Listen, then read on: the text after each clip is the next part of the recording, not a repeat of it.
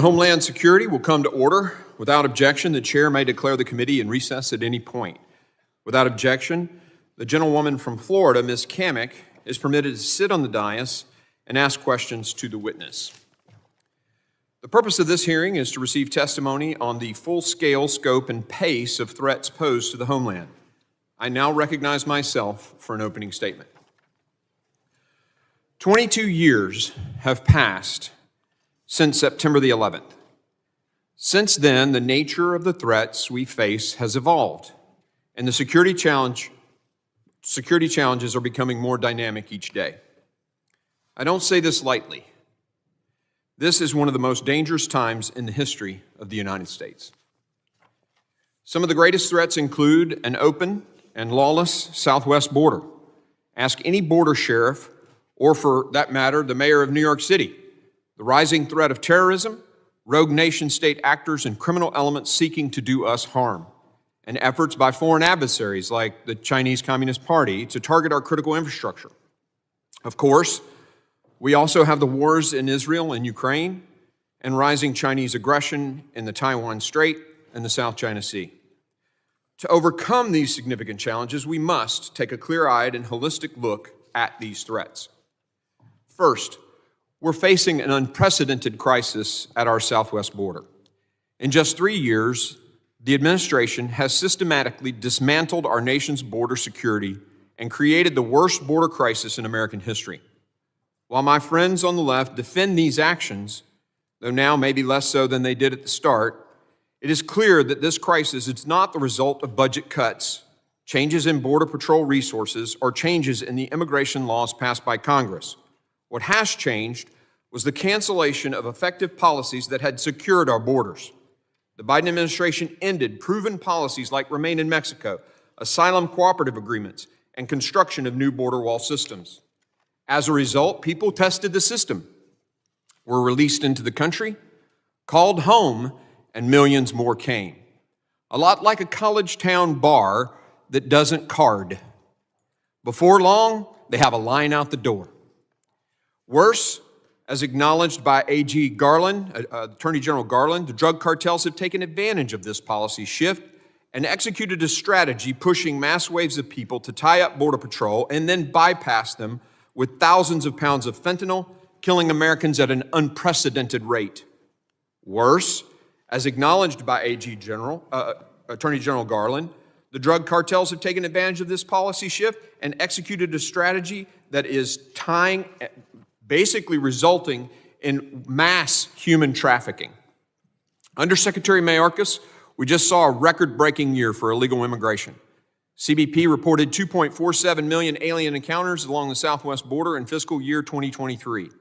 Since taking office, Secretary Mayorkas has overseen more than 6.5 million southwest border encounters, 7.8 million nationwide encounters, and more than 1.8 million known gotaways, all records. To put this into perspective, the number of illegal immigrants who've entered our country since President Biden took office is greater than the population of 33 of our nation's states. I'll repeat that. More than 33 out of our 50 states. Furthermore, under Secretary Mayorkas, violent Mexican cartels are making record profits. In fact, the New York Times reported that cartels earned around $500 million a year in 2018 on human smuggling. Today, they earn an estimated $13 billion. The failure of this administration's border policies has created a humanitarian and national security crisis as transnational criminal organizations prey on vulnerable migrants and sneak across violent felons and individuals on the terrorist watch list. And yet, Secretary Mayorkas has continued to mislead Congress and the American people, claiming that this is what a secure border looks like. Second, malicious activity by nation-state actors and terrorism poses a direct threat to the United States homeland. Without question, the homeland is less safe under this president. The catastrophic Afghanistan withdrawal 2 years ago signaled weakness and a lack of leadership to the world. Our nation's adversaries have been emboldened to attack our allies and our friends and are undermining our security here at home. Significant threats to our cities and our local communities are only growing. As each of you recently testified before the Senate Committee on Homeland Security and Government Affairs, foreign terrorist organizations, including those supported by Tehran, have gained a sense of momentum following Hamas's brutal terrorist attack against Israel last month. These terrorist organizations continue to call for attacks against the U.S. at home and abroad. This includes Al-Qaeda, which, as Director Wray has pointed out, has issued its most specific call to attack the U.S. in the last 5 years. As our adversaries seek to further destabilize the Middle East, we must confront how these threats directly impact our own homeland security. According to DHS, 294 aliens whose name appear on the terrorist watch list were stopped trying to cross our southwest border between ports of entry since FY 2021. Compare that with 11 individuals stopped in the 4 years before FY 2017 through 2020. Think about that for a moment. It's intuitive. Why would these individuals, who under the previous president only had 11 attempts to cross and were caught, suddenly feel like they could try and succeed? Policy changes. In the last 2 years, CBP encountered over 6,000 special interest aliens from Afghanistan, 1,600 from Pakistan, 659 from Iran, and 123 from Iraq between ports of entry. Additionally, DHS documents obtained by this committee show that more than 20,000 Russians, nearly 230 Afghans, and more than 1,800 Uzbeks have been released into the country via the misguided CBP One app, mass parole program with minimal or no vetting. And these are just the ones we know about. How many other individuals posing a national security threat have been among the 1.8 million known gotaways? No one knows. And that is terrifying. Our committee has been engaged with DHS, the FBI, NCTC, to ensure resources are appropriately allocated to counter these threats from terrorism. That said, more must be done. We are still waiting on sufficient information on the Biden administration's handling of the heightened national security risks posed by a massive number of aliens with terrorist ties illegally crossing the southwest border. We will not be deterred. We demand DHS's full compliance and without delay. Compliance that I might add is dictated by the Constitution. Third, anti-Semitism is rising, and threats against communities of faith in the United States are reaching historic levels. Anti-Semitic attacks have risen sharply in the United States since October 7th.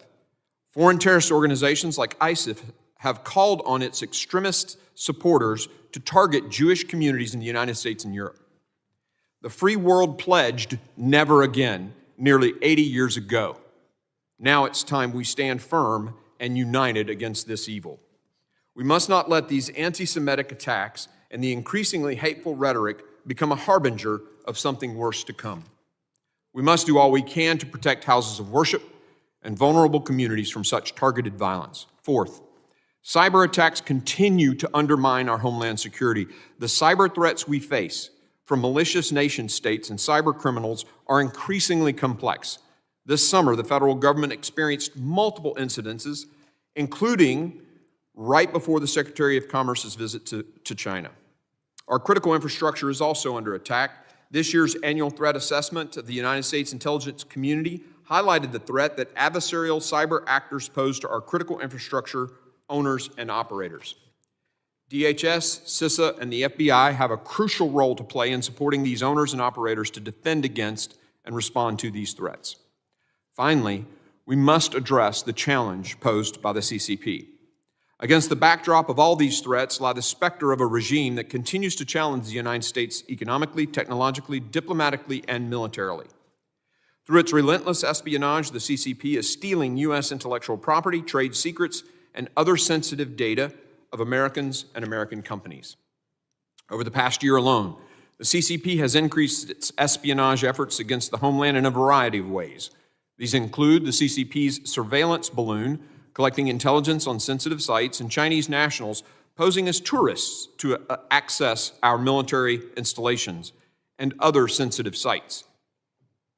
And Chinese nationals who have crossed our southern border at unprecedented levels. 24,000 apprehensions of Chinese nationals at the southwest border in FY 2023 alone, a 1,100% increase from last year. It doesn't take a rocket scientist to see there's intentionality there. If recent reports are correct, the CCP also operates dozens of overseas police stations, which aid their transnational repression effort by intimidating and threatening Chinese dissidents abroad. DHS and the FBI must ensure that transnational repression tactics and schemes by foreign governments cannot continue on American soil, and we stand ready to help. The CCP has also made strides in infiltrating our nation's education system. It should concern every American that billions of dollars from the CCP are flowing into our K-12 classrooms and institutions of higher education. This is a systematic effort by the CCP to expand its influence within America's classrooms and promote its authoritarian and anti-American agenda. So what is the Homeland Security Committee doing about these threats? Well, first, in May, we passed H.R. 2, the Secure the Border Act, the most comprehensive border security legislation in decades. We have addressed cyber threats head-on through a whole-of-nation approach.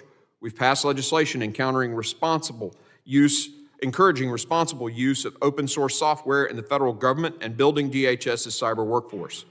I've convened a group of committees across Congress to discuss and develop solutions to this problem that implicate multiple committees of jurisdiction. Just last week, this committee advanced Congressman Pfluger's legislation to prohibit DHS funds from flowing into universities that host Confucius Institutes and Chinese entities of concern. Further, we passed Congressman Guest's common sense legislation to counter the CCP's brazen espionage and theft of U.S. innovation by barring DHS from purchasing drones from the PRC or other foreign adversaries. We have held multiple hearings to examine the evolving threat of terrorism more than 2 decades after September the 11th and their implications on the homeland, including a recent hearing where we received confirmation of the immediate and significant threat the Iranian regime poses to the United States homeland. This committee has also demanded information on individuals from Uzbekistan and other countries who used a smuggler with ties to ISIS to enter the United States through our southwest border. We also demanded information on DHS's screening and vetting of Afghan evacuees in the wake of our catastrophic withdrawal. Most recently, we've requested documents and information from both DHS and the FBI on terrorist threats at the southwest border. The Department and FBI's delays and lack of responsiveness have become an unacceptable pattern. Make no mistake, we will continue to use every tool at our disposal to secure these answers for the American people. I look forward to a productive conversation about the current threats to our homeland and the actions being taken to prevent them. I thank our witnesses for being here, and I look forward to your testimony. I now recognize the ranking member, the gentleman from Mississippi, Mr. Thompson, for his opening statement. Thank you, Mr. Chairman. Good morning and welcome to our witnesses, Secretary Mayorkas, Director Wray, and Director Abizaid. We welcome you. With one notable exception, during the prior administration, you and your predecessors have regularly come before this committee to discuss security threats facing the homeland and how your department and agencies are keeping our country safe. Thank you for being here today and for your service. And please convey our thanks to the dedicated public servants who work for you and for all of us every day. This worldwide threats hearing takes place with a war going on in the Middle East, persistent threats from foreign terrorist organizations and domestic violent extremists, and surging anti-Semitism and Islamophobia. We are seeing more sophisticated cyber attacks, unprecedented global migration, and have a presidential election less than a year away. The list of issues critical to the homeland goes on. My Democratic colleagues and I plan to ask you about these issues, and we stand ready and willing, as always, to work with you to address these challenges on behalf of the American people. Unfortunately, my Republican colleagues have a different agenda today, and we need to be clear about what their agenda really means from the outset of this hearing. Republicans are directly politically motivated attacks at administration witnesses, and they are doing so to distract from Republicans' own failures at governing, their infighting, and their support for a Republican presidential candidate who is himself a threat to democracy. That's what some people in Washington do rather than take responsibility for their own failures. And to be sure, Republicans have failed at running the House of Representatives. They ousted their own speaker, paralyzing the House and bringing the legislative process to a standstill for weeks as they fought among themselves. They can't manage to pass bills to fund the government. Instead, they have abruptly pulled spending bills from the House floor and have gone from near shutdown to near shutdown despite the harm it caused to our government, our economy, and our security.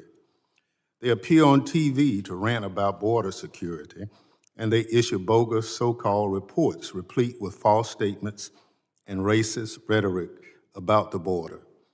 Others complain about bookstores refusing to sell their propaganda. But when it comes to actually paying for border security personnel and resources or passing legitimate border security legislation, they're AWOL. They talk tough about strengthening our cyber defenses, but then vote to slash funding for the agency charged with that important mission. They revere their presidential candidate, who admires dictators and despots, calling them capable, competent, and smart, who recently referred to his political opponents as vermin and threatened to use the Justice Department against them, who talks about erecting, quote, detention camps, unquote, on United States soil. Republicans don't want to own up to it or deal with any of that. So rather than getting their own house in order, they direct baseless attacks at the administration and Secretary Mayorkas in particular. We know their extreme MAGA members are desperate to impeach someone, anyone at all. They are on a crusade to impeach the Secretary, although there's zero justification for it. Unlike the Trump administration, the Biden administration has followed the law on border security and immigration. Claiming asylum at the border is lawful. If my Republican colleagues don't like the law, well, they're in the majority. Try to change it. The prior administration also refused to provide information sought by Congress in more than 100 congressional inquiries, but this administration has been and continues to be responsive to Congress. It is my understanding today's hearing is Secretary Mayorkas' 27th time testifying before Congress since being confirmed as Secretary. Under his leadership, DHS has responded to more than 1,400 congressional letters and produced more than 11,000 pages of documents to this committee alone. Secretary Mayorkas is carrying out his responsibilities as Secretary of Homeland Security, but Republicans don't like this administration's policies. Cabinet secretaries shouldn't be impeached over policy differences. That's not what the Constitution says. That's not what the founders intended. They certainly shouldn't be impeached to distract from Republican failures or to appease the extreme MAGA element that has overtaken their party. Rather than this impeachment distraction, we should be focused on how Congress and administration can work together to secure the homeland. That's what this committee has done since its inception. That's what we were sent here to do, and that's what the American people expect of us. It's a shame my Republican colleagues are working their own agenda instead because of this committee and this Congress and our homeland suffers because of it. Mr. Chairman, I yield back. The gentleman yields. Other members of the committee are reminded that opening statements may be submitted for the record, and I'm pleased to have an important panel of witnesses before us today, and I ask that our witnesses please rise and raise their right hand. Do you solemnly swear that the testimony you will give before the Committee on Homeland Security of the United States House of Representatives will be the truth, the whole truth, and nothing but the truth, so help you God? Let the record reflect that the witnesses have answered in the affirmative. Thank you. You may be seated. I would now like to formally introduce our witnesses. The Honorable Alejandro Mayorkas was sworn in as Secretary of Department of Homeland Security by President Biden on February the 2nd of 2021. Mr. Mayorkas has had a 30-year career as a law enforcement official and a lawyer in the private sector. From 2013 to 2016, he served as the Deputy Secretary of the Department of Homeland Security and as the Director of U.S. Citizenship and Immigration Services from 2009 to 2013. The Honorable Christopher Wray became the 8th Director of the FBI. On August 2, 2017, Mr. Wray started his law enforcement career in 1997, serving in the Department of Justice as an Assistant U.S. Attorney for the Northern District of Georgia. The Honorable Christine Abizaid was sworn in as the Director of National Counterterrorism Center on June 29th of 2021. She is the 8th Senate-confirmed Director and the first woman to lead the United States Counterterrorism Enterprise.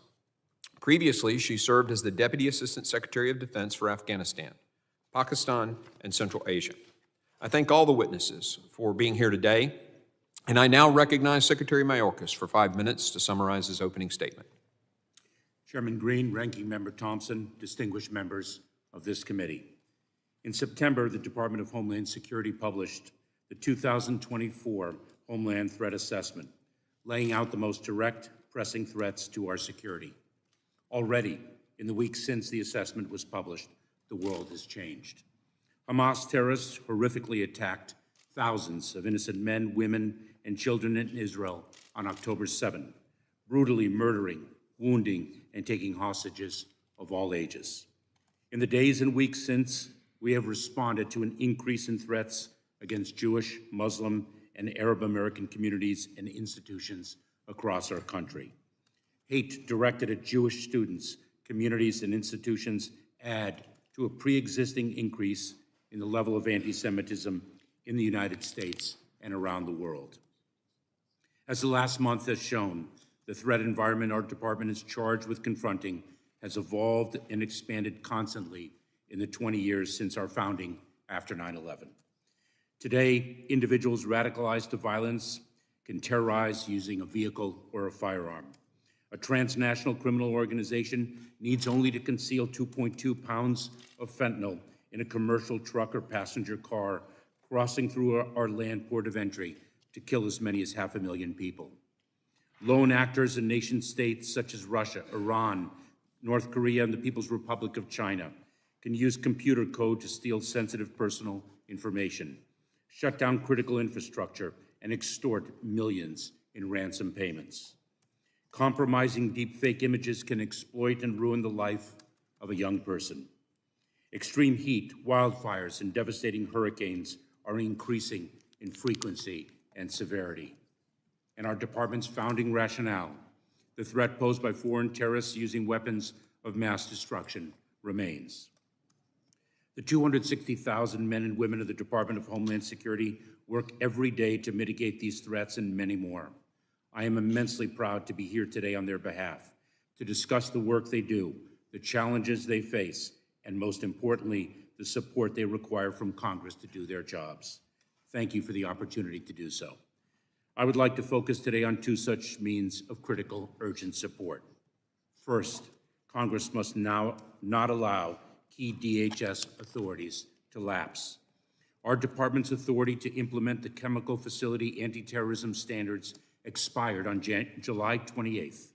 That means the Cybersecurity and Infrastructure Security Agency is barred from inspecting over 3,000 high-risk chemical facilities, including one in Shepherd, Texas, where an explosion last week forced nearby communities to shelter in place for hours. We are also barred from identifying who is accessing them and whether they are stockpiling dangerous chemicals. Historically, more than a third of inspections identify at least one gap in a facility's security.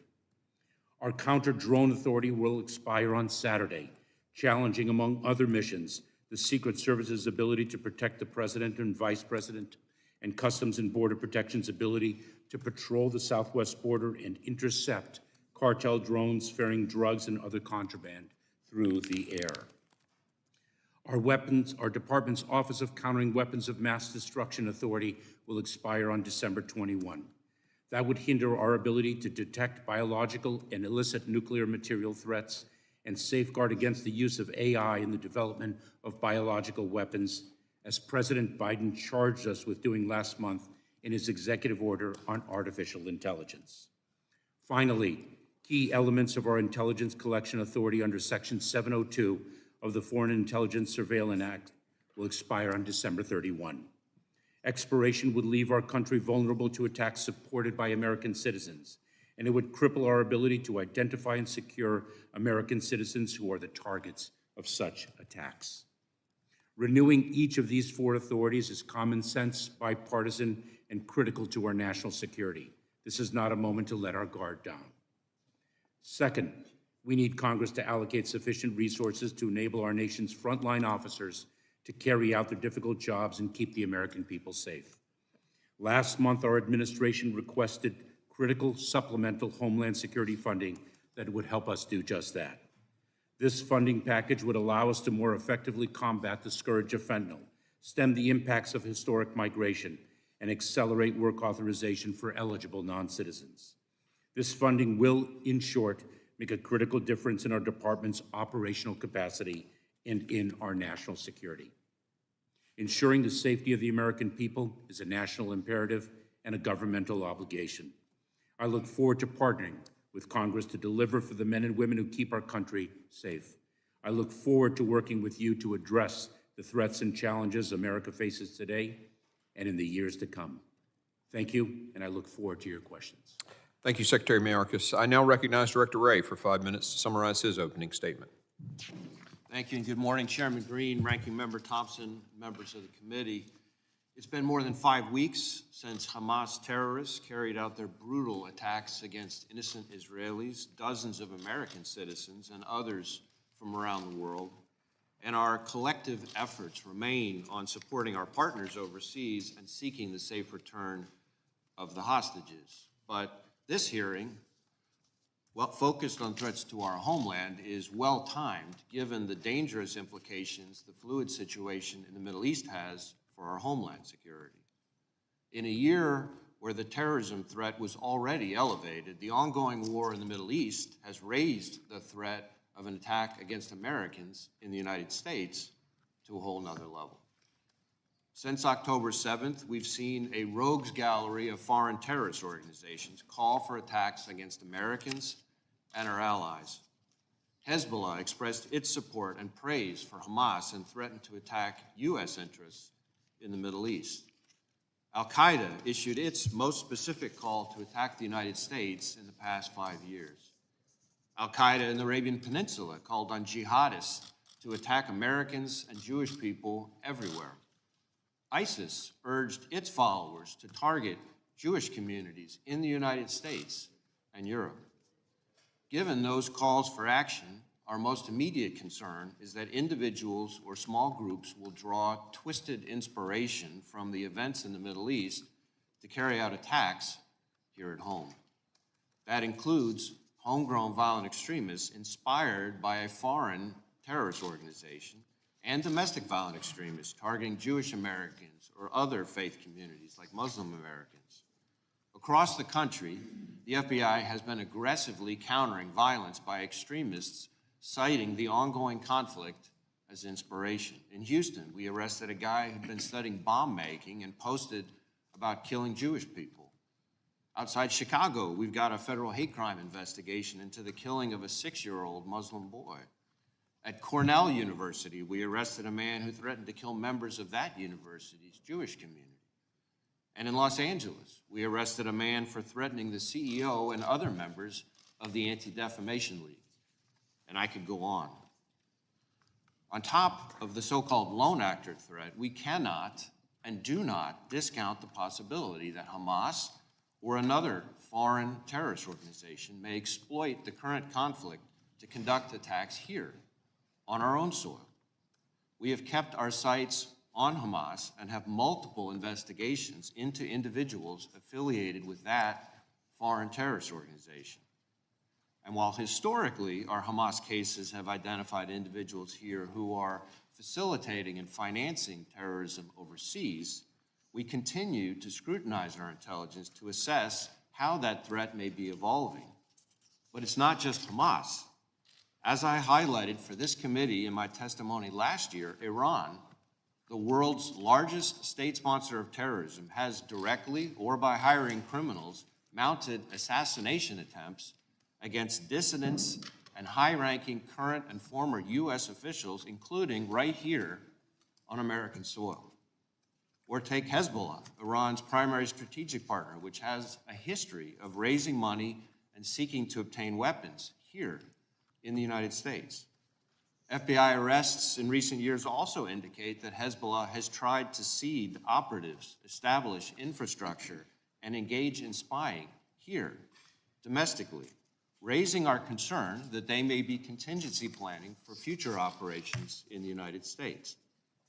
And while we are not currently tracking a specific plot, given that disturbing history, we are keeping a close eye on what impact recent events may have on those terrorist groups' intentions here in the United States and how those intentions might evolve.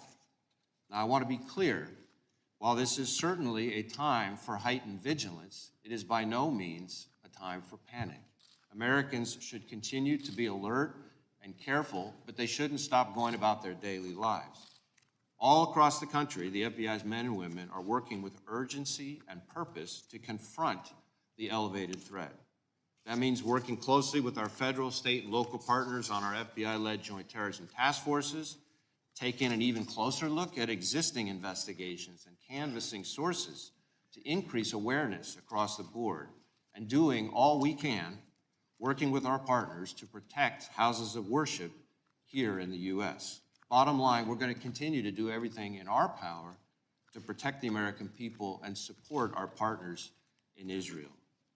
Now, protecting Americans from the threat of terrorism is and remains our #1 priority. But as you all know, the range of threats that we battle each and every day is enormous, from cyber attacks to economic espionage to violent crime and narcotics trafficking and everything in between.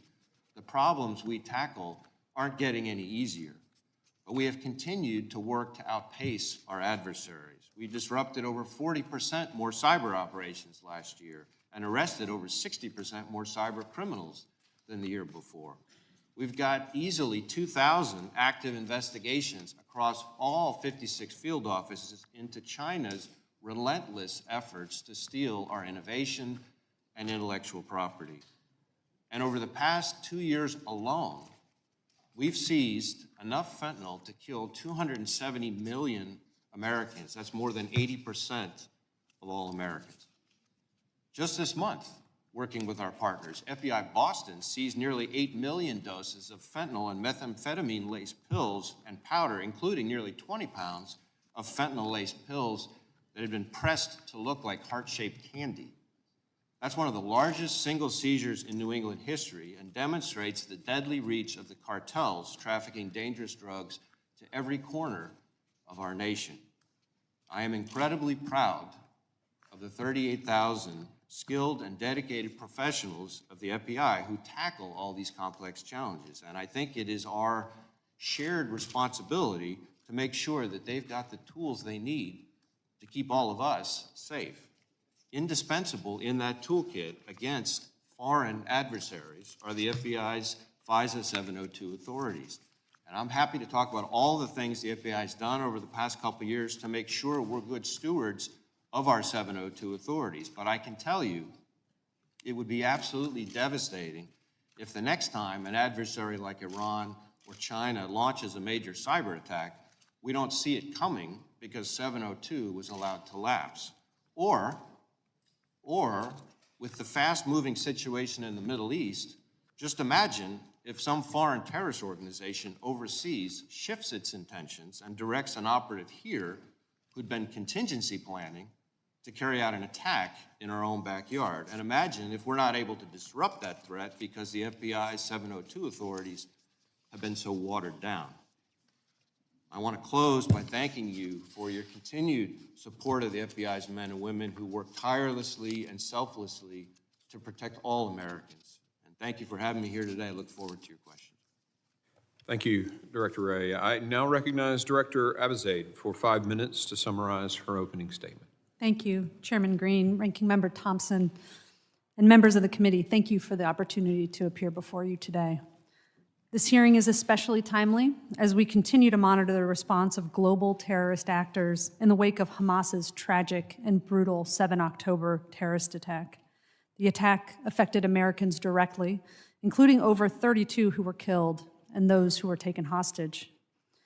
While Hamas itself continues to focus its operational activity in the immediate region, Hamas's attack and the conflict that it has precipitated has reverberated across the globe among an ideologically diverse array of threat actors. Whether it be members of Al-Qaeda or ISIS, individuals inspired, including those motivated by a racial or ethnic animus, or groups considered to be a part of the Iranian-aligned axis of resistance, terrorists and violent extremists are exploiting multiple core grievances to fuel violence. Among these grievances are the renewed salience of the Israeli-Palestinian issue, the already heightened atmosphere of anti-Semitism globally, and narratives that call for violence as a result, and a refocused attention on U.S. military involvement in the region and our relationship with Israel. All of these are amplified by graphic images and emotive content shared over social media in a way intended to drive groups and individuals to political violence.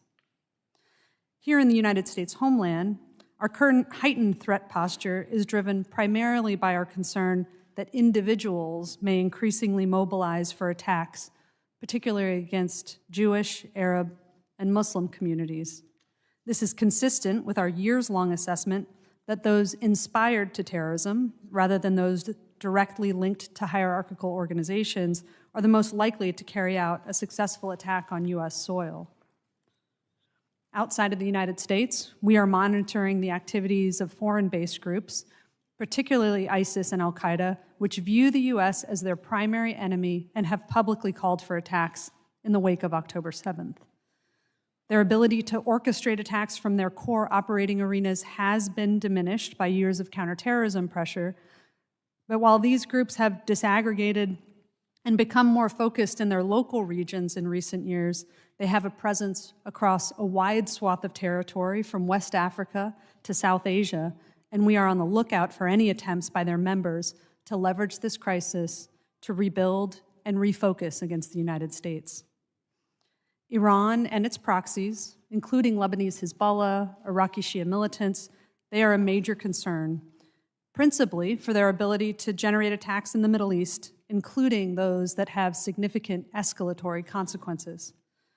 While we have no intelligence to indicate Iran or its proxies had foreknowledge of Hamas's October 7 attack, we remain focused on Iranian and Iranian-linked activity in support of Hamas and directed against U.S. interests since the outbreak of the conflict.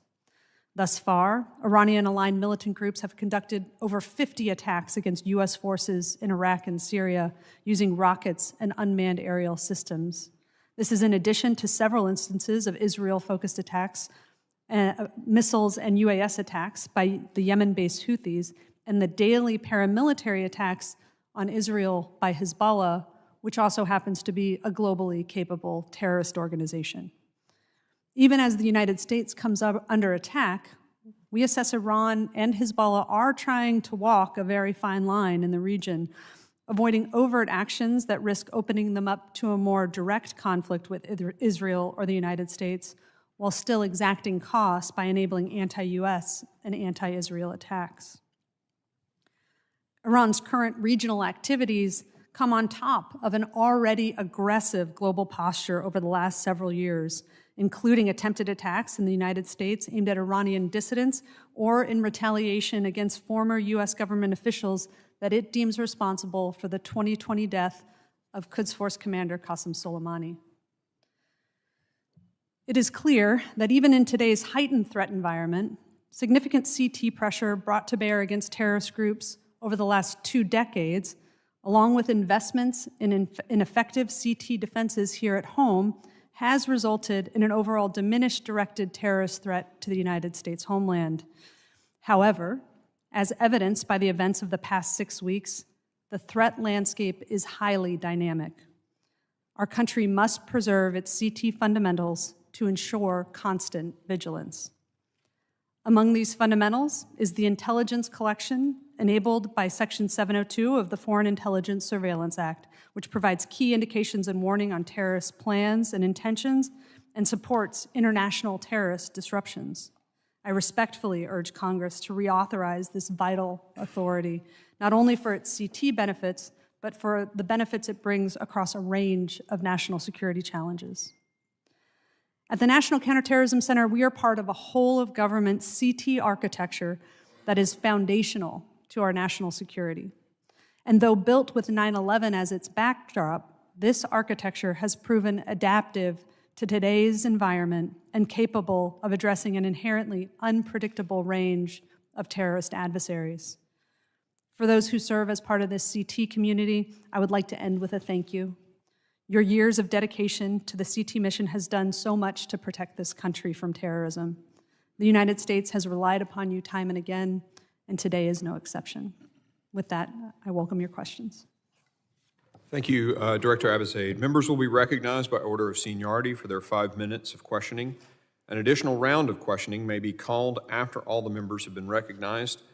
I want to also acknowledge the many members on this committee on both sides of the aisle who have been fighting the terrorist attack in their service in the United States military. So those who are veterans here have been doing that, and those in the government service doing that before you came to Congress. Thank you for your service. I now recognize myself for 5 minutes of questioning. Director Wray, since January of 2021, approximately 1.8 million illegal alien gotaways have evaded Border Patrol and entered our country. And this doesn't even account for the unknown gotaways, which former Border Patrol Chief Raul Ortiz testified before this committee could be about 20% of that number, meaning the real number of gotaways is well over 2 million. Can the FBI guarantee the American people that known or suspected terrorists, including any from Hamas or other terror groups, are not amongst those gotaways? Well, certainly the group of people that you're talking about are a source of great concern for us. That's why we're aggressively using all 56 of our joint terrorism task forces. But there's really no way for you to guarantee that Hamas isn't in those. Well, again, as you say, there's the unknown unknown and the known unknown. Right. But what I can tell you is that our 56 joint terrorism task forces are working their tails off to make sure that they suss out and identify potential terrorist suspects, whether they're on the watch list or not. You think that number, that increased number, increases the threat to the American citizens? I think anytime you have a group of people in the United States that we don't know nearly enough about, that is a source of concern for us from a perspective in our lane of protecting Americans here. So wording it maybe another way, if it were lower, if that number were lower and the border wasn't as open as it is, and we'd be safer. I think greater fidelity about who's coming in this country and how they're getting in is essential to making sure we protect Americans from all sorts of threats, including a potential terrorist attack. Yeah, I do too. Director Wray, since taking office, we've had, with the policies that are implemented at the border, 6.5 million southwest border encounters and a total of 7.8 million nationwide. Does it concern the FBI that the policies of this administration and the Department of Homeland Security are allowing this unprecedented number of unknown and unvetted people into the country? I know it's a rewording of the previous question, but go ahead and answer. Well, again, I want to stay in my lane. When it comes to physical security, border security, I want to defer to Department of Homeland Security on that. But that increased number is increasing the challenge before you in the FBI, right? But certainly I can tell you that we have seen an increase in the number of so-called KSTs attempting to cross in the last 5 years. And we are concerned not just about the people who are watch listed, well, why do you about those who could have gotten in some other way and who about whom you may not have sufficient information at the time they came in to identify them as a source of concern. Those individuals that watch list that we talk about, why do you think in 4 years before this there were only 11 and suddenly there are 294 in the past few years? Why do you think that's so? I can't really speak to that issue. It's not in my lane. I can tell you that the threats that come from the other side of the border are very much consuming all 56 of our field offices, not just in the border states. That's why I made the point, for Sure, example, about I the- agree. yeah. If I heard you correctly, what you just said is not every state in the country is a border state now. Is that what you just said? Well, I didn't. I mean, the threats put it to every quite that state- way, but the threats that come from the other side of the border are affecting every state. Absolutely, 100%. We ask the governor of Massachusetts. She's screaming at the top of her lungs about the situation at the southwest border. Your boss, the Attorney General, came in and said to us that it was very clear the cartel strategy was to take advantage of the current policies, overwhelm the crossing sites, and then use the Border Patrol agents being overwhelmed by that group to then bypass. Do you have any reason to disagree with him that that's the cartel strategy? I wouldn't have any reason to disagree with the Attorney General. Do you find it interesting that 2 months after that, Secretary Mayorkas came in and said he was unaware of that cartel strategy? Do you find that interesting? I'm not familiar with Secretary Mayorkas' That testimony. Yeah, he came in to us and told us that he was totally unaware of that testimony, that was the cartel strategy, despite your boss in the Senate clearly recognizing that it is.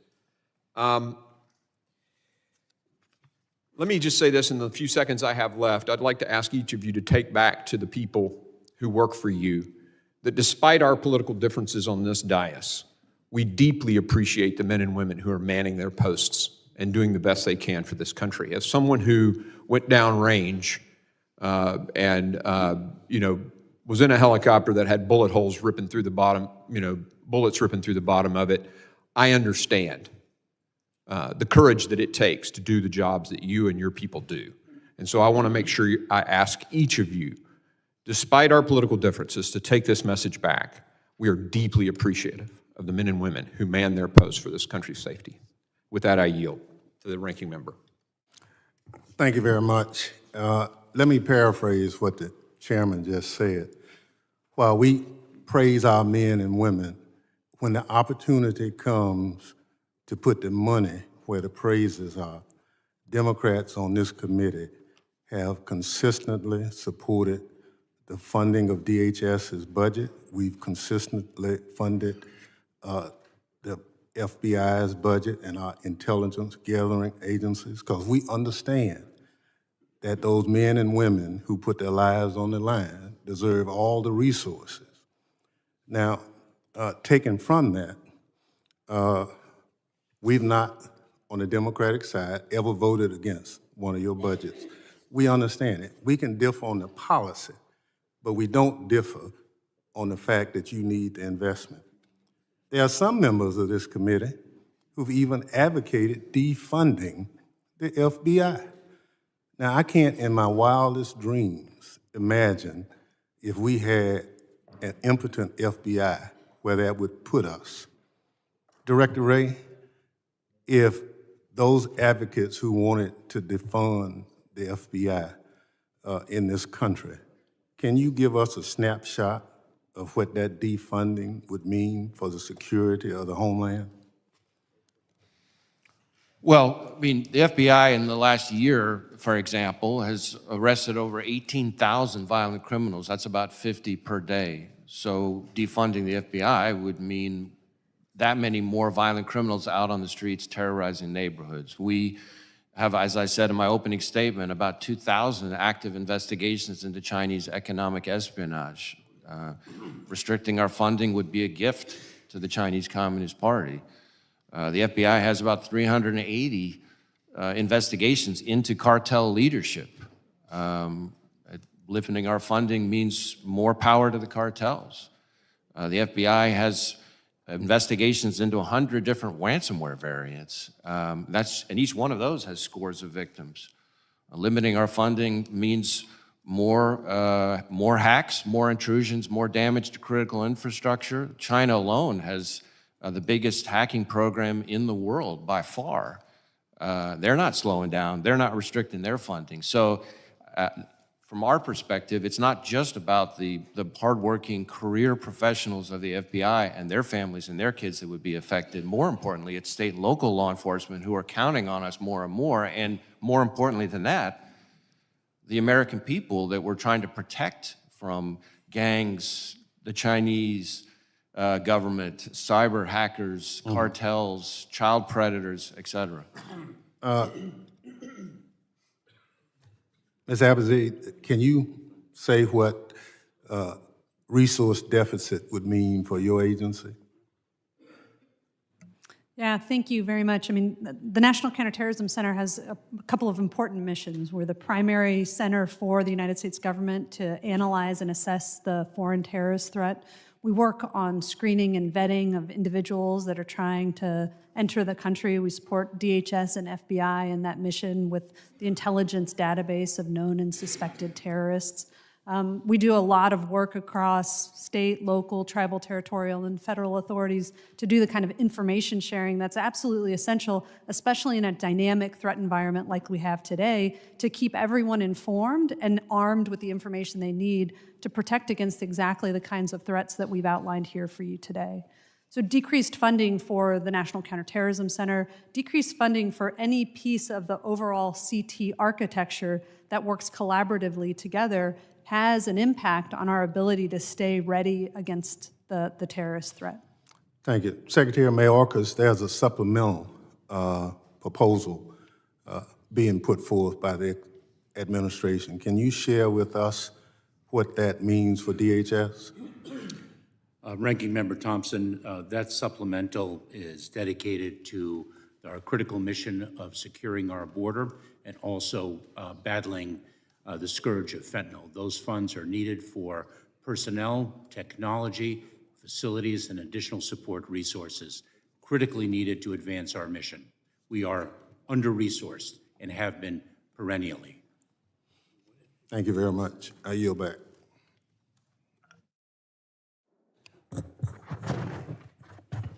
The gentleman yields. I now recognize the gentleman from Texas, the chairman of the House Foreign Affairs Committee, Mr. McCall. Thank you, Mr. Chairman. First of all, let me say my thanks to all three of you, your employees who work so hard to protect this country. Having served at the Department of Justice for many years and the Chief of Counterterrorism and National Security, I think you don't hear that very often these days.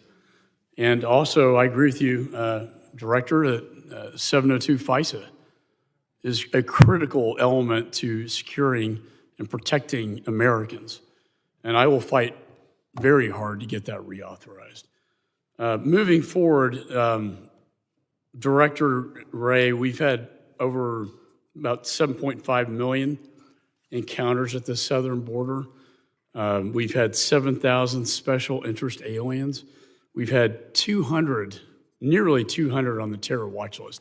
When I chaired this committee, that was the first, when I got the briefings, first question I ever asked was, how many SIAs, how many on the terror watch list? If I was 200 is alarming to me. Does that give you concern? Certainly, the numbers give us concern. I think it's important, though, in some ways, to realize that numbers alone don't even really tell the problem. And we've all seen how much damage just a small number of foreign terrorists could cause. I mean, sometimes people, as crazy as it sounds, tend to forget that it was 19 people who killed 3,000 people. That was the next point I was going to make. It only took 19 to create 9/11. And that's alarming. I just got back from Israel. I saw the Hamas videos. It is very disturbing. I know you've testified previously that Hamas could either inspire attacks or maybe get into the country. The problem is we don't know who these 200 people are. And to your point, how many others got in that we don't even know about. Why won't either you or the Secretary provide us with the full, complete, accurate information, as I used to get when I was chair of this committee? Who are these 200 individuals? Who are they? Is Hamas on the list? We know the SIAs include countries like Iran, Lebanon, and Iraq. That gives me great pause. Will you provide that to this committee? Well, we will certainly continue to engage with the committee in closed session with numbers and information. As you know from your past experience with this issue, for one thing, the numbers themselves change literally moment to moment, and so it's important for us to be careful to be accurate and timely with the information we've got. But then I think and it could be in a classified setting. That's how they used to do it when I was chair of this committee. I don't have that information. My governor of the state of Texas, who has to deal with this problem on a daily basis, cannot get this information. I understand before 9/11 we had walls up, sharing information, connecting the dots, but this is, 2023. I mean, it seems to me we should be able to share that information. Well, I'm happy to have my staff follow up. I know we've had a lot of engagements with the Hill over different numbers and populations of individuals, and so I guess I'd have to circle back to figure out exactly what has been I would like, shared and what hasn't. as an American and a Texan, I'd kind of like to know personally. And Mr. Secretary, there was an Austin SWAT officer killed in my hometown who was on the terror watch list. A SWAT officer murdered by someone on the terror watch list. And the family involved was Mohammed Nasser. Do you have any information about this? Mr. Chairman, we'd be pleased to provide you with whatever information we have in the. Please do. And let me just say, 18 U.S.C. Section 2A states, whoever commits an offense against the United States or aids and abets, counsels, command, induces, or procures its commission is punishable as the principal. Human trafficking, a criminal enterprise in this country now with people with no legal status, an entire population 7 times over to be killed by fentanyls, 12 billion total, 300,000 people dead due to fentanyls. Sir, I would argue that you've been aiding and abetting the deaths and the criminal enterprise that has occurred in this nation. I see my time. Well, I got 15 seconds. No, you don't. Oh, I'm 15 seconds over. I'd still like to go on, but I think I've made my point. It's going the other way. The gentleman yields. I now recognize the gentleman from New Jersey, Mr. Payne, for his 5 minutes questioning. Thank you, Mr. Chairman. And, just for informational purposes, there are Americans on the terror watch list as well. So, I would suggest we take in all the information with respect to that. I want to thank the witnesses for making themselves available today. Director Wray, in 2021, more than 26,000 Americans lost their lives by homicide, close to 21,000 of which were committed with a firearm. The same year, 61 of 73 law enforcement officers who died from felonious assault were killed by firearms. While we're seeing more states, specifically reliably Republican voting states, adopt more permissive gun laws, we're also seeing a rise in anti-government and violent extremists targeting law enforcement. How dangerous is it to be in law enforcement right now under these circumstances? And how do we rectify the threat to the men and women of law enforcement? Well, certainly, this is a dangerous time for law enforcement. As you mentioned, 2021 was the deadliest year for law enforcement, I think, since 9/11. And this year, the pace is awfully close to what 2021 is. And I say that with a level of personal familiarity with it. In 2021, we had 2 of our agents killed in Florida attempting to execute a search related to a child exploitation case, and a task force officer of ours in Indiana gunned down right outside of our offices. And every time, one of the things I decided I was going to do when I took this job now 6.5 years ago was every time an officer is shot and killed in the line of duty anywhere in the country, I call the chief or the sheriff myself and talk to him and express my condolences on behalf of the FBI. I have a little write-up on the family, a photo of the fallen officer, and I've made something like 350 of those calls. And, you know, being in law enforcement is dangerous enough. What it shouldn't be is wearing a badge making you a target, and we're seeing way too much of that in today's America.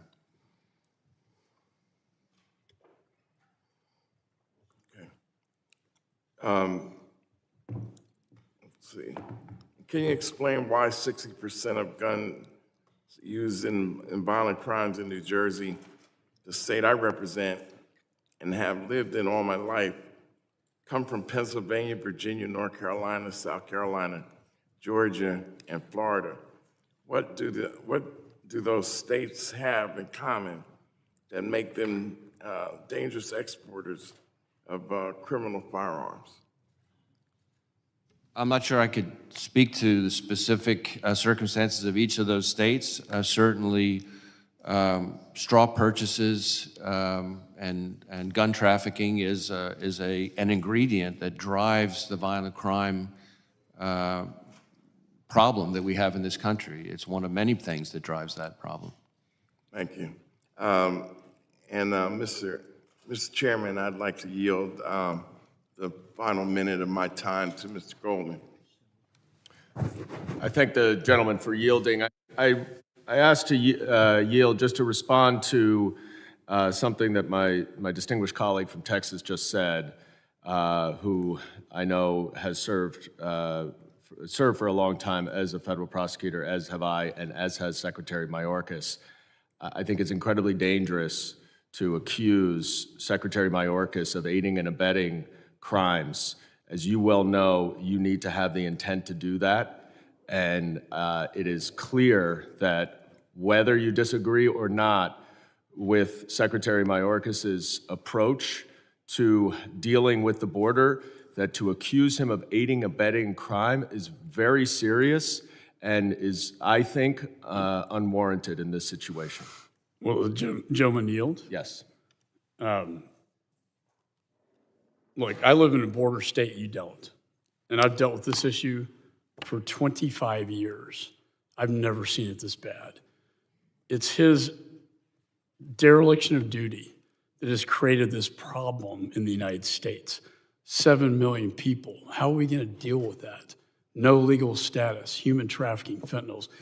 Look, we will disagree on this one, but I have to say that the change of policy has created this problem, and he knows better. He was a U.S. attorney in Los Angeles, like you were. He knows better. Will you yield for 1 second? I yield back. Actually, the time has expired, so if someone else wants to yield to these gentlemen, you certainly may do that. But the time has expired, and we'd like to continue on so that everyone gets their opportunity. But I do appreciate the dialogue. I believe now we are with Mr. Higgins, the gentleman from Louisiana. Sir, you're recognized for 5 minutes of questioning. Thank you, Mr. Chairman. Mr. Chairman, ultimately, as we consider threats to the homeland in our annual hearing on that topic with leading members of the executive branch before us, it's important to reflect upon the simple fact that ultimately Americans are quite capable of defending our own soil, our own cultures and communities against foreign invasion or against armed oppression from within.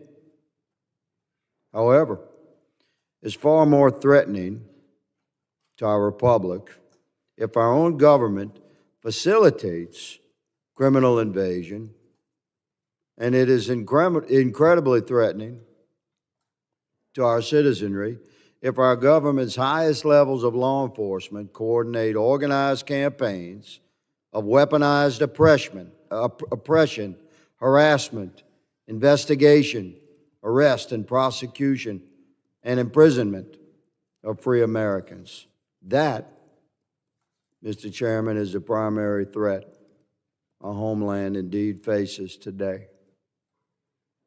Secretary Mayorkas, I've noted you as a worthy adversary, sir, for 2.5 years, but my issue is not with you today. I'm done with you. I've completed my investigative work. It's quite extensive. I've filed my articles of impeachment against you, and I've provided my investigative work to the appropriate committee. So let me just say that my articles have been filed and my time with you is done.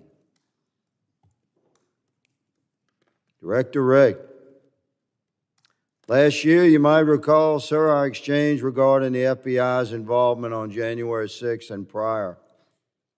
I'm happy to jog your memory to quote, according to the record, I asked you, did you have confidential human sources dressed as Trump supporters positioned inside the Capitol on January 6th prior to the doors being opened? You responded, I quote, again, I have to be very careful of what I say. To which I said, it should be a no. Can you not tell the American people no? We did not have confidential human sources dressed as Trump supporters positioned inside the Capitol on January 6th. A year has passed.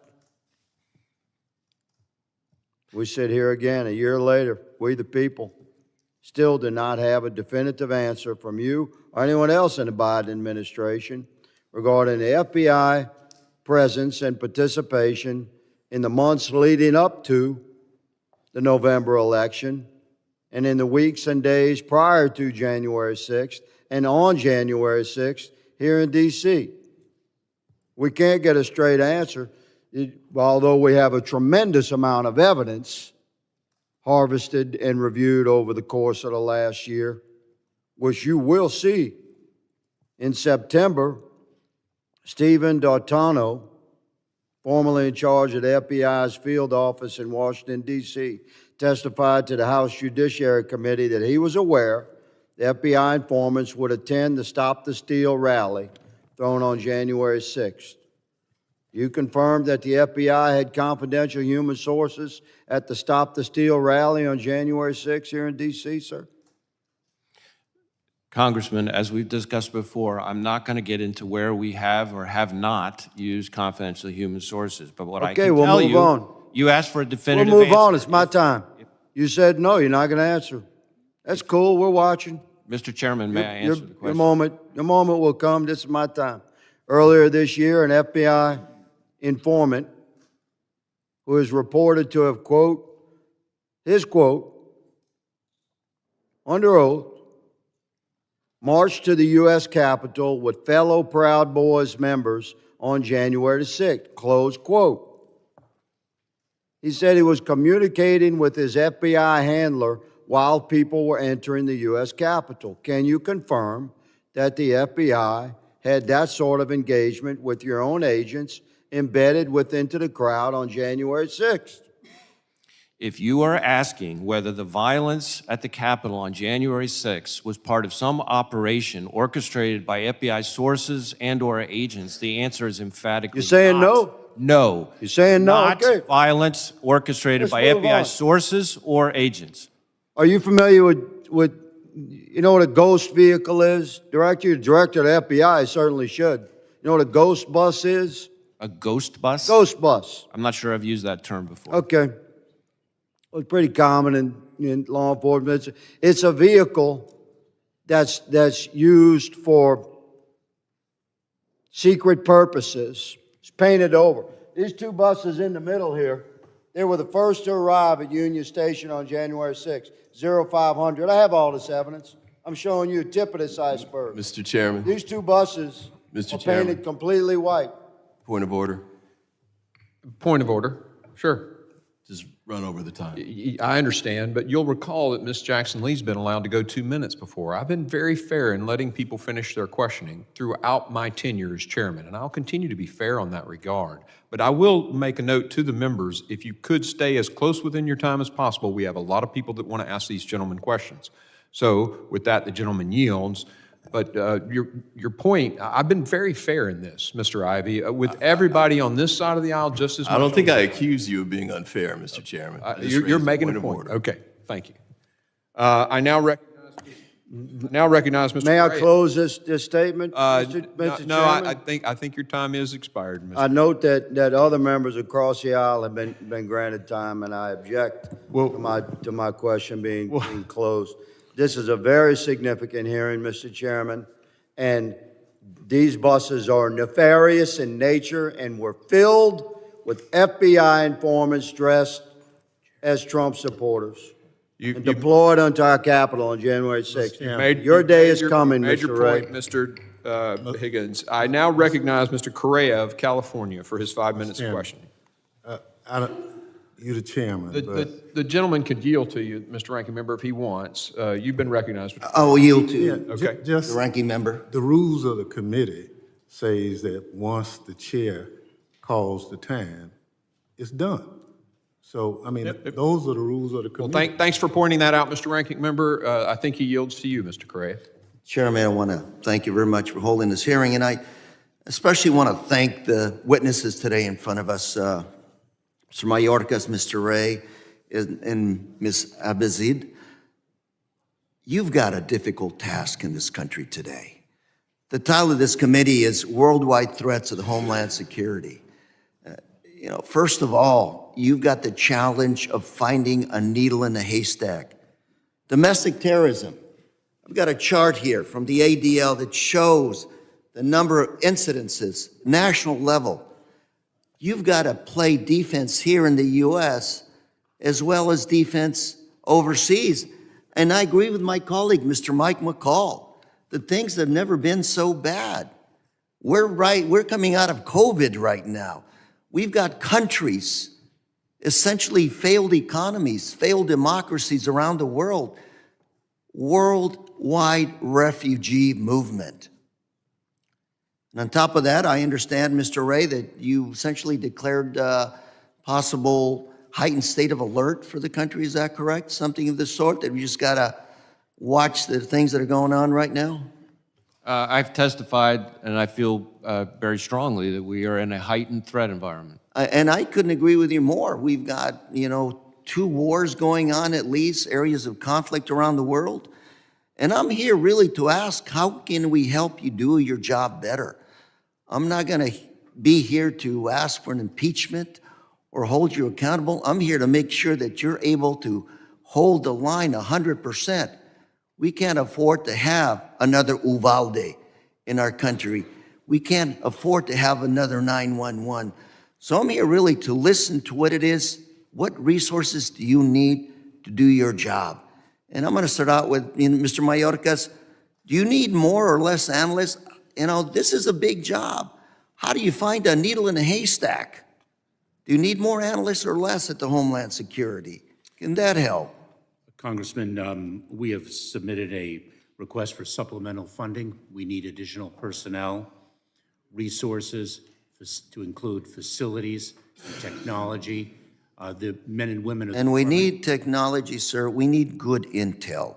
We need to make sure that we're able to work with our allies, our law enforcement, state, local, federal coordination.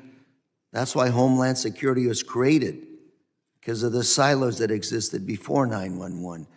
Coordinate good intel to make sure you're able to do your job.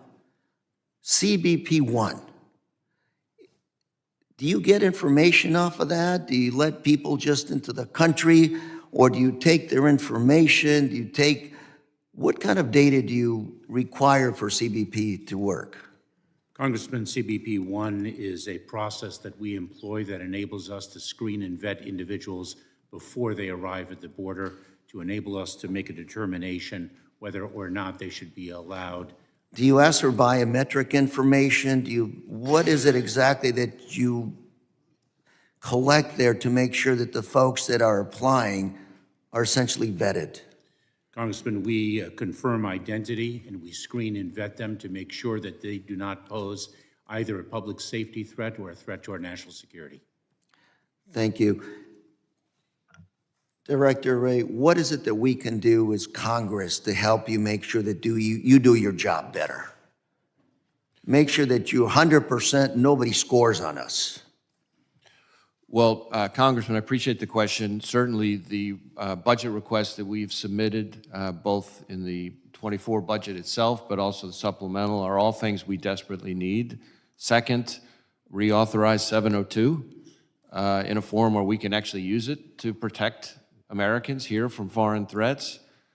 Third, Secretary Mayorkas highlighted, which I think can't be highlighted enough, the need to reauthorize the counter-UAS authority, which is going to expire at the end of this week if something isn't done. And that is authority that if it's gone, no one, not DHS, not FBI, no one here can protect Americans from that threat. So those are a few of the things that would be very important from the FBI's perspective.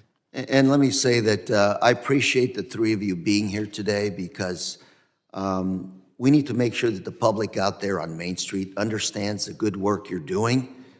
You may be controversial, but that's part of the democratic system. But you're doing a good job protecting our families back home. And I just want to make sure people understand that we need to work as a team to make sure the job gets done. Ma'am, any thoughts on what resources you need to do your job? I would associate myself with my colleagues' comments here. FISA 702 authority is absolutely essential for the counterterrorism mission. And to your point about working as a team, the counterterrorism architecture that we've built across the intelligence community, law enforcement community, defense, diplomatic, and homeland security professional community needs to be sustained. And sustaining that at the levels we requested, it would be incredibly helpful. Thank you. And Mr. Chair, I yield. The gentleman yields. I now recognize the Vice Chair of the committee, the gentleman from Mississippi, Mr. Guest, for 5 minutes question. Thank you, Mr. Chairman. To all our panelists, thank you for being here today, particularly in the threat environment that we face. Director Wray, you state in your report that the threats we face as a nation have never been greater, and I agree completely with that. Secretary Mayorkas, you also talk about the threats in your report where you say terrorist threats in the United States remained heightened. Hamas attacks on Israel, along with other events, have sharpened the focus of potential attacks. And you go on later to say the increased prospects for violence, and you talk about the increased prospect for violence in the United States. And so at a time in which we face increased threats domestically, where we see internationally events continue to seem to spiral out of control. I want to talk specifically about the events that are transpiring along our southwest border. Mr. Secretary Mayorkas, I have behind me a chart that has the encounters of CBP. This was taken off of the CBP website.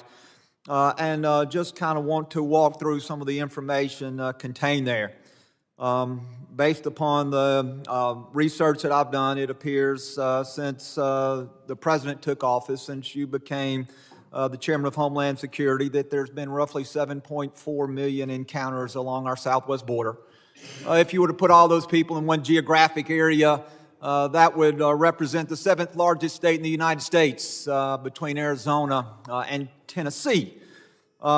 We see that the last month prior to you taking office, that there were 95,000 encounters along the southwest border. We see that the numbers reported here by your department, September of 23, the last reporting numbers, show that that number has spiked now to 341%, an increase of almost 250%.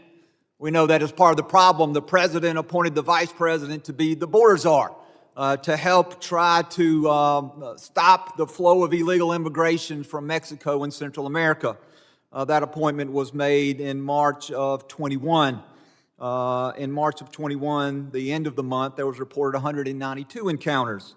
Now we know again the number of encounters are over 341,000. And so under her watch as border czar, we see that the increase is 75%. And so the numbers have grown exponentially under your and the Vice President's leadership. One of my questions to you is, do you look at the daily encounter numbers that are put out by your department? Is that something, a statistic that you look at on a regular basis? Vice Chairman Guest, it is, in fact, and the numbers about which you speak are reflective not only of a challenge at our southwest border, but rather a challenge of migration throughout our entire hemisphere. And I understand that. And so you do look at the numbers. You do look at the daily reporting numbers. And want to harken back to an interview in 2019, at that time with former Secretary of Homeland Security Jay Johnson during the Trump administration, as we were seeing 4,000 immigrants a day coming across the border. At that time, the former Director of Homeland Security, in an interview with MSNBC, said that, and he said, "My staff would tell you that if the number of daily apprehensions was under 1,000 the day before, that was a relative good number. And if it was above 1,000, it was a relative bad number, and I was going to be in a bad mood that day." He also went on to say on Thursday, and again, this was in March of 2019 when Donald Trump was president, there were 4,000 apprehensions. "I know that if 1,000 overwhelms the system, I can't begin to imagine what 4,000 a day truly looks like. We are in a crisis." And so my question to you, if Secretary Johnson said 1,000 immigrants a day when he was in the position that you sent, if that was a bad day, and that 4,000 a day was a crisis, what is a bad day for you, Secretary Mayorkas? Because we see now that the numbers have exploded. They're no longer 1,000 a day. They're not even 4,000 a day when this article was written. They're over 11,000 a day. And so in the last 20 seconds, what number to you represents a bad day when we see the number of apprehensions increase dramatically? So I'll give you the remainder of my time to answer the question, and I'll yield back. Vice Chairman Guest, we do not minimize the significance of the challenge at the southwest border, and we are intensely focused on it. Is there a number? Would you like to give a number? I asked for a number. That was my question. What number to you represents a bad day? And are you refusing to answer the question? Vice Chairman Guest, as I said, we do not minimize the significance of the challenge at the southwest border. That wasn't my question, Mr. Mayorkas. I asked a simple question. Give me a number. And you're filibustering, and you're refusing to answer the question. What is that number? I have answered your question. No, you haven't, Mr. Mayorkas. You've not answered the question. I can do hand signals at this point, right? Mr. Ivey, if you let him answer the question, or maybe if you would like to answer for him, because clearly he does not intend to answer my question. I think it's, Is it not a fair question? I'm just saying you're over your time, that's all. We don't need any more points about over the time, okay? As I just sent to you, I think it was just last week, I let Mr. Correa vote after we had gavelled out. I am gracious here, and I'll be gracious to both sides of the aisle. And Mr. Chairman, So, I would don't ask want you- any more interruptions about time being expired, please. Thank Mr. you. Chairman, I would ask you to direct the witness to answer the question. Do you have a number? I have answered it to the best of my ability, Mr. Chairman. Clearly. I now recognize Well, Mr. Chairman, Mr. Carter. Mr. Chairman, if I might, Point of order? and I'm just asking, are you basically suspending that rule, or what's? Look, I have since the beginning, and this is the last time I'm going to answer this question today, Mr. Ivey, allowed people to continue a question train of thought that extends outside their time. I've done that on both sides of the aisle, and I am not going to articulate or waste any more of these gentlemen and this gentlelady's time defining the policy as I've executed it since the beginning of my chairmanship. Well, I think now the let me next say person this, we're Mr. recognizing, you are Chairman. not recognized, Mr. Ivey. Well, you are I'm not sorry, recognized. but if You are not recognized. you're not following the rules that we Point of voted order. on and accepted, The ranking member at is the beginning. recognized. Mr. Chairman, we adopted a set of rules, and I try not Okay. to get involved. Yeah, I have to go ahead. explain my point of order. Go ahead. And the rules clearly specify everything that's being raised. I have never once, Mr. Ranking Member, I have heard, not completed. finish your thought. Thank you. So I'm saying that we adopted the rules on how we conduct business. And anytime a member raises the question, it's consistent with the rules. Now, if that becomes a problem, then I think we have to modify our rules, because that's how we operate. That's what Congresses are required to do. That's what committees are required to do. And for people to ignore the rules is inconsistent with the rule. So I'm just saying to you, follow the rules that we adopted. Yeah, we're going to continue the policy as I have been doing it since I've been the chairman. Okay, if you're in the midst of a thought, we're going to let you go past your time. And number two, I haven't heard anyone raise an issue on the left when I've allowed people on the left to go over time. Not once, Mr. Ivey, have you said when one of your members has gone over 5 minutes, the person's time is up. Fascinating to me that you're only doing it when it's on this side of the aisle. If I might have a chance to Please. be heard. Yes. All I'm saying is that under the rules, we have a right to raise the point of order when somebody goes over the time.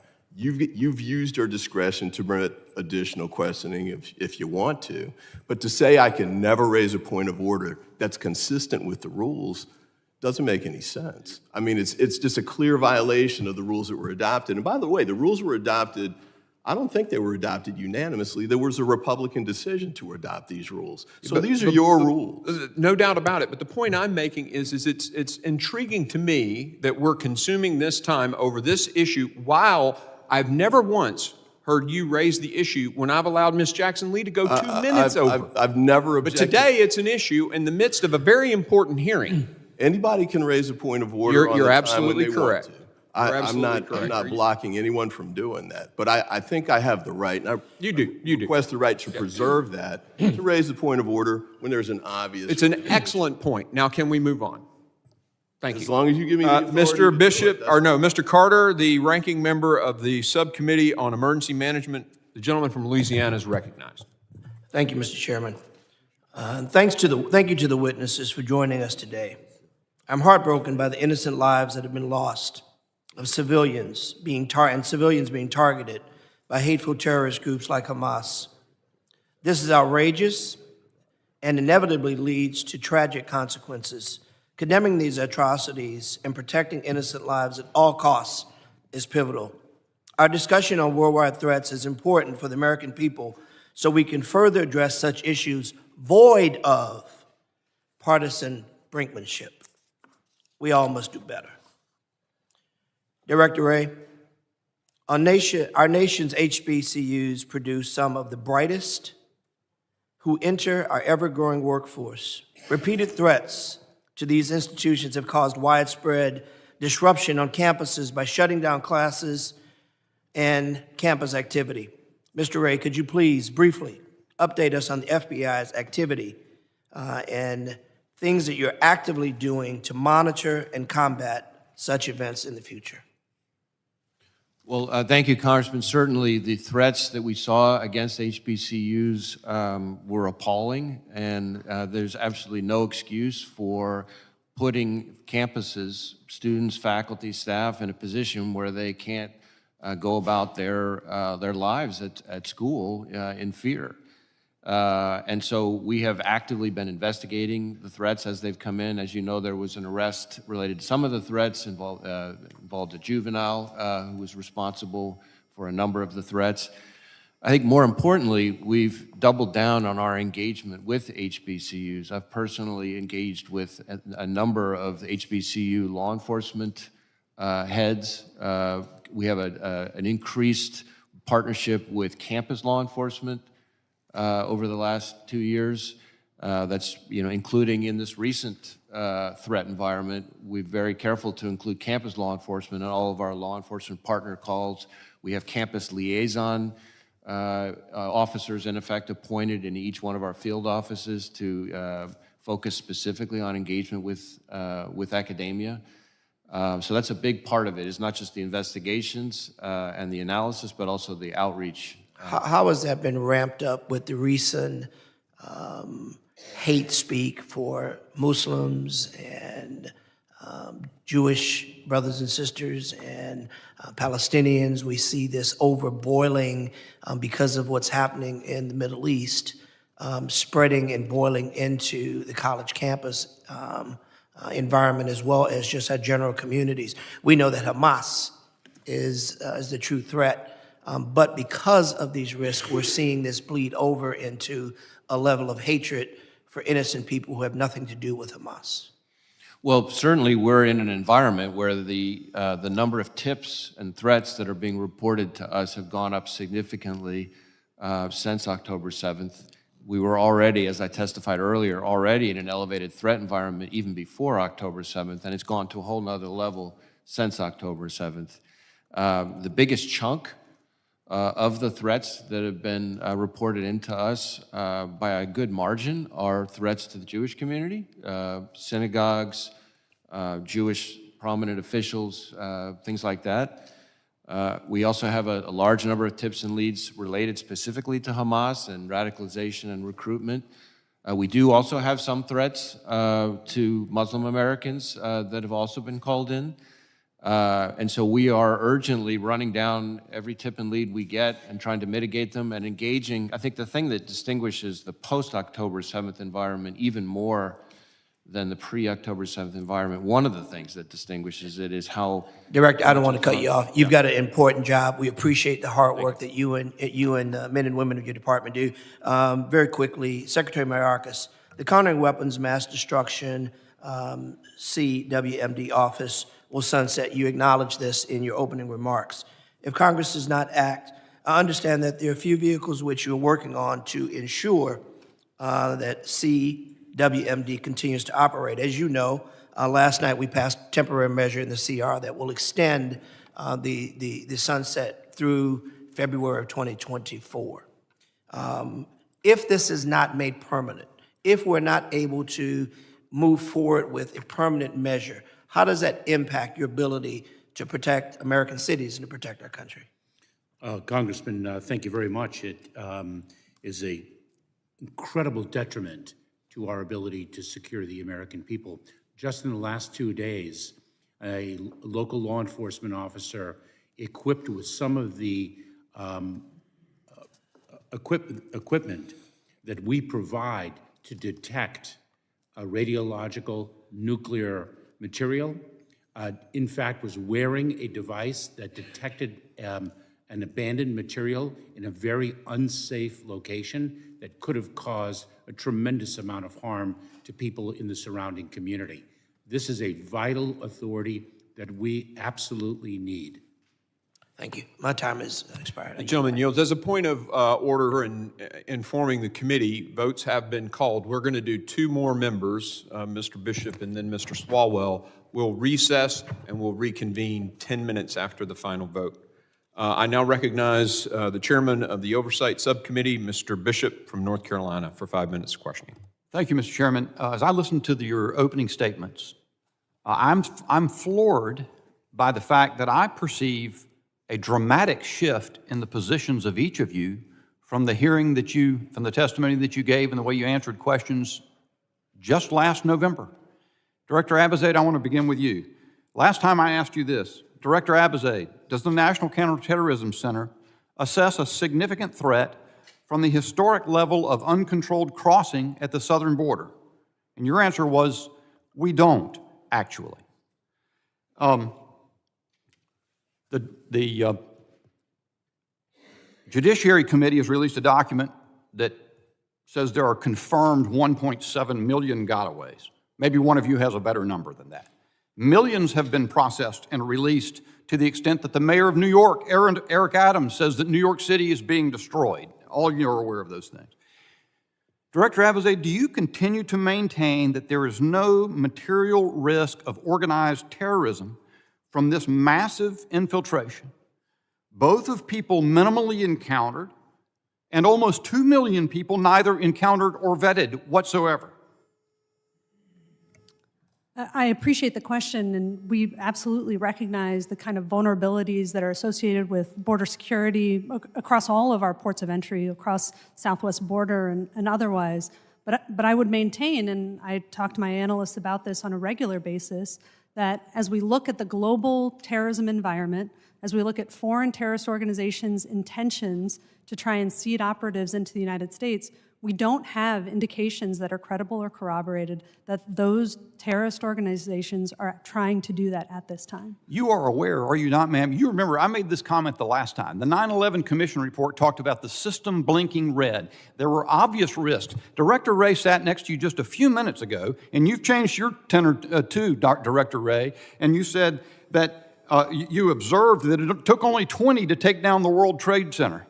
So among 1.7 million coming in, not interdicted by the federal government or any government, why is that not an obvious risk to you that we could have organized terrorism? How many cells could you create of 20 people Sir, that if could I do may, something I'd like that? to clarify, we absolutely recognize the risk. In fact, if you look at the kind of counterterrorism enterprise that we've built that's focused on collecting overseas, that's focused on border security, that's focused on screening, vetting, watch listing individuals and terrorist identities, it's absolutely a risk that we understand and a vulnerability that we work very hard over the last 20 years to shore up.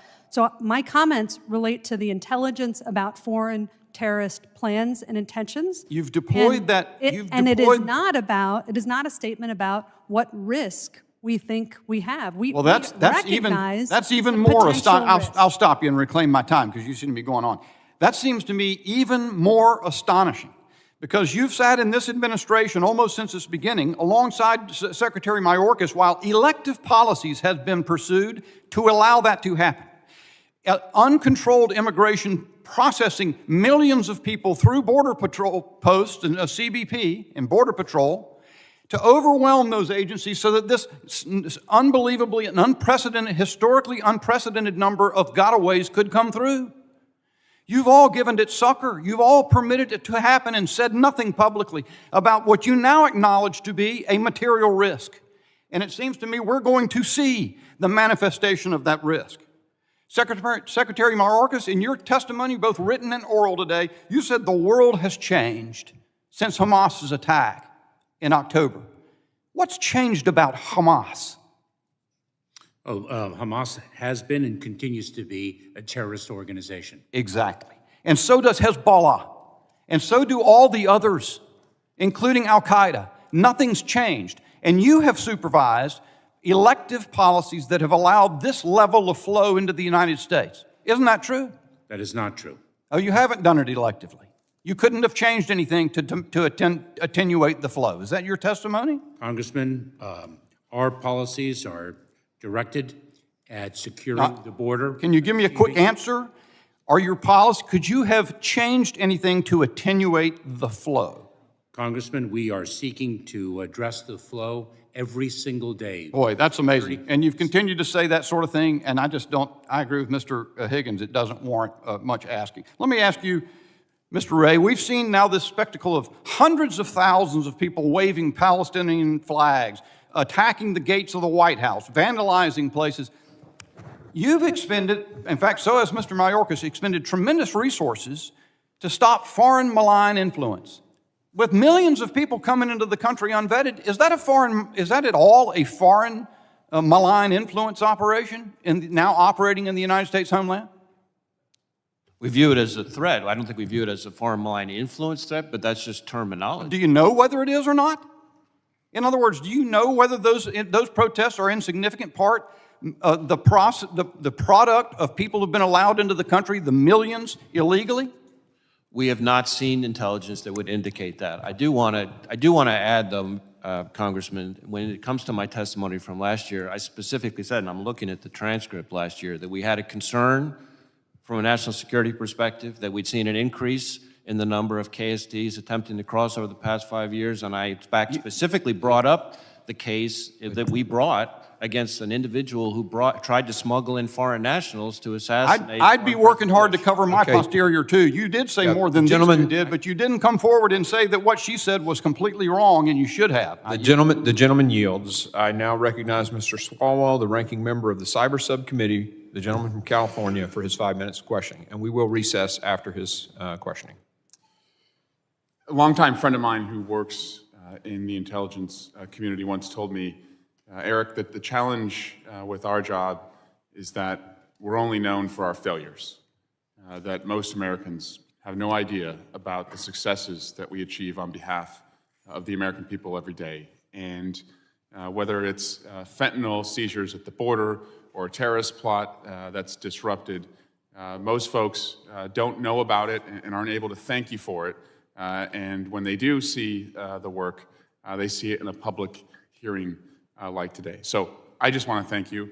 I also want to thank Director Wray and Secretary Mayorkas for sending to my congressional district a couple weeks ago some of your staff from the special agent in charge in San Francisco to the CISA office to assist us in hosting a cybersecurity summit for our small business community. It was very effective and helpful, and I think they have a better sense of where they should go. Director Wray, I wanted to ask you about the extrajudicial killing of a Sikh leader in Canada that occurred outside of Gurdwara. My district has one of the largest Sikh populations in the United States. An individual, Dr. Pritpal Singh, who's the founder of the American Sikh Caucus, lives in Fremont, which is in my district.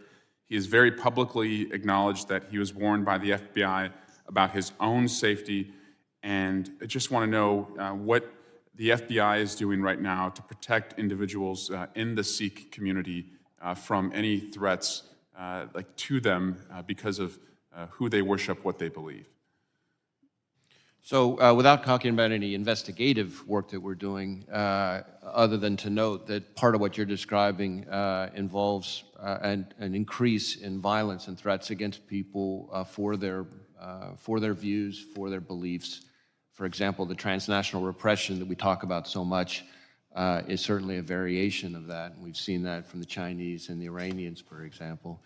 But when it comes to the Sikh community here, we do have quite a number of efforts to engage in outreach, to raise awareness about who to call, what to be on the lookout for, to understand what a hate crime is, for example, because one of the things we know about hate crimes is whether they're against Sikhs or anybody else, is they're chronically underreported, and part of that is for people to understand what a hate crime looks like, so they know when to reach out to law enforcement. So we've tried to kind of raise awareness, and it kind of ties into your broader point about the intelligence community in terms of prevention, quietly preventing things.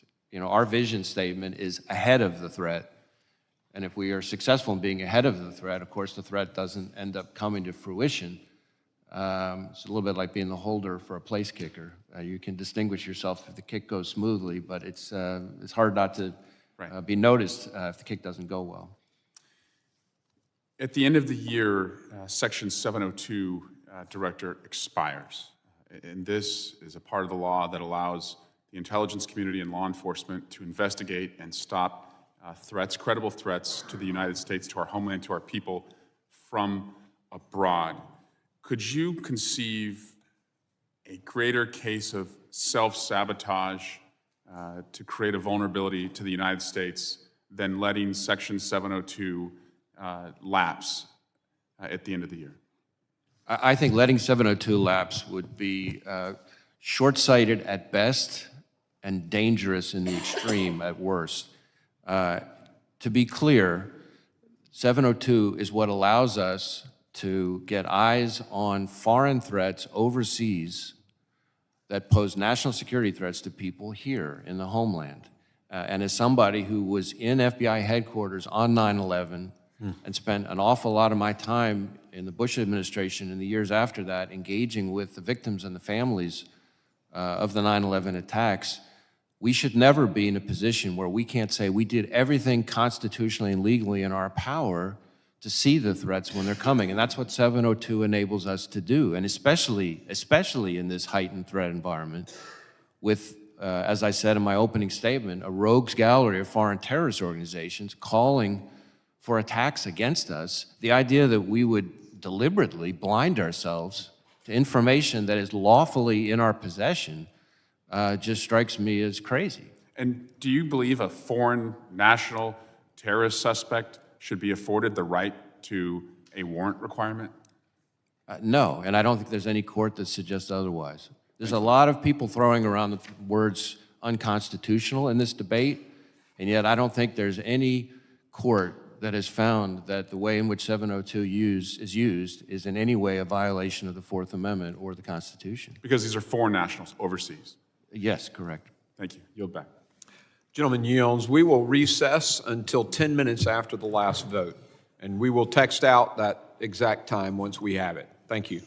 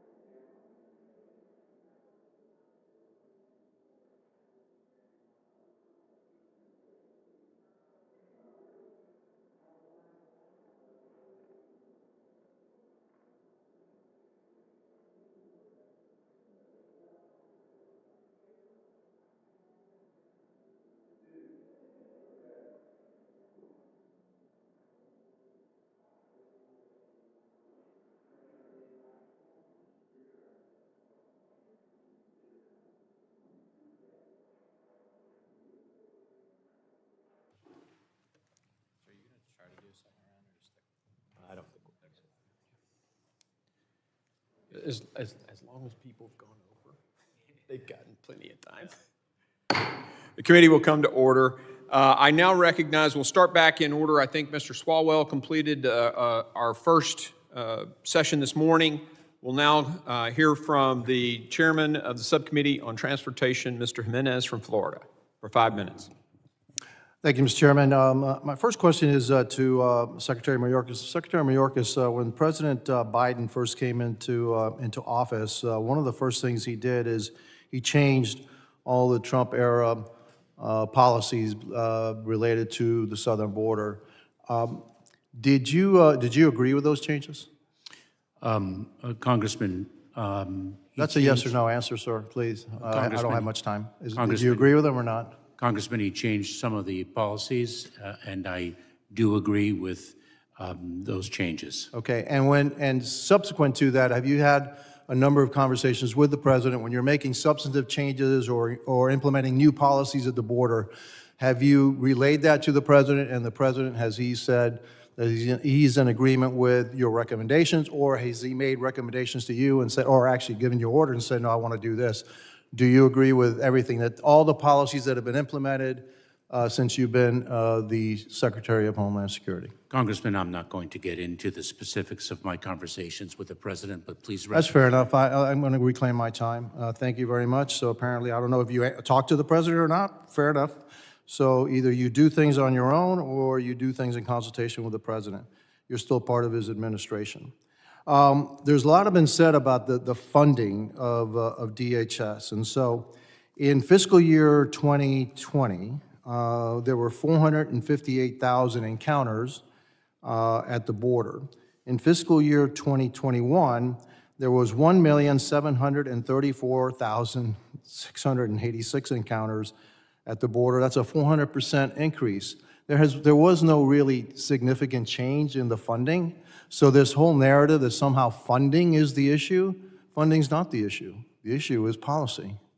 And the policies that have been implemented by this administration and your department in particular, have led to this catastrophic failure of our immigration in the United States, where you have a 400% increase in the number of encounters at the border with the same amount of money, both in fiscal year 20 and 21. Now, in fiscal year 22, things got even worse. There are 2.378 million encounters at the border. And we also know there's been a significant increase in the number of gotaways to the point where almost 2 million people are in this country that we haven't the faintest idea who they are. We don't know where they came from. We don't know where they are, and we don't know why they're here. Again, Director Wray, does that pose a threat to the security of the United States? The fact that there's 2 million people here, we don't know who they are, why they're here, what they're doing here. Have you got any worries about that? Well, certainly the population that you're talking about is a source of concern for us. All right, one other question for you, Director Wray. You say that the FBI, you work on detecting threats, et cetera, to the United States and the Homeland. Exactly why are you doing that? What is the purpose of detecting threats and mitigating threats to the Homeland? Well, our mission is to protect the American people and uphold the Very good. Protecting the American people. That's exactly right. Do you know how many people, the number one terrorist organization that has killed the most people in the United States, you know what that is? That would be Al-Qaeda. And how many people have they killed? Americans? Well, in the neighborhood of 3,000. 3,000. Okay. Across the border, there's the Mexican cartels. They are pumping fentanyl into the United States. You know how many people they've killed? I don't have that number, but it's eye-popping. It is eye-popping. And so, again, the failure at the border, the failure of us taking significant action, not only to stop the flow of illegal immigrants, and a lot of them, we don't even know who they are, that it poses a threat to the United States. The actual threat of the cartels that are not 7,000 miles away, they're 20 miles away, they're 5 miles away on the other side of the border, that are killing tens of thousands of Americans every year, and we do nothing about it. Nothing. They're right there. We know who they are. We know where they're operating, and we do nothing about it. That is a dereliction of duty, Mr. Chairman. And with that, I got one more. If you give me one more thing, real quick, okay? Guns, planes, missiles, personnel, ships, boats, assassins. They all have one thing in common. Ms. Abizaid, do you know what that is? It's money. Money. That's what they have in common. So I'd like to know why the Secretary Blinken signed off on a waiver for Iraq to purchase electricity from Iran, which will give them $10 billion in revenue. And that's a rhetorical question. Thank you. I Okay, the yield back. gentleman yields. I now recognize Mr. Thanadar from Michigan, the ranking member of the Subcommittee on Transportation. Thank you. Thank you, Mr. Chair. I thank Ranking Member Thompson, both of you, for having this hearing today. I also want to express profound thanks to the most honorable witnesses for your valuable efforts that give the people of this great country the safety they need to have prosperous lives. As we discuss threats to the homeland here today, it looks like we will more likely avert a shutdown this time. But for the second time this year, the dysfunctional Republican majority has brought our government to the brink of a shutdown after weeks of infighting. Funding our government 45 days at a time has consequences.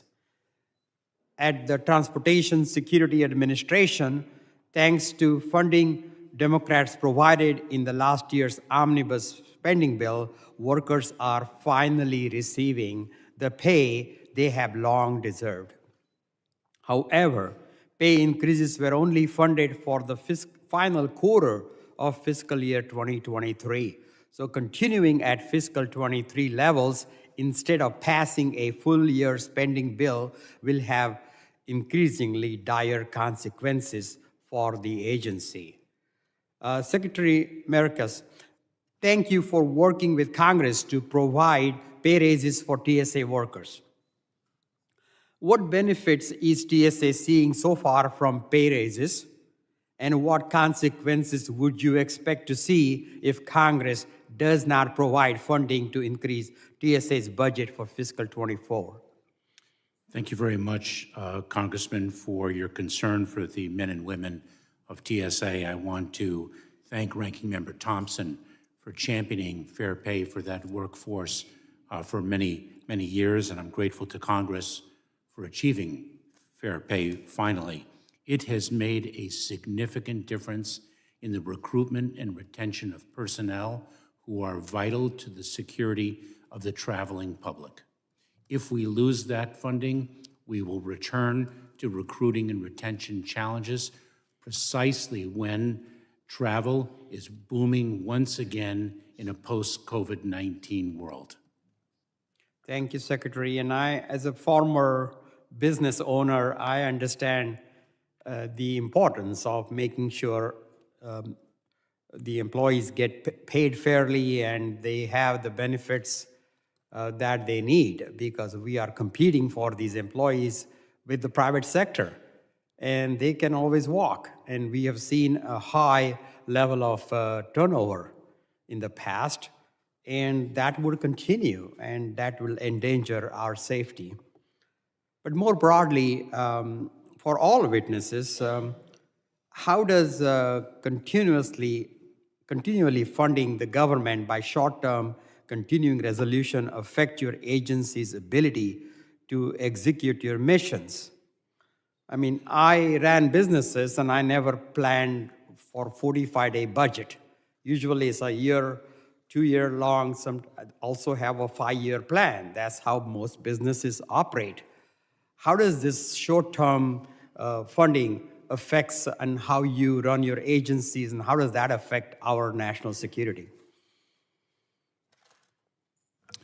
Congressman, very difficult to plan in the implementation of important security-related and security-focused initiatives when one does not know with certainty whether the funding for those initiatives will actually come through. I should also add a different element of this. It creates tremendous worry and instability within the workforce. In fact, for example, our Countering Weapons of Mass Destruction office, I had an all-employee town hall with them because they were uncertain about their future employment. That is not a situation that we can afford at a time when we need to advance the security of the American people. Thank you.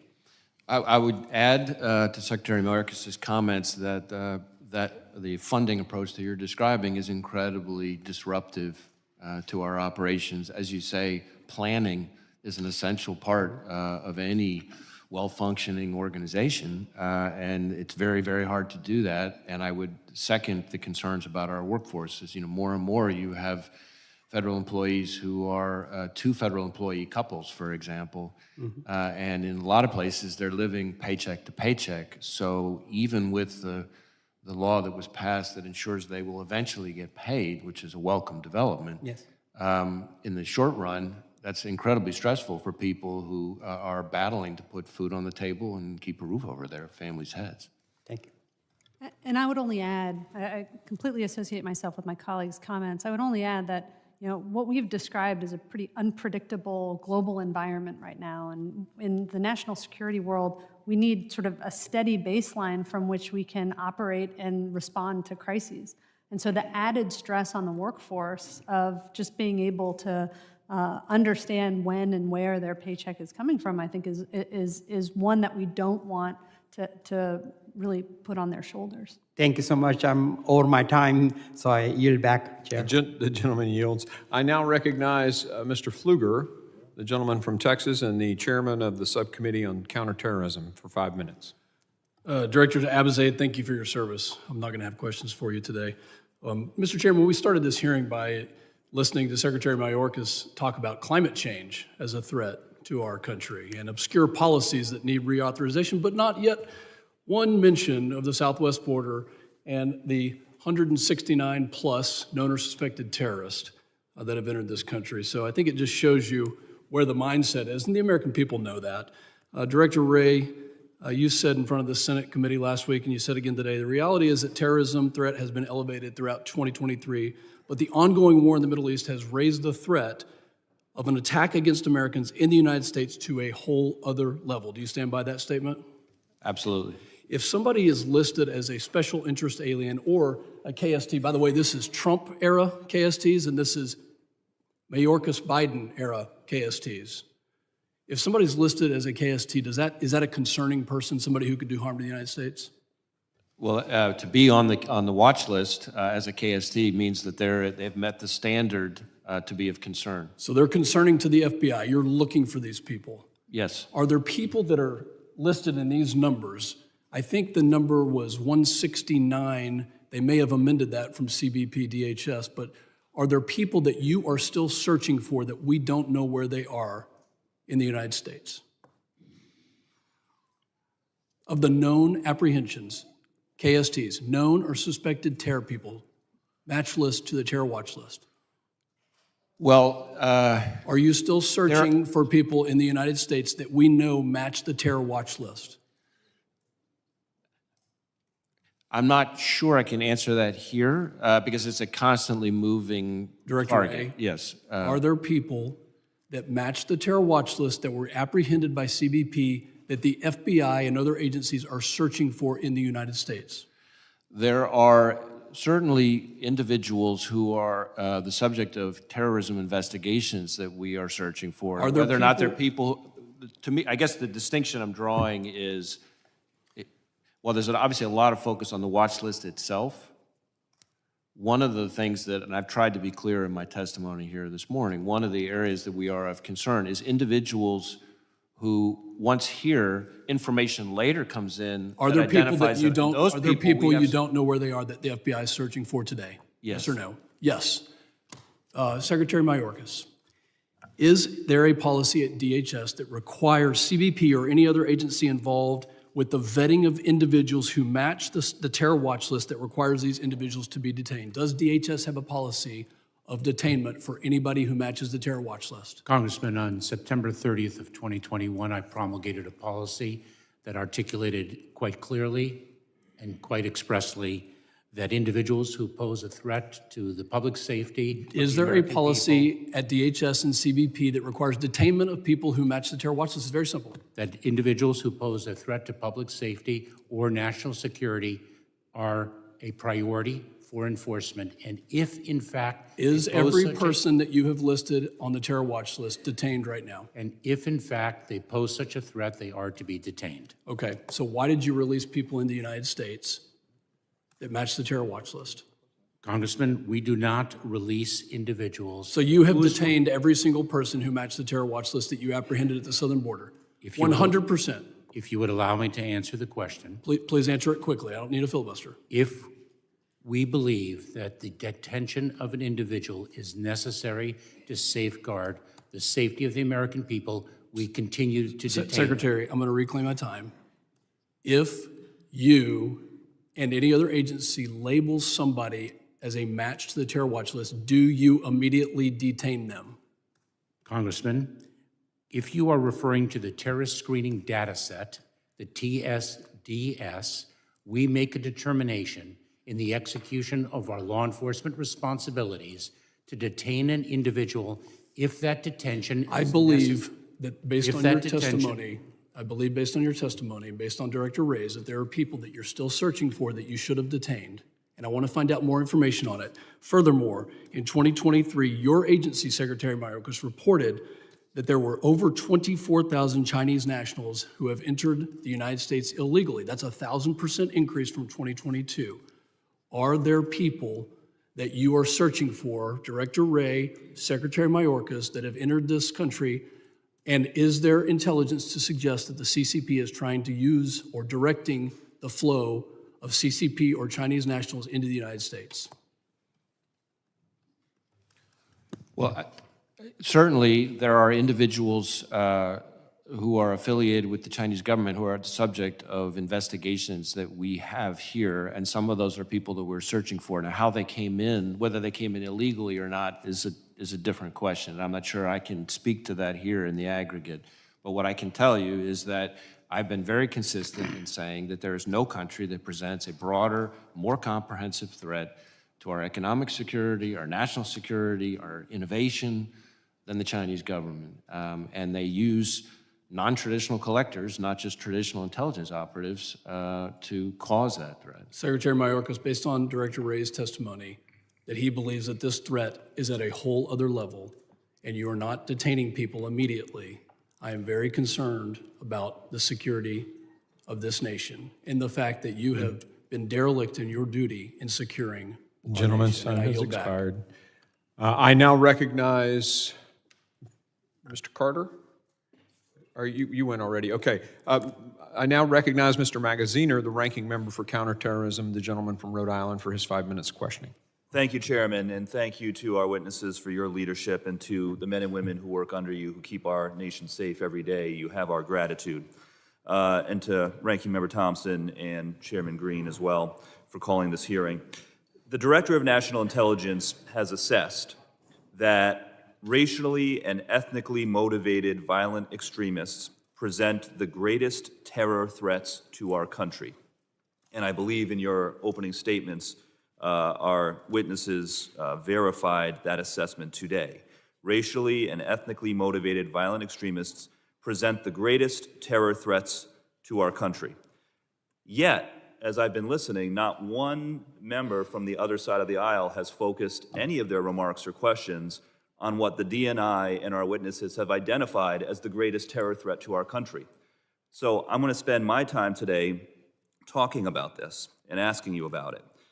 Because we know that over the last 5 years, more Americans have been killed on our soil by racially motivated extremists than any other type of terror.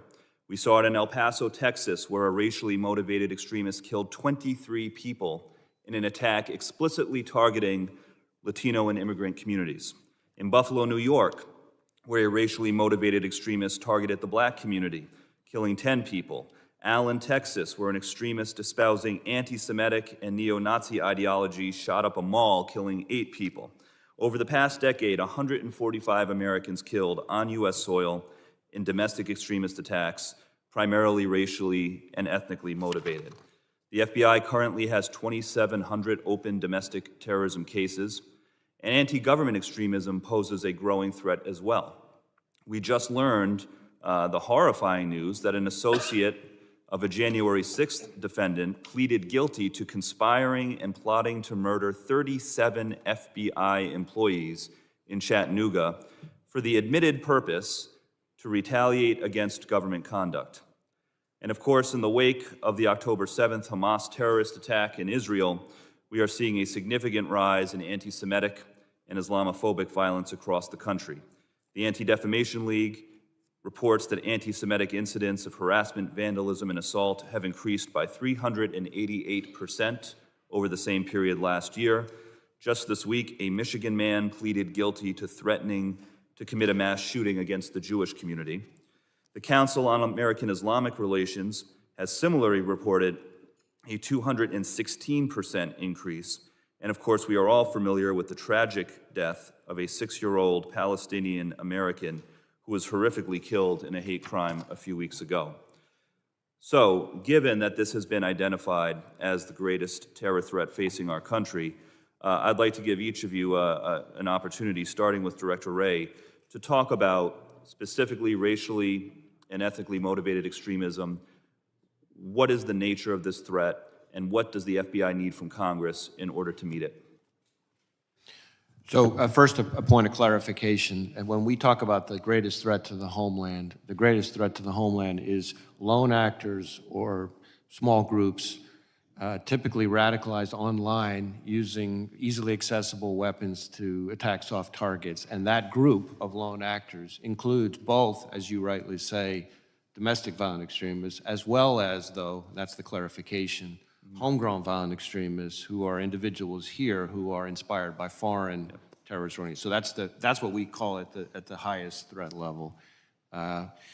Second, when it comes specifically on the domestic violent extremism side, domestic terrorism side, it is the case that over the last several years, the most lethal activity has been conducted here in the homeland by racially motivated violent extremists in terms of the most lethality. And then there's a second category, which you also noted in your question, which is anti-government, anti-authority violent extremists, which is distinct, sometimes overlaps a little bit, but it's distinct from the racially motivated. Is that, for example, what we saw on January 6th, the anti-government or inspired by? That would be one variation on it, but so would the violence that we saw in the summer of 2020. Anarchist violent extremists is all in the category of anti-government, anti-authority violent extremism, and we've seen a lot of both. And so the volume in that category is probably the greatest. The lethality is probably the greatest on the racially motivated violent extremist side. Secretary. Congressman, let me share with you some of the work we are doing to combat this threat. We're working very closely with our federal partners, notably the FBI. We're working with state, local, tribal, territorial, and campus law enforcement, our frontline personnel. We are engaging with communities in developing best practices for prevention models to be able to intervene when individuals are seeing somebody descend down a path of radicalization to violence. We are, thanks to the support of Congress, distributing grant funds to nonprofit organizations. In fact, we've sought a $200 million increase in that critically needed grant program, the Nonprofit Security Grant Program, to enable nonprofit organizations, including places of worship, religious schools, to secure themselves. We have protective security advisors in every state providing advice as to how facilities, places of gathering can best secure themselves. Those are some of the steps that we are taking to combat this threat in an environment of critically needed partnership. And if I may, Mr. Chairman, if it's okay, just to answer go the ahead. question. Racially and ethnically motivated violent extremism over the last 5 years, as you noted, has created the most lethality for Americans, especially here in the Homeland, but it is a global threat. At the National Counterterrorism Center, we're focused on issues that have a foreign nexus, and we would say that racially, ethnically motivated violent extremism certainly has a foreign nexus. When you look at the motivation behind a shooter in New York who goes to a supermarket and kills Black Americans, that is motivated by manifestos that we see from New Zealand and from Norway, and actually inspired later attacks that we saw in Slovakia. And so understanding the global dynamics around this type of terrorism, I think, is a really important piece of what we're doing to try and keep up with an evolving threat dynamic that is affecting many countries. Thank you for your work in this area. I yield back. Gentleman yields. I now recognize Mr. Garbarino, the gentleman from New York and the chairman of the Subcommittee on Cyber, for 5 minutes questioning. Thank you, Chairman. Thank you for the witnesses being here. A couple weeks ago, we had some witnesses come in and testify about Iranian threats, and I want to ask Director Wray, you said recently that you expect Iranian cyber threats to worsen if the conflict in Israel expands. Can you expand on that? What should we specifically be watching out for? Well, I think sometimes people overlook the fact that Iran is one of only 2 countries to have committed a destructive cyber attack against the United States. And it's been a few years since that happened. So they've already shown a propensity for that. And we saw not that long ago an attempted cyber attack from Iran against a children's hospital in New England. So this is an adversary that is engaged in conduct that is brazen and aggressive, and it is very comparable, in my view, to what we see in terms of the lethal targeting that I described in my opening statement and to this committee last year, which is a country which has attempted to assassinate an American journalist and human rights activist right smack in the middle of New York City, and tried to assassinate current and former U.S. officials here on U.S. soil. And so the cyber threat that they pose in some ways shows a similar level of aggressiveness and brazenness. So again, specific targets, not industries as a whole. Do you think they're like, I know other countries are focused specifically on possibly industries taking down an entire sector. Would you expect the Iranians to focus on, like you said, the hospitals specific targets? I think critical infrastructure is obviously where we're most concerned. I'm not sure that I could tell you sitting here right now which of the 16 sectors, but critical infrastructure is where we would be most concerned about their potential cyber activity. Thank you. Secretary Mayorkas, what's DHS doing to prepare for these possible cyber attacks coming up? And because I know when Russia invaded Ukraine, we did the Shields Up program. So have you done anything since there's been the war in Israel? What's DHS doing? Congressman, so day to day, we work with our private sector partners. We have the Joint Cyber Defense Collaborative that our CISA, Cybersecurity and Infrastructure Security Agency, operates. We are working with our partners in Israel. We are sharing information and best practices with them. We work very closely with them because they are, in fact, experiencing an increase in cyber attacks. It's taking a page out of the playbook that you mentioned, our incredible work with Ukraine in the Shields Up campaign. So we have many different lines of effort that we are employing on a day-to-day basis to protect critical infrastructure. Thank you. And I want to, I think one of those things is focusing on workforce. So, Director Wray, you said earlier this year that even if all of the FBI's cyber agents and intel analysts focus exclusively on China threats, Chinese hackers would still outnumber the FBI cyber personnel by 50 to 1. Is that still the case? What's FBI doing to deal with that?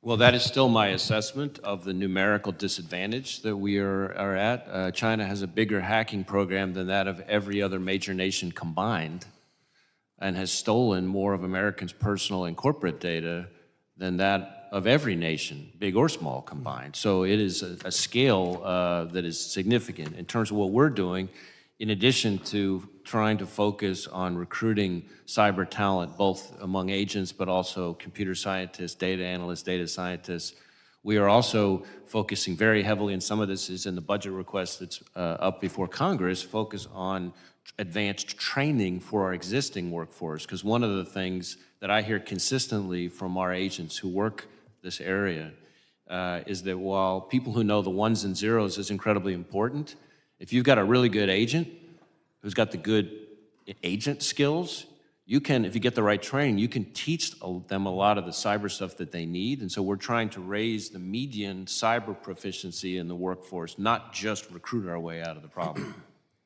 I appreciate that. And we did meet with some of your agents on a bipartisan trip overseas. Some of the work they're doing, and they're doing a really good job overseas, I think, especially with the share information. I wanted to focus, though, lastly, on anti-Semitism, that we're seeing the rise in anti-Semitism, especially on college campuses. There are college campuses around that have student groups that don't seem to be getting, that are promoting anti-Semitism, but don't seem to be getting funding from the universities. There's one here in DC at a school here. Where they have you been focused on where they're getting their funding from? Is it coming from outside sources? Is it coming from overseas, specifically for these student groups that have caused a lot of rise in anti-Semitism on campuses? Well, when we investigate funding issues, it's in the context of something where we have a properly predicated investigation. So we're not investigating funding in support of First Amendment activity, just to be clear.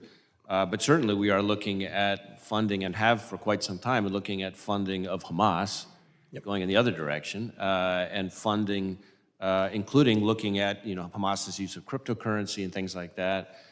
When it comes to groups here, if they are engaged in activity that is properly predicated as a criminal or national security investigation, then funding is, of course, part of what we would be looking at. Well, I think, and I know I'm out of time, but I think the focus on how these student groups are so well, they're well prepared. They are well governed. I mean, the money's got to be coming from somewhere. If it's not coming from the universities, I think it's coming from somewhere. But I'm out of time. I'll yield back. Gentleman yields. I now recognize a gentleman from Maryland, Mr. Ivey, who is the ranking member on oversight. That's for correct, 5 minutes. Mr. Bishop's Mr. Bishop. subcommittee. Thank you, Mr. Chairman. I wanted to follow up on a couple of questions. One was to the director. At the end of Congressman Higgins' testimony or questioning, he had a photo with 2 buses on it, and I wasn't able to. We tried to figure out what he was getting at, but it sounded like he was suggesting that there were FBI operatives who were and infiltrated the January, like 2 busloads of FBI operatives who had infiltrated the January 6th raid, and I wanted to give you a chance to clarify on that. Well, I can't speak to the photo. I mean, I haven't seen the photo before, so I can't speak to the specifics of his photo and what it does or doesn't show. But what I can say, and what I tried to say in response to his questions, is that if somebody is asking or suggesting whether the violence at the Capitol on January 6th was part of some operation orchestrated by FBI sources or FBI agents or both, the answer is emphatically not. And to suggest to the contrary, I think, is a disservice to the hardworking men and women of the FBI who bust their tails every day to keep Americans, including everybody up on Capitol Hill, safe. Yeah, I want to add as well, I used to be an AUSA in this office here in Washington, and actually was handling cases against them while the prosecutions were taking place. I do want to commend your office and the Department of Justice prosecutors for putting together, I guess, like 700 cases, I think, at this point, the vast majority of which have been successful, so I commend you for that. I did want to ask about FISA as well. I'm on Judiciary. You testified about FISA 702. As you know, the time's coming up for reauthorization on that. There are questions about whether the reauthorization should contain some statutory changes that put additional restrictions on your office. I know you've had some objections to that and said that your office has made some internal changes. I wanted to get a sense of hearing what those are, though, before I made a final decision on what I want to do with respect to that bill. There's 2, actually.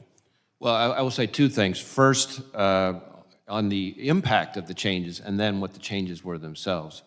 the most important thing for this committee and for Congress to take away on the changes we've made is the results of those changes, which have now been found. You don't have to just take my word for it. Look at the FISA court itself. The same FISA judge, by the way, who rightly criticized us earlier, found that our reforms that we've put in place have resulted in...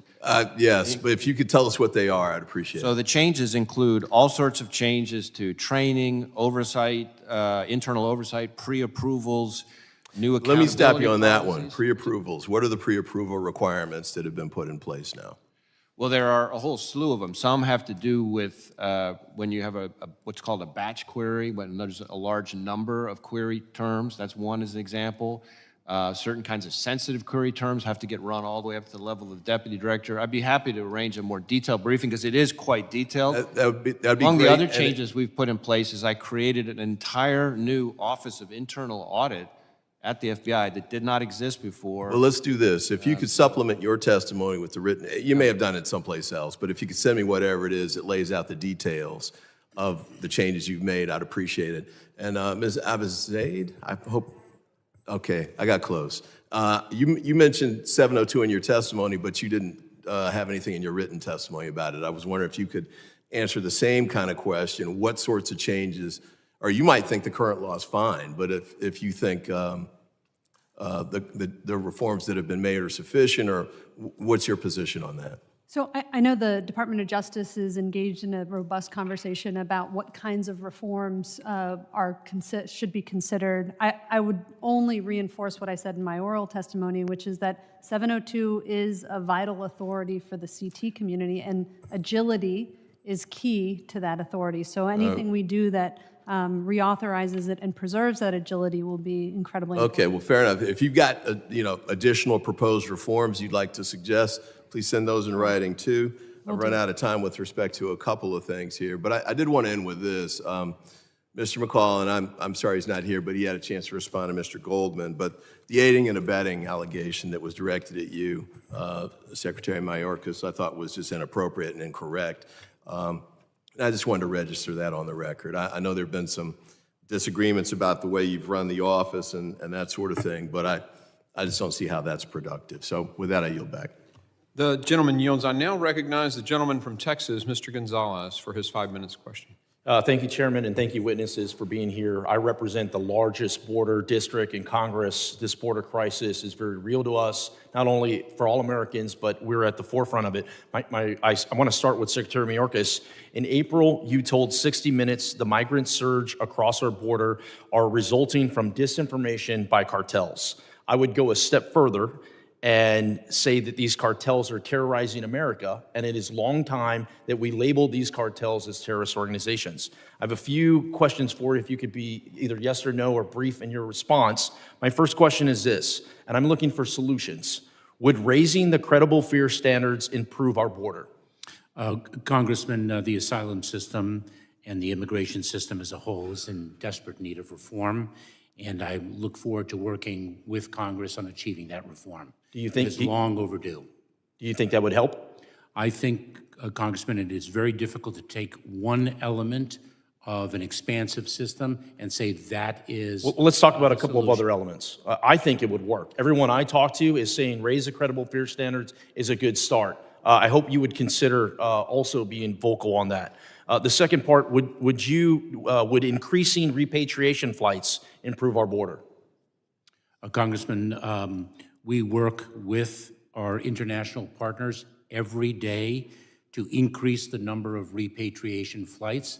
In fact, our supplemental funding request seeks additional funds to achieve that. Do these repatriation flights work? Yes, I would agree with that. I've seen it firsthand. As soon as we turn on repatriation flights, the numbers go down. My third question, would increasing penalties to smugglers improve our border? Congressman, I would like to analyze whether or not the severity of the penalties available are sufficient. I can tell you from my experience in the courthouse, in the courtroom as a federal prosecutor, that the delivery of consequences achieves an important law enforcement objective. What I'm seeing is the consequences don't match the crime, and the crime, Americans are dying, and it's long time for us to match the crime to what is occurring. My last question for you, Mr. Secretary, do you agree we have a crisis at the southern border? Yes or no? Congressman, I have I've been asked this question many times. Let me just assure you that we do not minimize the significance of the challenge at the border. I'd like to now ask Director Wray. I agree with your stance on China. Firmly believe China is a grave threat to our nation on all different fronts, and I appreciate your stance on that. My question is, how substantial are the Chinese state ties to entities sending fentanyl ingredients to the Mexican cartels? Well, I'm not sure what I can share in this setting on that, but let me try it this way. When it comes to questions about state ties and China, I think it's important for Americans to understand the distinctions that we draw in this country between the government and, say, the private sector are distinctions that in the Chinese country, in the Chinese government, the Chinese state, are distinctions that are blurry at best, if non-existent. And so we have certainly seen that entities in China, unscrupulous actors in China, are the primary source not just of fentanyl precursors, but of pill presses, which are used to press the fentanyl, and by the way, of precursors for meth in the labs in Mexico as well. So whether or not that traces back to the CCP directly, that I can't speak to here. Going back to my 20 years in the military, the Chinese Communist Party is interacted in every aspect of their government. Very briefly, if you could respond, do you think Chairman Xi can turn it on or off? Is he critical to turning these precursors or anything on or off? There is not a doubt in my mind that if the Chinese government wanted to be more aggressive and serious about clamping down on precursors for fentanyl and meth and pill presses, there are all sorts of things they could do, and we would welcome their contribution to that. I agree with you. I want to move on to the terrorist attack that happened in Israel. Following Hamas's attack on Israel on October the 7th, there has been a rise of anti-Semitism and anti-Muslim sentiment in the United States. Would you agree? Yes. If someone here is in the United States on a visa and they actively support terrorism, what happens to them? Well, I'm not an expert on visa revocation, but if they meet the appropriate visa revocation standard, then action is taken administratively to revoke their visa. Right now, it's illegal. If you are here on a visa and you actively are supporting a terrorist organization, it's illegal, and you need to be deported. The question I have is, how many cases has the FBI pursued in this route? Well, visa revocation is not within our authorities. Sure. We obviously work with our partners and share information when we have evidence about somebody's have there been cases terrorism. I don't have a number for you today, but certainly visa revocation is an important tool that the whole of government has any occurred this year? Have any visa revocations occurred? Where you've worked with other partners, I'll close out here, Chairman, that you've worked with other entities in the government to determine if these visa stays are indeed supporting terrorism?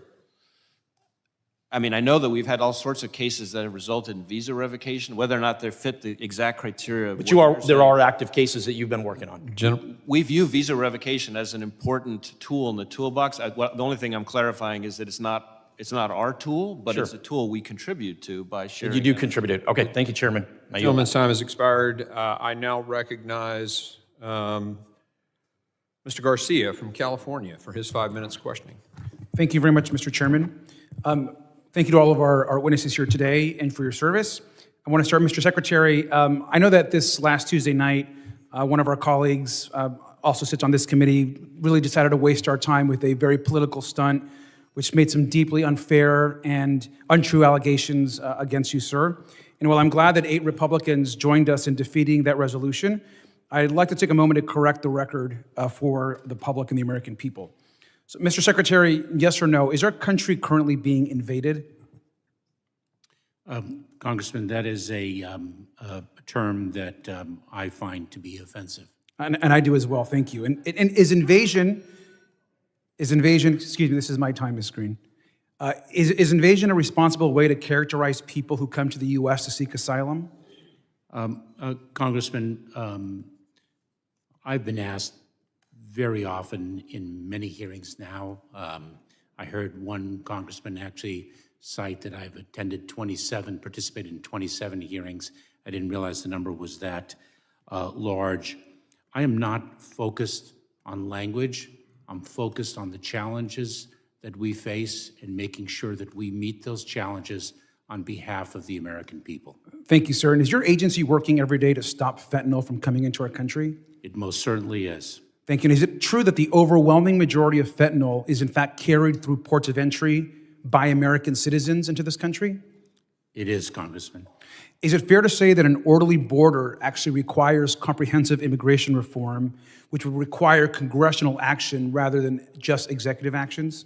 Congressman, immigration reform is vitally necessary to advancing the security of our border. Thank you. And Mr. Secretary, I want to thank you. Those are simple questions, but I think that your record keeps being distorted unfairly, and so I want to make sure give you a chance to clear that up. And I think it's also important to hear how we're talking about security and our threats to the homeland, how the current head of the Republican Party spent Veterans Day just recently. So I want to read you this first sentence. In honor of our great veterans on Veterans Day, we pledge to you that we will root out the communists, Marxists, fascists, and radical left thugs that live like vermin within the confines of our country, lie, steal, and cheat on elections, and will do anything possible, whether legally or illegally, to destroy America and the American dream. Here we see Donald Trump calling his fellow Americans vermin and threatening to root out people based on their political beliefs. This is the kind of rhetoric that reminds me of the worst types of dictators in history, and it's not Trump's first time using this kind of rhetoric. He told an audience in Iowa that immigrants were poisoning the blood of our country. That's a quote. He has promised to violate federal laws in order to build mass deportation camps and promised to restore his Muslim ban. He even wants to cancel legal status for certain categories of immigrants. Donald Trump, of course, has had dinner and hosted open Holocaust deniers and white nationalists. And we all, of course, remember that he praised the white nationalist Charlottesville marchers who chanted, "Jews will not replace us." And of course, he faces federal felony charges for his role in the January 6th insurrection. Now, Mr. Secretary, Director Wray, I'm not going to ask you to respond directly to Donald Trump's statements, but I think we can all agree that they're not worthy of certainly anybody running for president. And as we move into this election year, I'm deeply concerned about Donald Trump, particularly as he faces more and more pressure from his supporters that may try to invoke as additional violence that we might see from fringe supporters of his. Now, Mr. Secretary, I wrote to you ahead of Donald Trump's first indictment expressing concerns about his ability to provoke violent attacks, and I'd like to thank you for your ongoing attention to this matter and more broadly for taking on the challenges we have around white supremacy, around the huge actions that are happening across this country that impact a lot of people. We also know that Donald Trump isn't the only politician that has used a history of, or has a history of violent rhetoric in this country, and we need to call it out at every single turn. I want to just finally, Mr. Director Wray, I want to raise one final issue with you.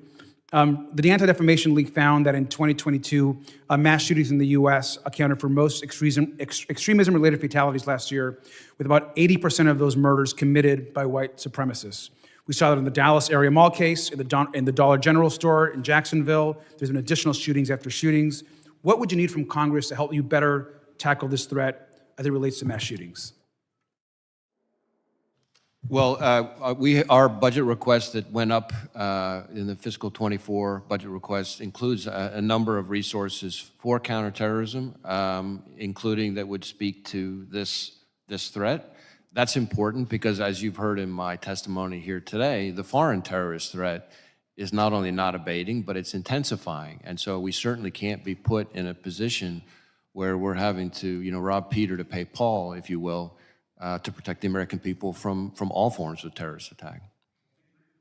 Thank you. There also, I should say, on the issue of mass acts of violence, mass shootings, putting ideology aside or anything, or motivation, I think there are also parts of the appropriation request that go to our ability at NICS to do background checks in a timely way and process, obviously, make sure that guns are not purchased by people who are prohibited under existing law from having them. Thank you, sir. The gentleman yields. I now recognize the gentlelady from Georgia, Ms. Green, for 5 minutes of questioning. Secretary Mayorkas, I want you to look at these innocent Americans. Do you see them? I do, Congresswoman. They are dead. They're from Dalton, Georgia, in my district. They're dead because a 17-year-old, likely affiliated with the cartels, was smuggling illegal aliens into our country in Texas, breaking our laws, and this happens every single day in our country. Earlier this week, 8 Republicans joined the Democrats and protected your job.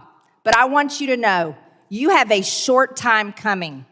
You can honorably resign, or we are going to impeach you, and it's happening very, very soon. Mr. Wray, do you remember on October 18th when the Capitol complex was illegally occupied, breaking same laws that you have hunted down Americans for from January 6th? Are you familiar with this? I don't recognize the picture that you're holding. Well, because maybe your agents haven't been doing a good job into investigating the organizers that broke the law, illegally occupied this very building that we're sitting in right now, and over 300 of them were arrested. Some of them attacked police officers. I haven't seen on the news where the FBI is hunting them down with helicopters, tanks in the streets, raiding their homes with flashbangs, targeting these people, watching these people, throwing them in jail for them to stay in pre-trial in solitary confinement for years before they ever face trial. You want to know what this says? I'll tell you. This is one of the organizers' phones, and this is a chat, and it says at the top, Global Intifada. Now, while we're talking about terrorism today, are you familiar with the term Intifada? I've certainly heard the term. Do you know the definition? I'm not going to try to define it, but It means Arab uprising or jihad. Are you concerned about jihad in this country? I am, and I have consistently testified to that effect. Yes, but are you interested in using the FBI? You are the director of the FBI. Do you hunt down terrorists in our country? Those that would be responsible for jihad? Absolutely, and that's why we've had jihadist-inspired terrorism at our highest national threat priority level since the day that I started as FBI director. Do you still use the Southern Poverty Law Center as a source? You use them. The FBI used the Southern Poverty Law Center as a source when targeting Catholics. Are you still using the Southern Poverty Law Center as a source? Congresswoman, what I think you're referring to is the so-called Richmond intelligence product, which as soon as I learned about it, I was horrified, withdrew it. We had an inspection done, and part of the problem that we found with that particular product by that particular office is precisely what you're talking about, the reliance on the Southern Poverty Law Center and the way in which they relied on it. Well, you relied on the Southern Poverty Law Center, but I would have you know, Mr. Wray, that this one right here, this person involved in the Global Intifada group that illegally, they broke the law, came in and occupied the Cannon Office House building, interrupted Congress, interrupted hearings. Right here, Katrina Bleakley is the lead attorney for the Southern Poverty Law Center. Were you aware of this? Congresswoman, as I said, I haven't seen the photos that you're holding up before. Maybe, well, I posted them on my Twitter account. It's public. You know, maybe I don't you guys spend are, a lot of time on Twitter. Well, you know, oh, I'm sure you do, because the Department of Homeland Security, organized with other offices, has censored many Americans, including myself. I'm not part of the Department of Homeland Security. Right, Mr. Wray, you should be interested in investigating terrorism, and this right here is proof that we had terrorists in our own office building. Global Intifada. And you rely on the Southern Poverty Law Centers. Katrina Bleakley is one of the organizers. I'll send this over to your office so maybe perhaps you can stop targeting innocent grandmothers and veterans who walked through the Capitol on January 6th and might actually go after people tied to Hamas, tied to Hezbollah, and likely Iran. Mr. Wray, are you interested in members of Congress that are organized and participating in a Facebook group that has ties to Hamas? We're not investigating people for participating in a Facebook group. A Facebook group that is tied to Hamas? We have multiple investigations into individuals affiliated with Hamas, and they're active investigations. You're going to tell me as FBI director you will not investigate Americans or United States members of Congress that are linked to known terrorists? That's not what I said. Are you going to investigate or not? We are going to investigate individuals who are affiliated with Hamas if they meet our standards for predication, which are longstanding standards set by this department and the prior department and the department before that. I would hope to God that intifada and jihad and terrorists in our very country would be something that you would prioritize instead of a 3-hour event that happened at the Capitol nearly 4 years ago, Mr. Wray. I yield back my time, Mr. Chairman. The gentlelady yields. I now recognize Mr. Menendez. I think you're up next, sir. Thank you, Gentleman Mr. from New Jersey for 5 minutes. Thank you, Mr. Chairman. Director Wray, earlier in your testimony, did you say that defunding the FBI would be, quote, a gift to the Chinese Communist Party, quote, more power to the cartels, and, quote, more damage to critical infrastructure? I believe I said words to that effect, yes. I appreciate that. Not everybody was in the room during that part of your testimony. I want to follow up on what my colleague, Mr. Higgins, said about, quote, armed oppression as one of the primary threats to the homeland. I agree that armed oppression is a massive threat to our homeland, but we need to be clear about what actually constitutes armed oppression. In this country, minority groups are routinely targets of weaponized oppression. Armed oppression is when black men cannot go safely for a run in Georgia. Armed oppression is when black youth cannot wear hoodies in Florida. Armed oppression is being LGBTQ in this country and not being able to safely go to a nightclub in Florida. Armed oppression is living in a Hispanic community and being targeted while going to Walmart in El Paso. Armed oppression is being black in this country and not being able to go grocery shopping in Buffalo without being targeted because of the color of your skin. Armed oppression is not being able to go safely to a church, synagogue, mosque, temple, or any place of worship to practice your faith. Domestic terrorists have targeted each of these locations and each of these groups in acts of armed oppression. Yet, when we in the House Committee on Homeland Security established our committee oversight plan for the 118th Congress, my Republican colleagues refused to include capital D, domestic terrorism in our plan. That, in my opinion, is where this committee is failing when we consider our threats to the homeland. New Jersey's 8th Congressional District is home to what Homeland Security experts call the most dangerous 2 miles in America, containing ports, airports, major rail lines, densely populated cities, and chemical plants. I'm proud of the work that President Biden and the New Jersey congressional delegation have done to improve the safety, reliability, and resiliency of critical infrastructure in North Jersey. The Biden administration has aggressively protected our critical infrastructure from foreign adversaries, with President Biden admonishing Russian President Vladimir Putin that certain critical infrastructure is off limits, a stark contrast to President Trump, who proposed a joint cyber unit with Russia.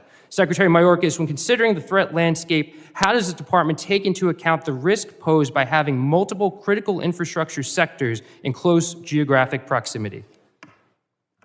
Congressman, the proximity of elements of our critical infrastructure only increase the challenge that we confront, but we work very, very closely with our critical infrastructure partners. The great majority of this country's critical infrastructure rests in the hands of the private sector. We work very closely with the private sector to ensure the security of our critical infrastructure. The remarkable men and women of the Cybersecurity and Infrastructure Security Agency do a tremendous job.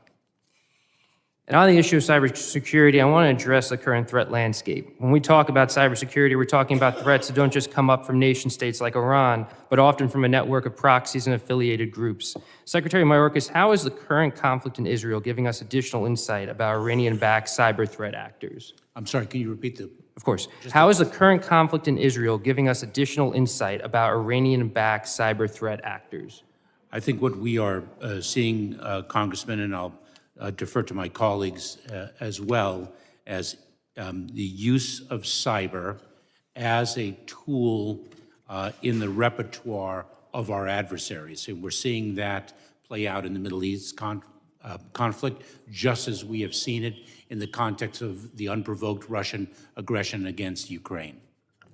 I appreciate that. One more question for you. In your testimony, you mentioned how critical it is that the CFATS program is reauthorized. I'm particularly invested in the CFATS program because there are 4 facilities covered by the program in New Jersey's 8th Congressional District.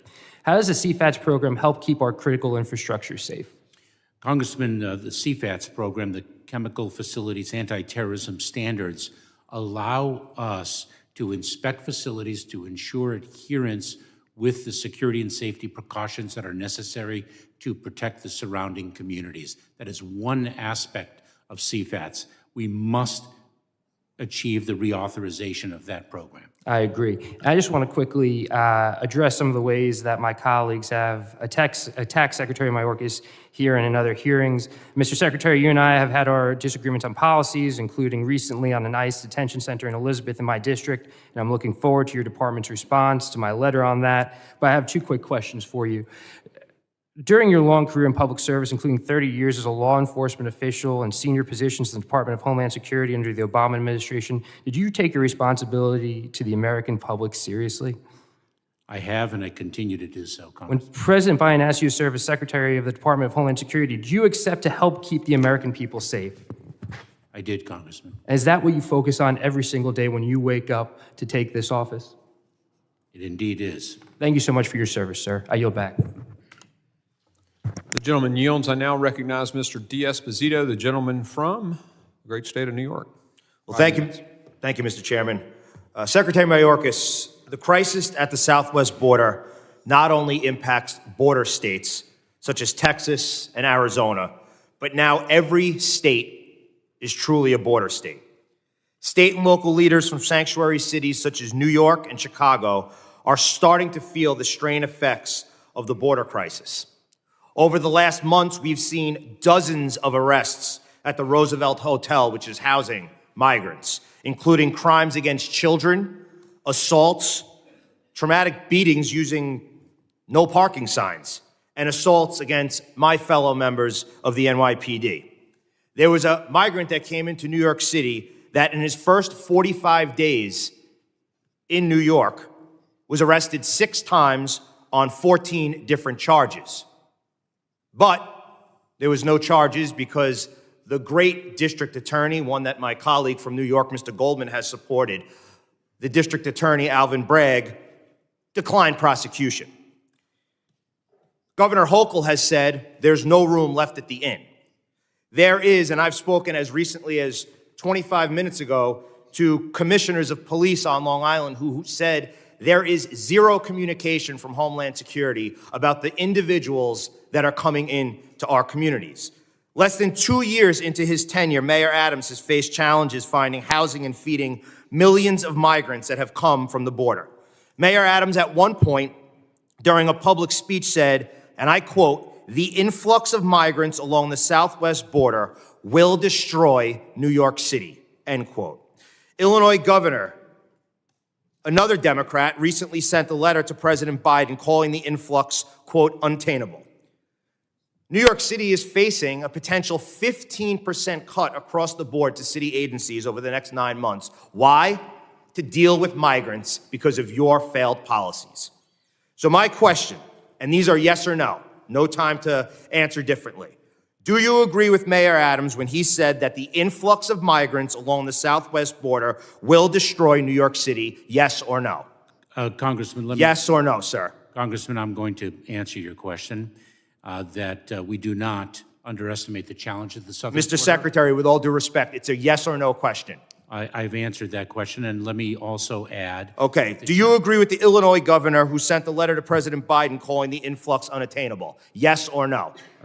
Congressman, we work very closely with the cities to address. Mr. Secretary, with all due respect, it's a yes or no question. Yes or not? I'm going to answer your question. question, Okay. Does it concern you that Mayor Adams' office asked a judge to stop a decades-old right-to-shelter mandate, which requires New York to give place to sleep anyone who needs one? Yes or no? Congressman, I can't speak to Okay. Does it concern you that the surge of illegal aliens crossing the southwest border has overwhelmed our big cities like New York with approximately 60,000 occupying beds in traditional city shelters and in over 20 emergency sites? Yes or no? Congressman, I am incredibly proud of the men and women of the Department. Does it concern you that Mayor Adams stated, and I quote, "We, the city of New York, are getting no support on this national crisis," end quote? Yes or no? Congressman, we are very proud of the work. Does it concern you that as of August 2023, New York City was paying almost $10 million $10 million per day to provide services for illegal aliens? Yes or no? Do I have a chance to answer your question? Sure. If the answer is yes or no, you have had the opportunity to answer every one of my questions. But you Congressman. refuse to answer the questions whether they're yes or no. These are not trick questions. They're not trick questions. The answers should unequivocally be yes. Every state is a border state. Every city is a border city, especially when it comes to bearing the cost of you and President Biden's failed policies at the border. I agree with my colleagues. You should be impeached. And that is why we are doing the work that this committee is doing, because you have failed your oath. And as someone who has taken oaths, probably the one most important, besides being a member of Congress, as a New York City police detective, I live that oath every single day. And to answer the question that you were asked, do you wake up every morning? You clearly don't. Because from every moment, from the time that you wake up to the time that you go to sleep, your focus should be securing this border. And there has never, ever been such a disaster at our southern border as it is now, and that is because of your failed leadership. It's a dereliction of your duty, and quite frankly, the questions that I answered should have been unequivocally yes. But you sat there and you decided to answer it in another fashion. And that speaks volumes. And that is why this committee will continue working to put the facts together to make sure that we find a new Secretary of Homeland Security, one that holds this country and this nation as most important. Mr. Chairman, I yield back. Gentleman yields. I now recognize Mr. Goldman, the gentleman from New York, for his 5 minutes question. Thank you, Mr. Chairman. I appreciate that my colleague from the 4th District of New York, which does not include any part of New York City, has spent time as a NYPD detective and is now an expert on our border policy and the history of it as he leaves this room. Secretary Mayorkas, you were not allowed to answer a number of the questions that my colleague just asked you. I'd like to give you some time to respond if you would like. Congressman, I would only say this, that we do not minimize the significance of the challenge at the southern border. We also understand the challenge at the southern border and the fact that it is reflective of a challenge that is gripping our entire hemisphere and, in fact, the world. Yesterday, I spent time with my counterparts from the European Union who spoke of the challenges that they are suffering by reason of an historic displacement of people around the world. We work day and night, 24 hours a day, 7 days a week to advance the security of our southwest border, to advance the security of the northern border, and to achieve our highest and most important mission, the safety and security of the American people. I appreciate that, and I also appreciate very much that policy disputes are not impeachable offenses. And we can wax poetic and make big political pronouncements about whether you should be impeached or not, but impeachment is high crimes and misdemeanors, bribery and treason. A policy dispute and a disagreement about how we are managing the border is not impeachable. But I do want to give you just an opportunity, because I know the administration under your leadership has actually taken numerous measures to address what you rightly point out to be a dramatic increase in the influx of immigrants to this country, in large part because of the collapsing governments in Central and South America, as well as climate disruption. So could you just describe briefly some of the measures that you have taken to address this influx in immigration at our southern border? Congressman, the foundational point is the following, and it's a point about which everyone agrees, that we are working with a broken immigration system that has been in desperate need of reform for more than 20 years. I believe it's since 1996. Number one, within the confines of that broken immigration system, we are implementing a model that does work, and that is to build safe, lawful, and orderly pathways for individuals to obtain the relief that the law that Congress has passed provides them, and to deliver consequences for those individuals who do not avail themselves of those pathways. That is a model that is proven effective in the context of a broken immigration system, and also in the context of a phenomenon, the phenomenon of migration of displaced people that is incredibly dynamic and changes month to month. And I appreciate very much your point, which my Republican colleagues do not seem to accept, which is that our immigration system can only be fixed by us. It requires legislation passed by Congress that cannot be managed separately and individually by the executive branch. Director Wray, in my short time left, I want to focus on a testimony you gave a couple weeks ago, noting the tremendous uptick in anti-Semitic hate crimes. I believe you testified that even though Jews make up only 2.4% of the United States population, anti-Semitic hate crimes account for around 60% of all religious-based hate crimes. And you indicated that this comes from across the spectrum, from the left, from the right, foreign terrorist organizations, homegrown violent extremists, domestic violent extremists. Can you expand a little bit on those heightened threats to the Jewish community now 2 weeks later, and how the increase of anti-Semitic hate speech has impacted or affected or increased the threats of violence that the FBI has noticed since October 7th? Well, so as you said, I have tried to be very clear that one of the things that jumps out at me, and which is why we work so closely at the FBI, both nationally and locally with the Jewish community, is that the Jewish community is uniquely targeted by terrorism and hate really across the spectrum. And not that there should ever be a proportion for hate, but the idea that a group that makes up only 2.4% of the American public should be targeted with something close to 60% of all religiously based hate crime is abhorrent and should be abhorrent to everyone.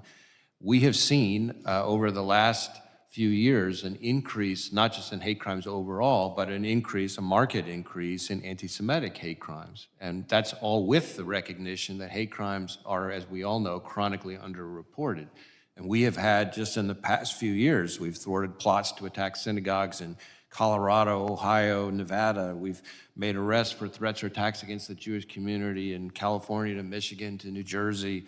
We helped rescue the hostages in Colleyville. I could go on, and that's all before October 7th. Since October 7th, as I've testified, we've seen an increase in threats and reported threats, which cover this across the spectrum, but the biggest chunk of those, again, by far, is threats to the Jewish community. And so we are aggressively investigating those threats, but we are also very purposefully and intensely doubling down on our engagement with the Jewish community, which needs our help. And I think it's incumbent on all Americans to stand together on this. I appreciate that. I appreciate the chairman for indulging over time.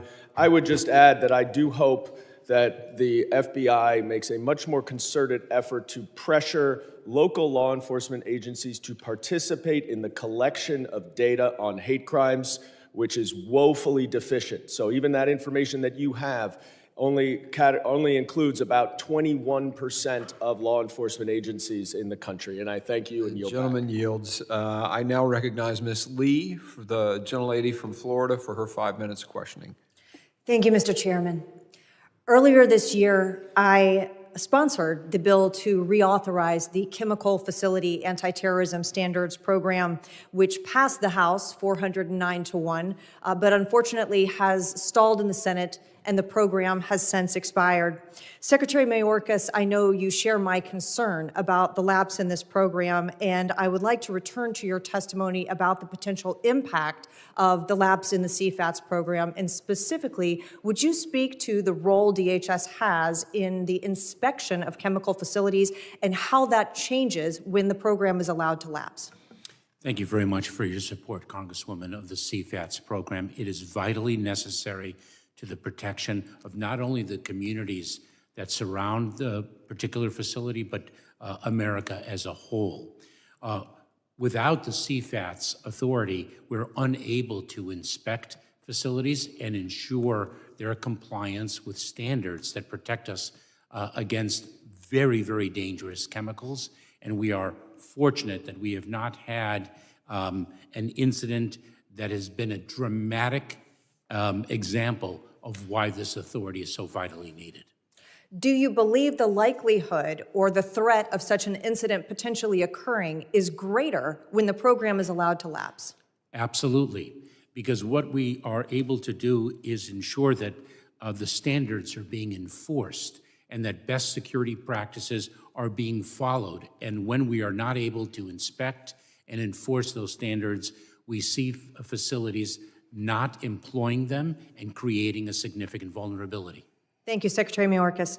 Director Wray, I appreciate the testimony that you've given and the information that you've shared about your internal efforts at the FBI to address FISA reform and to address, taking steps to address abuses to the 702 program and within the FISC, and would like to discuss that issue with you. The House Committee on Judiciary and Intelligence have worked to come up with FISA reform ideas and legislation that would protect Americans' civil liberties while still ensuring that law enforcement has the ability to conduct lawful and necessary surveillance. With the expiration looming at the end of 2023 and the threats that you've described ever increasing to our homeland, I'd like to touch on how the FISA program itself and the 702 program assist in preventing plots to harm Americans and potential threats to the homeland. Would you please elaborate on why 702 is an important part of your work? So 702 is critical to protecting Americans from foreign terrorist threats. If you think about why 702 was enacted in the first place, even though it's focused on foreign adversaries overseas presenting national security threats, the whole reason we have it is to protect Americans here in the homeland from those threats. And that part is the FBI's part in running U.S. person queries, among other things. If you have a foreign terrorist organization overseas, any one of those ones that I listed off in my opening statement, who decides to task an operative here or to direct an attack here, it is more likely than not that 702 is going to be the thing that would allow us to anticipate or detect that. If we were to deliberately blind ourselves to that information, we are taking a wildly irresponsible risk, in my view. To give you an example, something like 100% of our technically sourced intelligence about Hamas comes from 702. That's just one terrorist organization. So why we would blind ourselves to that when it's not constitutionally required, somebody needs to be able to explain to the families of terrorist victims of the future why something that we were not constitutionally required to do, we just decided to do, it made them and their family members less safe. In your written testimony, you specifically touch on the concept of a warrant requirement related to U.S. person queries in the 702 database, and your assessment that that would hamper law enforcement's ability and the intelligence community's ability to do their work and utilize the database. Would you explain why it is you believe that a warrant requirement for U.S. persons queries would be a challenge or a hurdle for you all to continue to do that work? Well, the first thing I would say is that it's quite clear under the case law that a warrant is not required constitutionally to run a U.S. person query. This is information that is already lawfully collected, and it's our ability to run queries of the information that's already lawfully collected. The second thing, though, is that the stage in an investigation where 702 is really used is at the front end to quickly figure out, what are we dealing with here? Do we have a threat that we have to pursue? So agility and speed are of the essence. And trying to get a warrant requirement at the front end in that stage is really a non-starter. The delay that it would cause in allowing us to connect the dots, which is what's happening when our people are running U.S. person queries, would basically make the tool largely useless. The other thing that I think people tend to forget when they talk about a warrant requirement is that the vast majority of our U.S. person querying is to identify victims, in particular of cyber attacks. And there's no warrant that anybody would be getting to be able to run a query of a victim term. So we would be essentially putting ourselves in a position where we wouldn't be able to protect American infrastructure from Iranian cyber attacks, Chinese cyber attacks, Russian cyber attacks, North Korean cyber attacks. So again, I think I understand the mindset. We take very seriously our role as stewards of these important authorities. That's why I'm so committed to the reforms that we have made. That's why I'm so gratified by the findings by the FISA court and other outside entities about the effectiveness of those reforms. But please, please don't throw the baby out with the bathwater. Thank you, Mr. Chairman. I yield back. Gentlelady yields. I now recognize Ms. Clark for her 5 minutes of testimony. Thank you, Mr. Chairman, and I thank you, Ranking Member. I sincerely thank our panel of witnesses for both their service and their testimony here today, and I'd like to extend that gratitude to the women and men in the federal enterprise under your leadership. Last Congress, I partnered with my colleagues in the Senate and across the aisle to enact the Cyber Incident Reporting for a Critical Infrastructure Act, which will give the federal government the visibility it needs to identify malicious cyber campaigns early and better understand the tactics of our adversaries to prioritize risk reduction investments. Incident reporting is a critical tool in our ability to defend ourselves, but it is not the only place we need to invest time and resources. Competing incident reporting frameworks will undermine security, not enhance it, because it forces a disproportionate focus on compliance with various reporting regulations over security and incident response. The Cybersecurity Incident Reporting Council has acknowledged as much. Secretary Mayorkas, the Cyber Incident Reporting Council has identified duplicative federal cyber incident reporting requirements. The National Cybersecurity Strategy continues to task DHS with harmonizing the federal cyber incident reporting requirements. How willing are DHS's federal partners, including independent agencies, to do the work of harmonizing incident reporting requirements? And are you concerned that multiple inconsistent reporting requirements could frustrate the security value of incident reporting?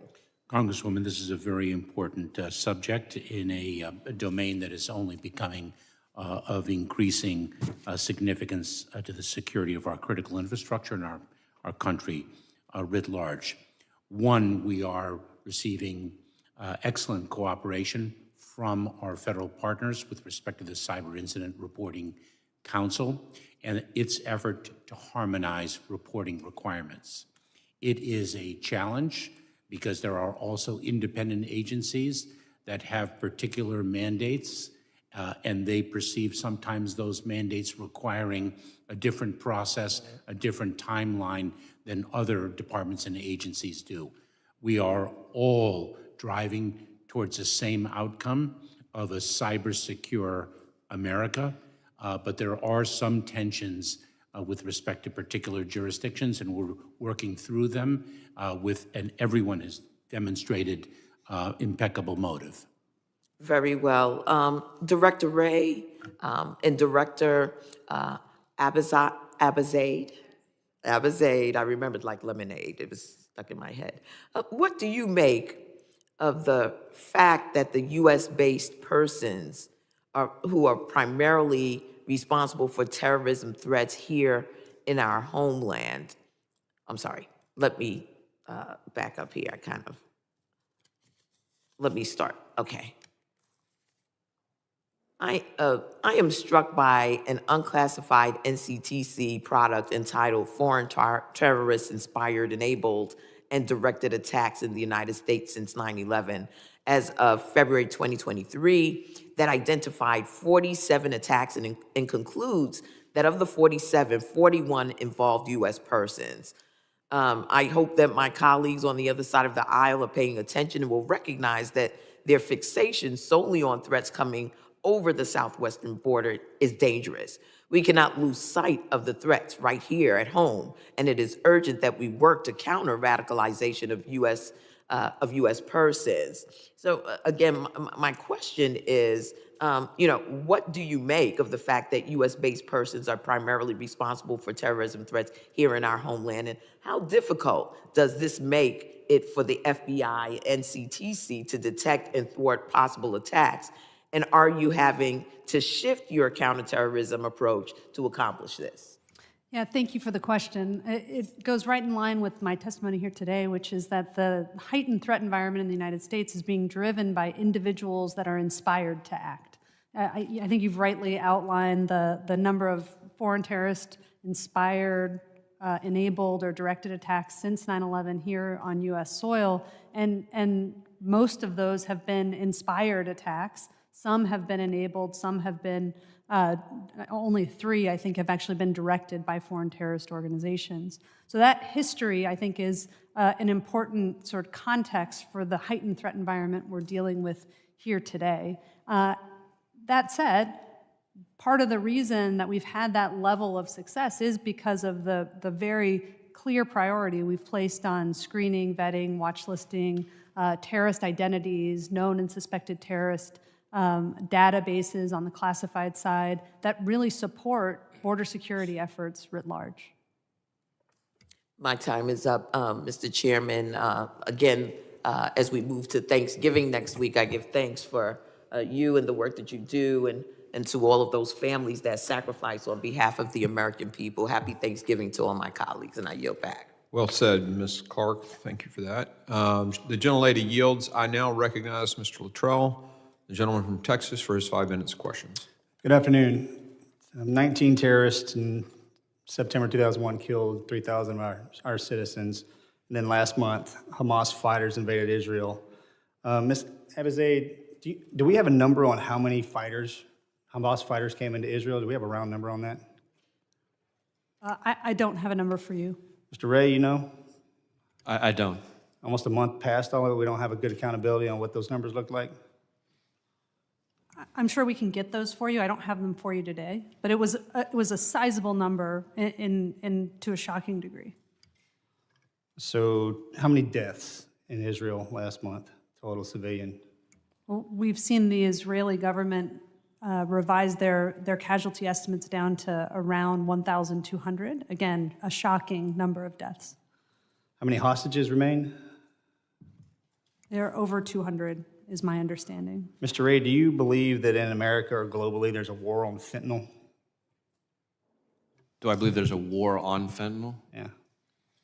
I think there's a whole of government effort to combat the scourge. Just the sheer number of deaths that we see daily, weekly, monthly, and yearly. I'm sorry, I started. I would just say sheer numbers that we're losing to fentanyl.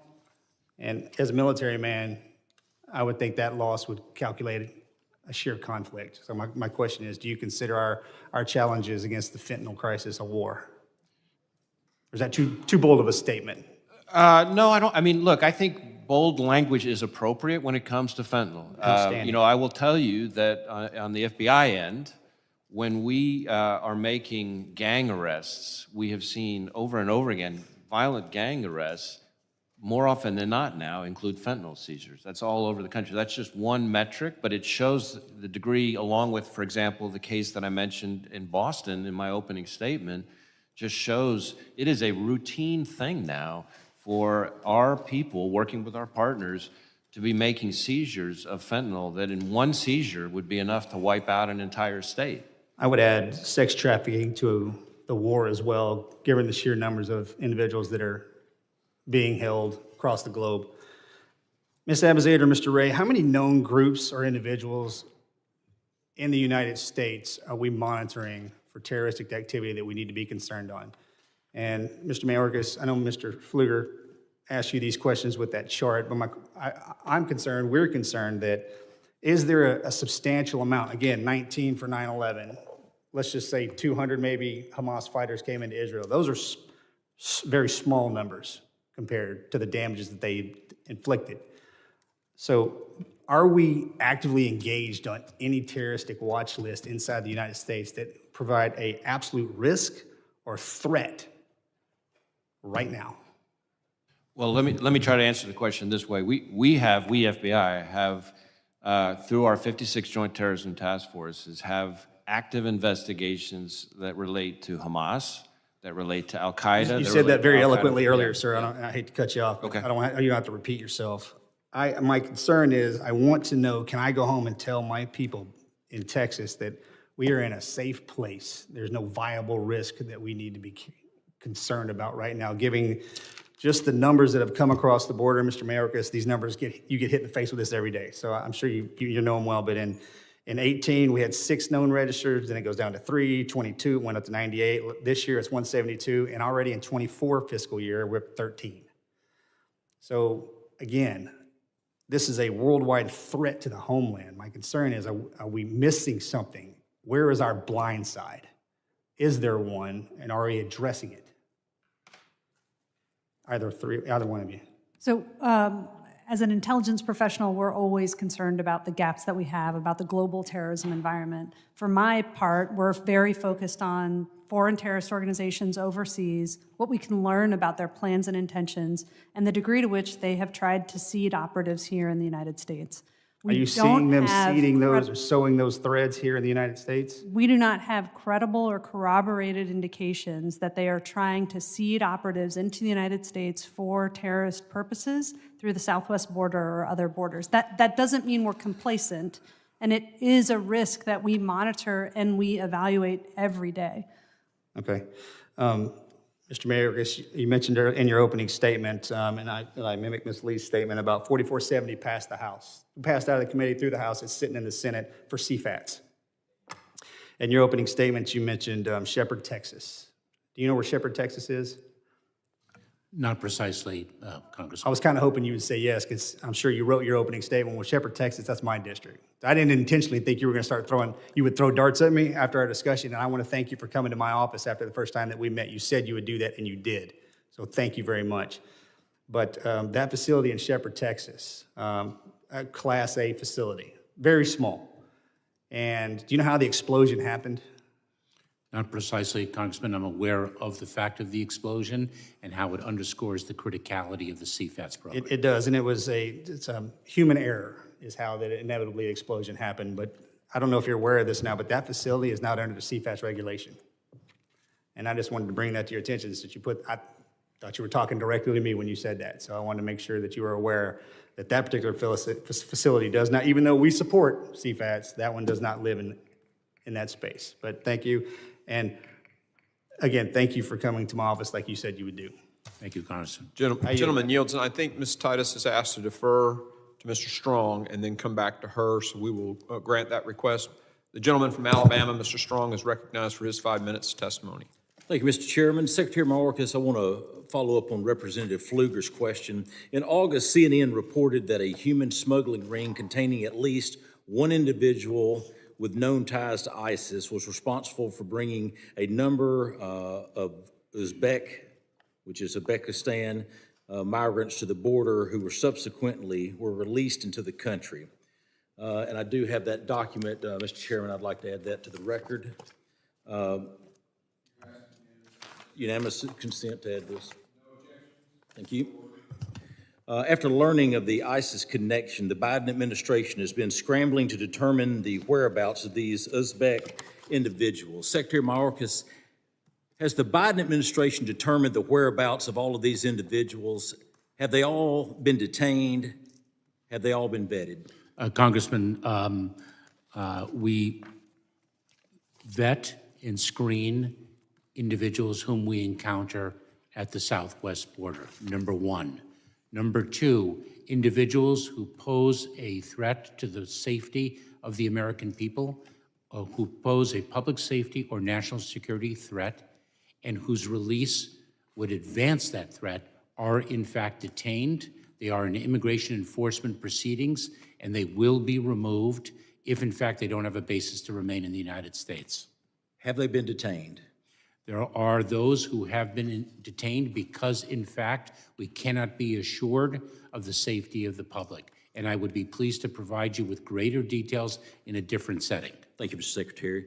As you know, the non-intrusive inspection system program is critical for detecting illegal drugs such as fentanyl and other illicit contraband hidden inside cars, trucks, and cargo entering the U.S.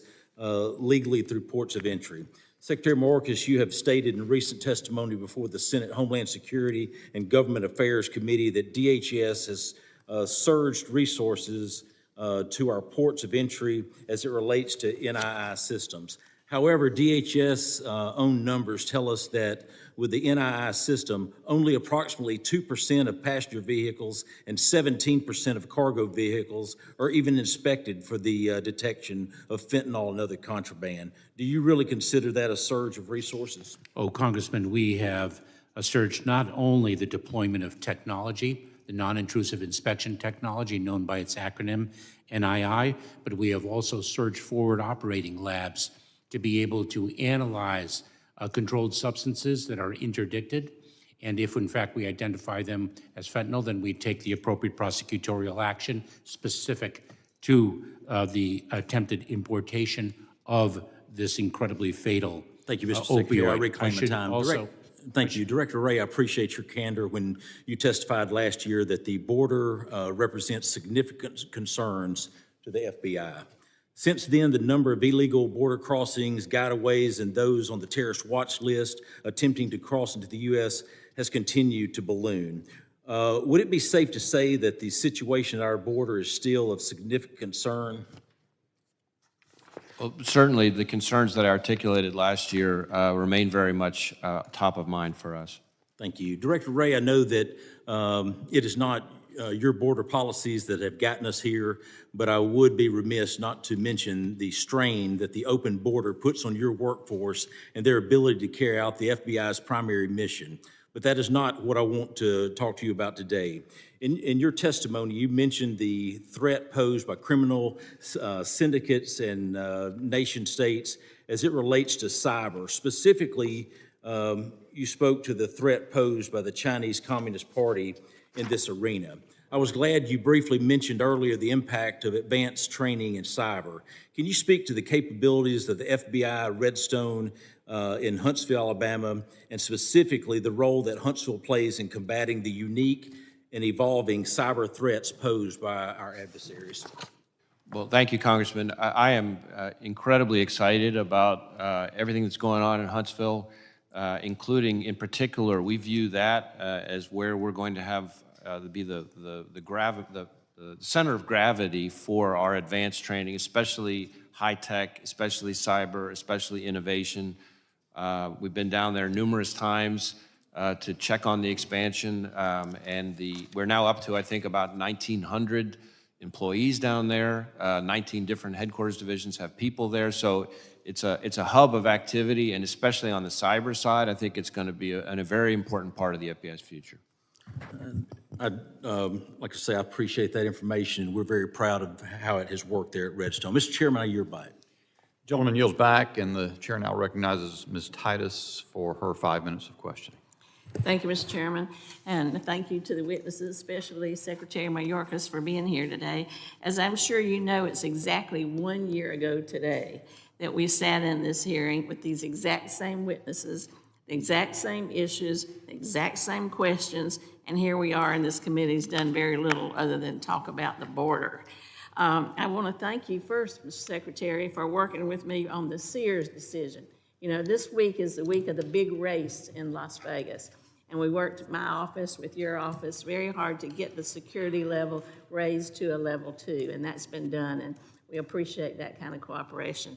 Also, I've introduced a bill to codify that program. It's called the Special Events Program and Support Act. It's bipartisan, and so I hope we can continue to work together on that, because I think that will be a good next step. You know, we listened to the story of the threats and who's threatening us and how they're threatening us and where they are and where they came from. You know, right now, we're talking about what's happening in the Middle East and how it has been translated to threats or violence in this country. Before, it was talking about it in the wake of the Supreme Court decision on abortion issue. So it seems like the methods are the same, but the motives changed by just whatever is politically on the agenda. And it must be like playing whack-a-mole, how you deal with the threats. Would you tell us kind of what you have in place to adapt or adjust to what the current news is that's bringing out perhaps a new group of these kind of homegrown terrorists? Congresswoman, is that a question directed? Yes, to or me? Mr. Wray, either one. I would say that the two leaders seated with me and their colleagues in the intelligence and law enforcement enterprise are the best in the world. And that gives us visibility in terms of the threat landscape and allows us to operationalize the measures to meet that challenge. I would say that we rely heavily on partnerships, state, local, not just with the federal agencies here, but in particular with state, local law enforcement, with the community, with the private sector, in order to be able to try to anticipate where the threat's going, so that we go to where the threat's going to be and not waiting to always be in a reactive posture. Our goal is to be ahead of the threat, and partnerships are the critical ingredient in that. Again, not just within the federal government, but with all those other very important stakeholders. I know we have a fusion center in Las Vegas where you have a strong presence as these agencies, but also the private sector. Nobody has more security than gaming does, that eye in the sky, so I think they are valuable partners. Excuse me. Yeah, I would just add to what my colleague said that, you know, we have a workforce combined across our different agencies that is just full of tenacity. And their job is to not sleep on threats. Their job is to understand, be curious, and evaluate every single report that comes in and take it seriously and understand whether it reflects a real and credible threat and whether it reflects a changing trend in the kind of dynamic that we're facing here in the country and globally. And so we're really proud of that tenacious workforce. Congresswoman, if I can just add, because Director Wray used a term that is incredibly important, that it's the term of partnership, because he indeed is correct. It's not just across the federal enterprise, but with our state, local, tribal, territorial, campus law enforcement, with the private sector, and also, very importantly, with our international partners. It really does require a community of action. Thank you. I would ask you, Director Wray, about something you kind of expanded on in this report or your statement today from a year ago, and that's international organized crime, the retail crime that we see, organized retail crime. We're going to see more pictures of that as we go into the holiday season. The smash and grab, the shoplifting that then the money is turned into human trafficking or drugs or guns or whatever. Can you tell us a little bit about how that's a priority for you? Well, we are in a number of states supporting our state and local law enforcement partners who are really the first line of defense on that. But to the extent that there are national connections, national networks, to the extent that the crime that you're describing contributes to some broader organized criminal activity, then we're actively engaged. And in some states, for example, we have dedicated task forces that are focused just on that issue. It is something that is heavily concentrated in a few geographies in particular, but it's starting to become a more national trend. It's not just big box stores anymore, it's small stores. I was in a drugstore and somebody came in, just raked off the eyelashes into a backpack and walked out with them. Now, eyelashes aren't power tools, but it's a problem at all levels. So appreciate you kind of keep an eye on that. Thank you. I yield back. The gentlelady having yielded back, the chair now recognizes the gentleman from Oklahoma, Mr. Rakeen, for 5 minutes.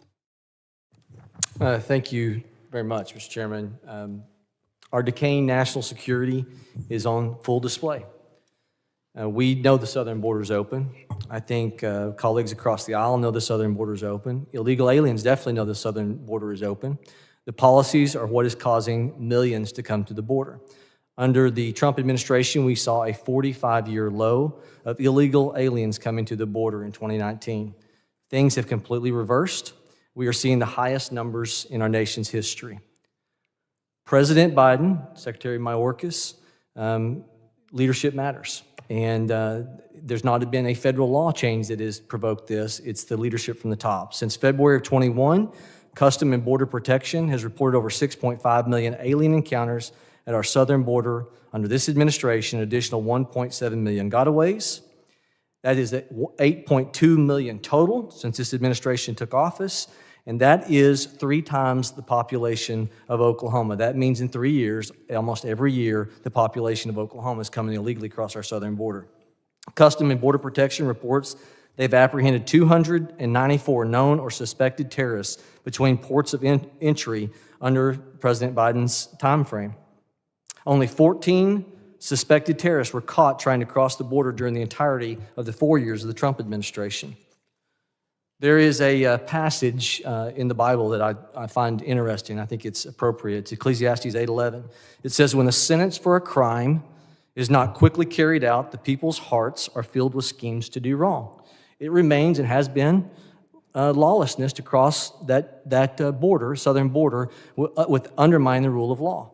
And lawlessness is contagious. Lawlessness of an open border encourages lawlessness of the fentanyl drug trade. It encourages human smuggling. It encourages illegal aliens to drive without a driver's license once they get here, or go on for those illegal aliens that are here and commit additional crimes because they remain hidden.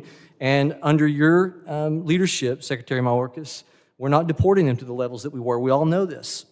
Former Ambassador John Richmond was before this committee yesterday. He said that criminal convictions by the Department of Justice against human trafficking is also down 48% since 2019. It's amazing.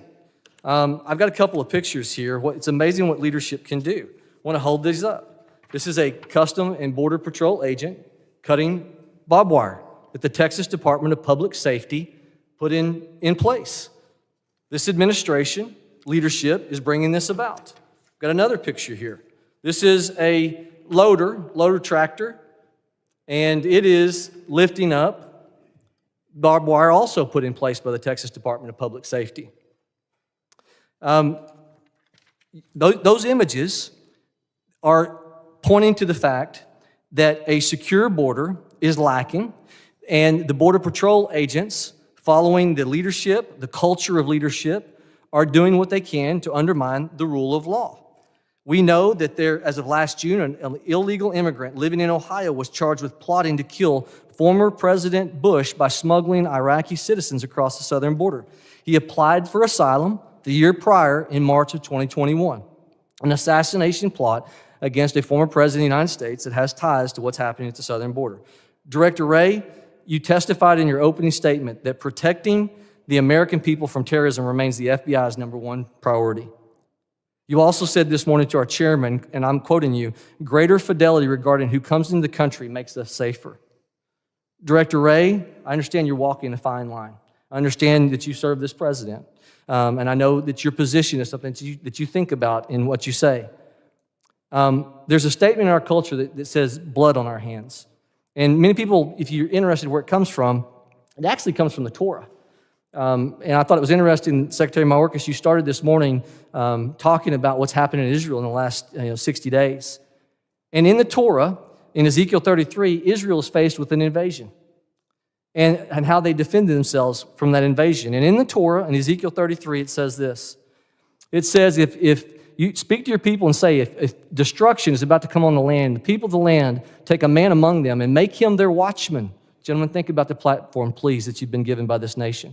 And they make him their watchman, and he sees the sword of danger, destruction coming on the land, and he blows the trumpet and warns the people. Then he who hears the sound of the trumpet and does not take warning, his blood's on his own head.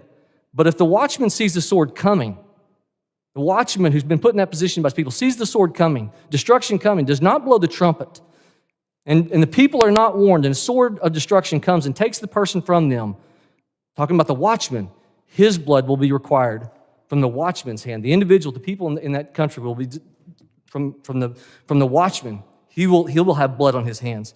Director Wray, are you doing all you can to speak to Secretary Mayorkas and President Biden and crying aloud the destruction that's coming to our nation and potentially come if a terrorism attack hits us within the next years, months? Have you done all you can to know that your conscience is clean on this front? Congressman, my conscience is clean that I'm doing everything in my power to protect the American people from the threat of terrorism, from the threat of fentanyl, from any number of the other threats that we've talked about here today, and that includes working closely with the rest of my colleagues in government. Mr. Chair. In my discretion, I'll let Mr. Mayorkas respond. I'll take just a minute, and I appreciate your exercise of discretion. I believe the congressman said that in 2019 there was a decades-long low in the number of encounters at our southwest border. That's a remarkably stunning misstatement of facts. since in 2019 it was almost 100% increase in the number of encounters over just the year prior.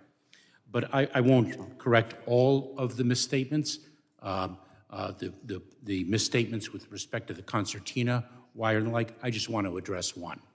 Because I am accused of all sorts of things in these hearings, and I can take it. What I will not accept, I can take it, I don't. I just return to my work, and I do the work of the Department of Homeland Security, incredibly proud to support the 260,000 men and women of that department.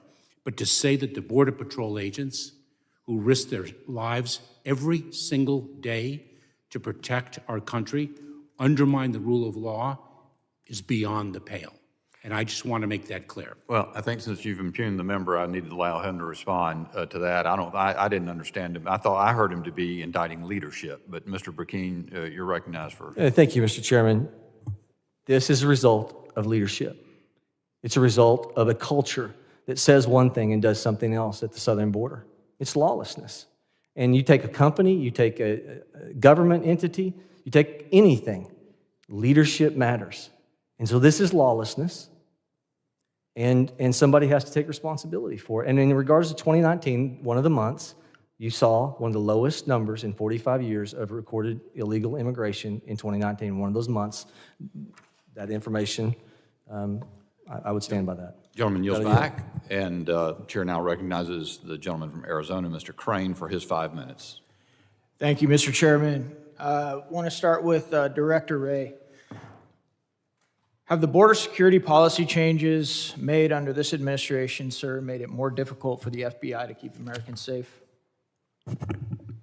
Well, I don't know that I could cite it to specific policies. What I would say is that certainly the threats that we are contending with that emanate from the other side of the border, whether it's fentanyl trafficking, whether it's the increase in the number of KSTs that we've seen over the last 5 years, all those are things that make the work that the FBI has on our side of the border to try to get ahead of those threats more challenging. So you don't acknowledge that the increase in traffic that we're seeing, the increase in individuals on the terror watch list have anything to do with some of the policy changes of this administration? Well, I didn't say that. I think what I was saying is when it comes to border security and questions of how that's supposed to be done, I defer to DHS on that. What I would say is the threats that we're contending with, which come from the other side of the border, are certainly extremely challenging over the last several years. Thank you, sir. In your professional opinion, what's causing the increase of encounters of individuals on the terror watch list and the traffic at our southern border? You know, I'm not sure that I have a professional opinion about immigration.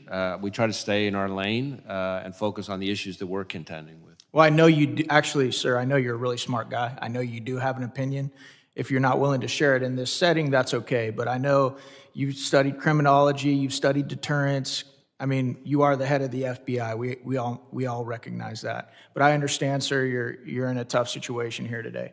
On that note, though, Director Wray, is it fair to say that the now President of the United States, while he was campaigning to become president back in June 27, 2019, said this in multiple statements like it on the campaign trail? He said, "And those who come seeking asylum, we should immediately have the capacity to absorb them, keep them safe until they can be heard." On September 12th, sir, 2019, we're a nation who says if you want to flee and you're fleeing oppression, you should come. Did you hear any of those comments by then candidate Joe Biden? I'm not sure I can quote people's campaign statements. Do you think that has anything to do with the dangerous situation that we now see at our border and now within the United States of America? Again, I'm not sure that I'm really the one who can speak to immigration dynamics. I think you could speak to it, sir. I just don't think you want to. Sir, about how many American citizens have been arrested for entering the Capitol on January 6th? If you can just give me an estimate, that'd be great. Well, I don't know how many were tied to that specific piece of it. I know that we've had upwards of 700 cases brought related to January 6th in one way or another. Yeah, it's definitely been hundreds, okay?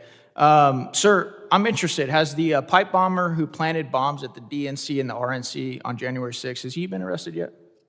That is something we're still aggressively investigating. Okay. So you were able to arrest hundreds of individuals who were allowed into the Capitol, walked around, took selfies, but we can't find the individual who committed the most dangerous crime and attempted to cause multiple mass casualty events at the Capitol, or around the Capitol.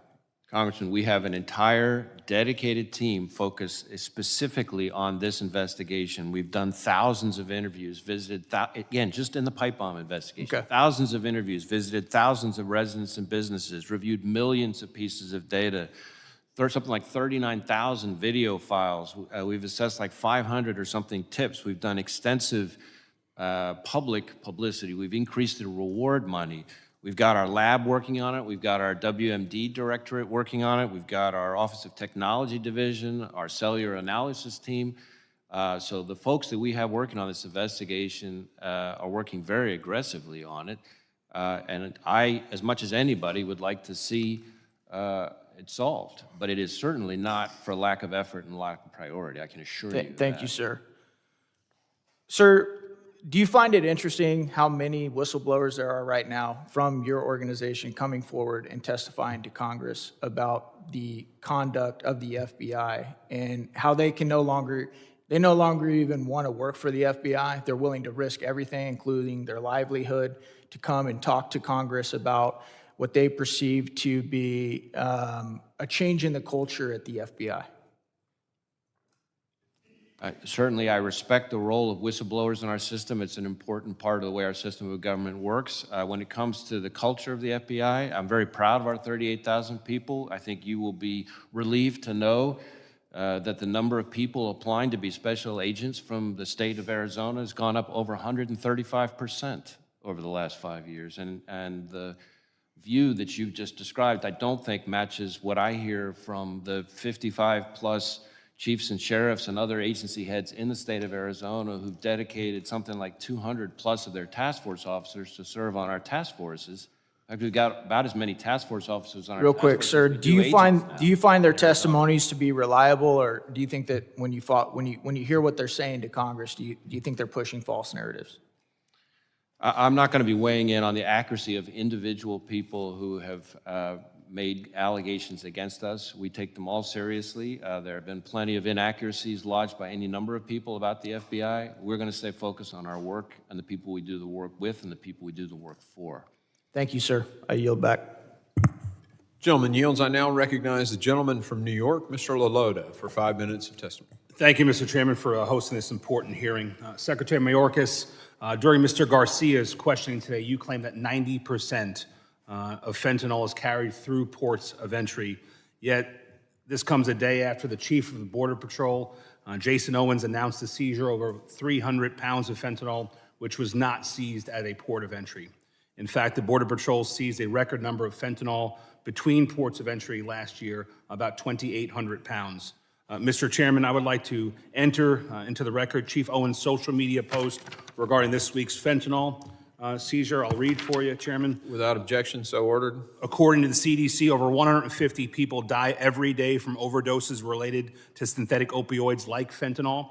Yesterday, USPB agents in Nogales and Wilcox, Arizona, interdicted 2 smuggling loads consisting of over 304 pounds of fentanyl worth over $1.9 million. The leading cause of death amongst Americans ages 18 through 45 is fentanyl overdoses. This addictive drug is responsible for nearly 70% of the United States' 107,000 plus drug overdose deaths in the past year, and is 50 times stronger than heroin and 100 times stronger than morphine. Mr. Secretary, I think one of the biggest threats to Americans in every corner of this country is fentanyl. Do you agree, Secretary Mayorkas? I do, Congressman. And I will tell you, if I may, that we are taking it to the traffickers. We're going to get into that in a second, Mr. Secretary. Last year, nearly 200 people died every day from fentanyl poisoning. That's the equivalent of a commercial airliner crashing every day, nearly 75,000 Americans in just 1 year. And the fact that criminal networks have been able to import and distribute an unconscionable amount of fentanyl under your watch, Mr. Secretary, is beyond negligent. Secretary Mayorkas, you have stated many times in the past, and with great pride, that you are, quote, taking it to the cartels, end quote. With 75,000 Americans dead in just 1 year and cartels raking in billions of dollars and armed to the teeth with military-like weaponry, and with enough fentanyl coming across our border to kill nearly every human on the planet, would you classify this as successfully, quote, taking it to the cartels, end quote? Congressman, we have not overcome the scourge of fentanyl, and let me say this, we are taking it to an unprecedented degree to the traffickers. One death from this extraordinarily toxic and fatal opioid. Are you pleased with your results, Mr. Secretary? If I may, is one death Mr. too Secretary, many? the question was about you taking it to the cartels. Are you pleased with your performance with respect to taking it to the cartels? I am incredibly proud of the work that the men and women of the Department of Homeland Okay, Security I appreciate that, Mr. Secretary. Reclaiming my time, sir. You've stated in past hearings that you've interdicted more fentanyl than ever before. But the very people who work for you say that you're only interdicting anywhere from between 5 and 10% at our ports of entry. Who's right, Mr. Secretary? Do you realize, Congressman, that there were over 57,000 deaths, overdose deaths from fentanyl in the year 2020? I appreciate the question. I'm going to ask you a question, though. Who's right? You or the folks who work for you? They're saying that you're massively understating the fentanyl that's being seized between ports of entry and that gets past our border between ports of entry and what you're saying. Are you right, sir, or are they? No, you're actually mistaken with respect to your characterization of the statements, Congressman. I'd be very happy to clarify for you if you'd give me the opportunity. The fact that we are interdicting an unprecedented amount of fentanyl does not mean that the scourge of fentanyl is diminished. We are seeing an increase. I'm going to reclaim my time, Mr. Secretary. With respect to the fentanyl that's coming across our border, not at ports of entry, how much fentanyl is coming across our border between ports of entry? I'd be very happy to provide you with data with respect to the different means by which fentanyl enters our country. By air, we have an interdiction facility. I'm familiar with the process, Mr. Secretary, but specifically, with respect to known gotaways, how much are they trafficking into our country? Congressman, I would be very, very pleased to provide you with whatever data you inquire about. We certainly are providing this committee with a tremendous amount of data with respect to all of the mission sets that we perform. I wish next time you would come with some more specific information, Mr. Secretary. But, Mr. Chairman, with the remaining time I have, I want to shift gears and talk just for a moment about anti-Semitism on college campuses.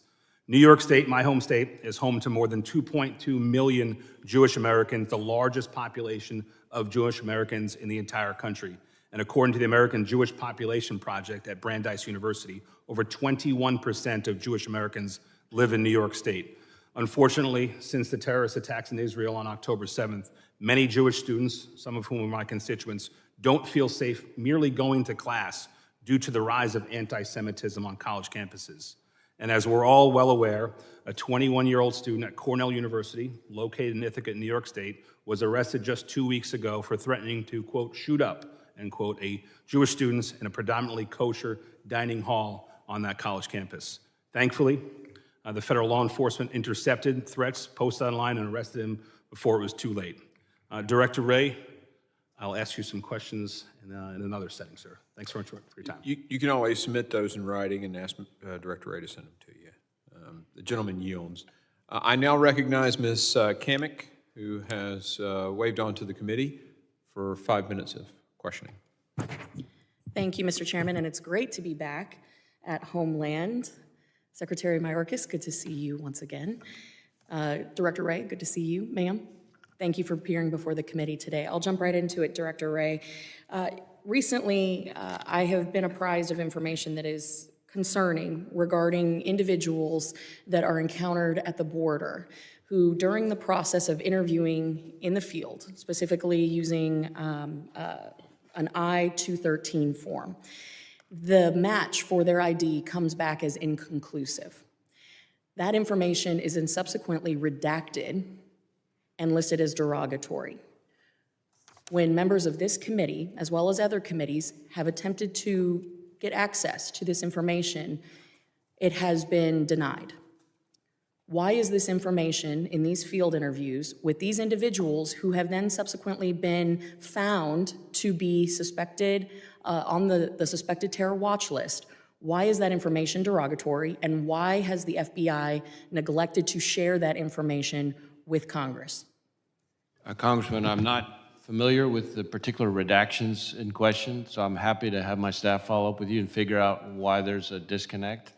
Certainly, I know we've provided all sorts of information to this committee in a variety of forms, and I'm happy to see what it is that's missing and why. Well, and I think you have demonstrated a willingness to work with this committee and others. So could you commit in the next 30 days to providing the committee staff on Homeland Security all of the unredacted field interviews? Well, what I can commit to is that I will follow up with my team to find out what the heck is going on, and if there's information that we can provide that we haven't, we will. Well, no, no information should be redacted, and there can be no good reason. If you can't provide me with a reason why the information is listed as derogatory right now, then you should commit to full transparency to Congress. And that can be in a SCIF, that's fine, in a classified setting, but this committee staff should have full access to the field interviews, especially as it pertains to individuals that have been apprehended or encountered at the southwest border with ties to terrorist groups. Yes or no? I'm not trying to be obtuse, I promise.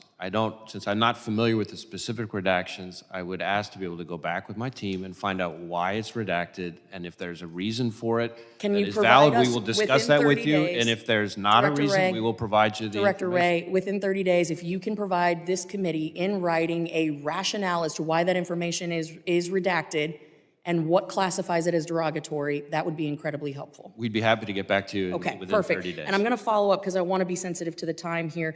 Can you confirm, I know my colleague, August Pfluger from Texas, had followed up with Secretary Mayorkas on the issue of Uzbek nationals and their ties to the confirmed ISIS smuggling ring. Can you confirm that you are currently actively investigating the Uzbek nationals that were connected to this ISIS smuggling ring? Yes or no? Yes, ma'am. We have very focused on this particular threat stream. We have a number of active ongoing investigations related to it. I will say that we have so far not identified any intelligence that the individuals came to conduct terrorist attacks, but that's not the same thing as suggesting that we don't take it extremely seriously and that we're not working it very aggressively. We have lots and lots of agents working on this. But they did come through a connected terrorist network.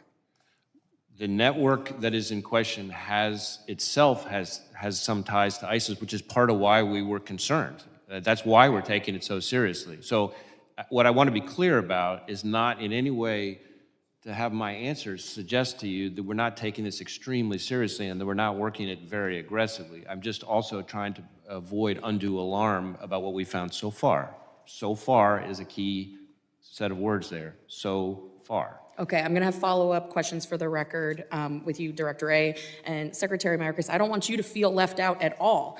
So I want to touch really quickly on the Homeland Intelligence Experts Group that raises some really questionable concerns about the department's impartiality and objectivity.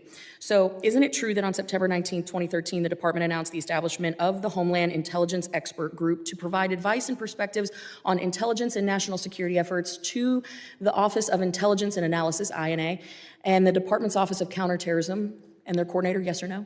We recently announced the group. Yes, I'm not sure perfect. the precise- So isn't it true that the composition of this so-called experts group includes former top-level intelligence officers James Clapper, Brennan, and Paul Colby? I believe so, yes. Okay, so are you aware that Clapper, Brennan, and Colby all signed a now discredited public statement on October 19th, 2020 that incorrectly implied the New York Post reporting about Hunter Biden's laptop and influence peddling that was supposedly the product of Russian disinformation?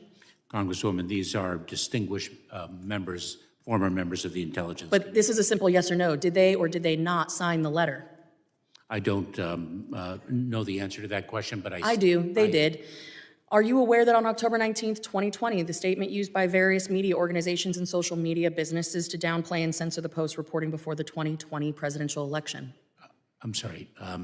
With the indulgence of additional time, Mr. Chairman, could you ask that question just at a bit of a slower pace? Are you aware that on October 19th, 2020, the statement was used, the statement that was signed by Brennan, Clapper, and Colby was used by multiple media organizations, social media businesses to downplay and censor the story about the Hunter Biden political influence right before the 2020 presidential election. I am not tracking that, Congresswoman. Wow. For as much time and effort as you are putting into a Homeland Intelligence experts group, that seems shocking that you wouldn't be tracking that. Are you aware that another member of this newly created group, then Associate Deputy Attorney General for the Department of Justice, Tashina Gauhar, I'm sorry, I'm messing up her name here, was extensively involved in the FBI's probe into baseless allegations against President Trump's campaign colluding with Russia? Congresswoman, let me share with you what I can tell you with confidence is that the individuals who were selected to the experts group are very distinguished and reputable members, former members of the intelligence community, and we're incredibly proud to avail ourselves of their expertise and judgment. And have since been discredited. Time has Thank you. I yield back. expired. Want to now yield to the ranking member for his closing statement. Thank you very much, Mr. Chairman. We've had quite a lengthy hearing about threats to the homeland. I thank our witnesses for their indulgence and patience, and it's appreciated. A couple of things I wanted to add before I do my closing comments. You know, our asylum laws are the laws of the land. As I said in my opening statement, if you don't like them, you're in the right forum to change them. But you can't criticize people who are following the law just because you don't like it. I guess you can, but it doesn't make a lot of sense. I chaired the January 6th committee. I saw a lot of things that went on in this country is clearly not who we are as Americans. I thank the FBI for doing one heck of a job in trying to identify those individuals who attacked this great institution of ours and let the courts determine innocence or guilt. Mr. Wray, I thank you for that. Apart from that, as I said in the start of the hearing, we face serious threats to the homeland from many fronts. A war in the Middle East that may inspire attacks here in the U.S., foreign and domestic terrorism, and cyber attacks, rising anti-Semitism and Islamophobia, and related violence also. Threats to our democratic institutions, our values, as well as our way of life. Serious threats demand action from serious people, not politically motivated attacks, not inflammatory language that divides us rather than unite us, not grandstanding. What is perhaps most troubling is the way my colleagues have twisted facts. Success in interdicting dangerous drugs is suddenly a failure. Success in removing people who should not be in the country is suddenly an impeachable offense. Mr. Chairman, it's upside down. Democrats remain committed to working with the Department of Homeland Security, the FBI, and the National Counterterrorism Center to address all these threats. Democrats are also ready to back up that commitment by supporting the personnel and resources necessary to carry out this critical mission. As I said, a lot of us talk tough, but when it comes time to putting the resources behind the talk, many of my colleagues don't do it. But then we criticize the men and women who are tasked with the responsibility of carrying forth the direction of keeping us safe. So I hope after we close the hearing, the President has submitted a supplemental budget that will address a lot of the issues that have been discussed and expressed from a concern standpoint. I look forward to the new speaker calling it up at some point for us to discuss it.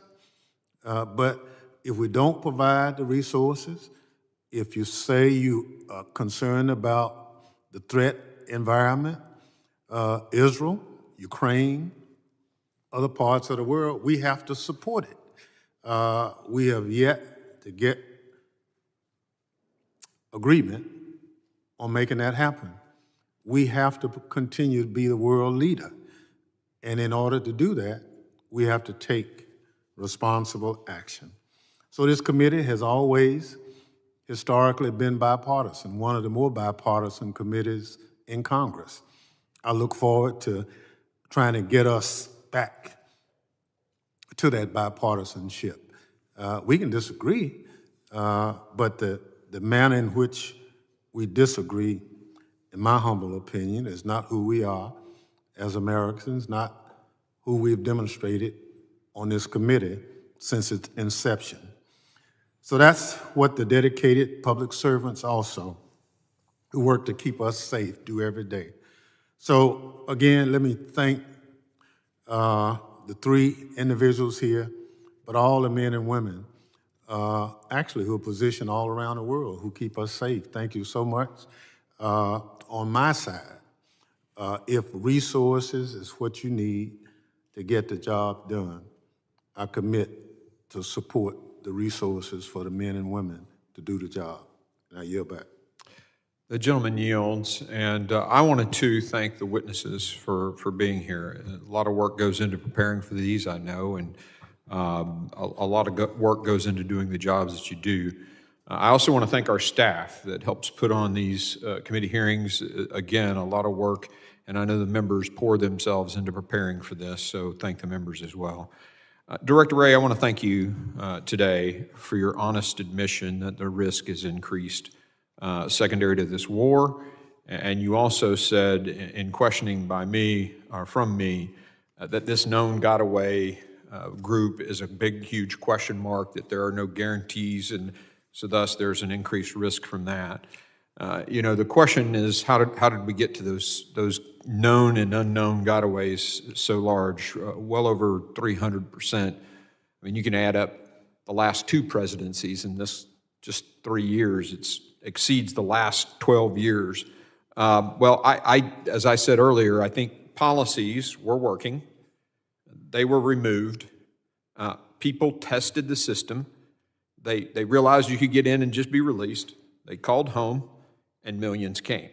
This migration crisis is a self-inflicted crisis, one we created by the change of our policies, and it's put Americans at increased risk, as you've acknowledged. And I think I used in my opening statement the analogy of the college bar that stops carding. That bar will be overwhelmed. I think we all get that. And that's what's happened at our southern border. With mass waves of cartels, with this mass wave of people, the cartels have seized the opportunity to overwhelm Customs and Border Patrol and bypass them and get the fentanyl into the United States. How else could we explain the fact that fentanyl was $95 a hit on the street when this Secretary Mayorkas came into office, and it's now $25, $26 a hit in Tennessee? It's simple supply-demand. These catch and release policies that Mr. Mayorkas, I think has implemented is the cause of the problem. And, you have to ask yourself, why wouldn't, with the way these catch and release policies are working now, and that's really what happens. You look at the CBP One app, they're only getting rid of, 98% of the people who do that get to come into the country. So if you get to come into the country, why wouldn't you just turn yourself into Customs and Border Patrol? Why would somebody even go around Customs and Border Patrol now? Because you're going to come in, get parole, and get into the country. Well, it's because they don't want to be caught. And that scares us even more, considering that it's 2 million people. I also want to thank you, Mr. Wray. You admitted that your department is looking for people right now on the known terrorist watch list. I think your question you answered to Mr. Pfluger. And Mr. Mayorkas kind of didn't really answer the question on whether or not if they identified somebody, 100% of the time they kept them. There was some discussion about a system that was implemented to determine if the person was a risk. We know, because we talked to the Customs and Border Patrol agents, that there is no policy that if they're caught on a terrorist watch list, that they're immediately detained in 100% of the cases. So these policies not to do that, which make no sense to us, have put Americans at risk. And interestingly enough, your agents, who are now having to find these individuals somewhere in our country, those decisions, those policies not only put the American citizens at risk, they put your agents at risk because they're out there now having to find these individuals. The truth is, the current policy in the Department of Homeland Security does not require immediate detention of these people, and that is wrong. I asked Director Wray if the policies of his colleagues are making it worse for the FBI. That was one of my questions. And you kind of, I get it, professionalism, you walked around that question. But I think it's clear to every American that these policies at our southern border that are willful decisions, those changed policies, have increased the risk of not only the Americans in this country, but also the law enforcement all over this country, to include the FBI. Now, I want to take issue with several of the comments that my colleagues on the minority side have said, some of their accusations today. The ranking member said that Republicans were AWOL. Now, I'm a military guy. That term means something to me. AWOL is an acronym that stands for absent without leave, meaning you don't show up to your place of duty. In my recollection, in all of our committee hearings, the only time someone didn't show up to a hearing was when the Democrats refused to show up at a border hearing. When we had a hearing on the border, all the Republicans were there, not a single Democrat showed up. So as far as I'm concerned, there's never been a time when Republicans have been AWOL, but there certainly was a time when the Democrats were AWOL. The ranking member also said that a lot of the discussion we've had is a difference in policies and things like that. I have to tell you, I agree on some of that, but it's pretty clear that Americans are at risk by decisions that have been made, and there's nothing wrong with us investigating that and pointing it out to the American people and trying to find the cause, and if those decisions have put Americans at risk, holding people accountable. Today, the ranking member, very interestingly, didn't mention Hamas in his opening statement, didn't mention Hezbollah, he didn't mention the cartels, he didn't mention the CCP. The only thing he seemed to want to talk about was the MAGA Republicans and President Trump. I find that interesting, and I'd like to point that out for the record, that in our World Threats hearing, the ranking member didn't talk about any of that.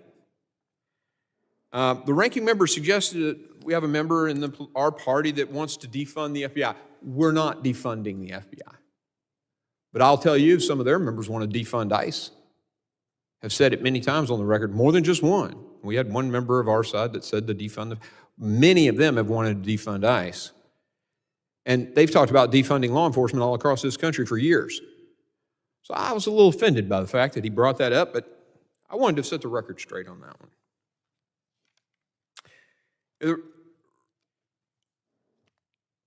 The ranking member also suggested that we are criticizing the men and women of your departments.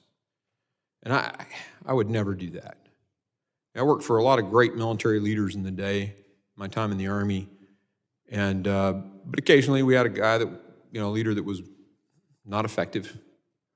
And I'd never be critical of that unit's soldiers, always the leader. Our criticism's not the men and women of DHS, Mr. Secretary. Our criticisms are your policies that you've implemented that changed everything when you came into office and changed the flood of migration and changed the fentanyl flow into this country.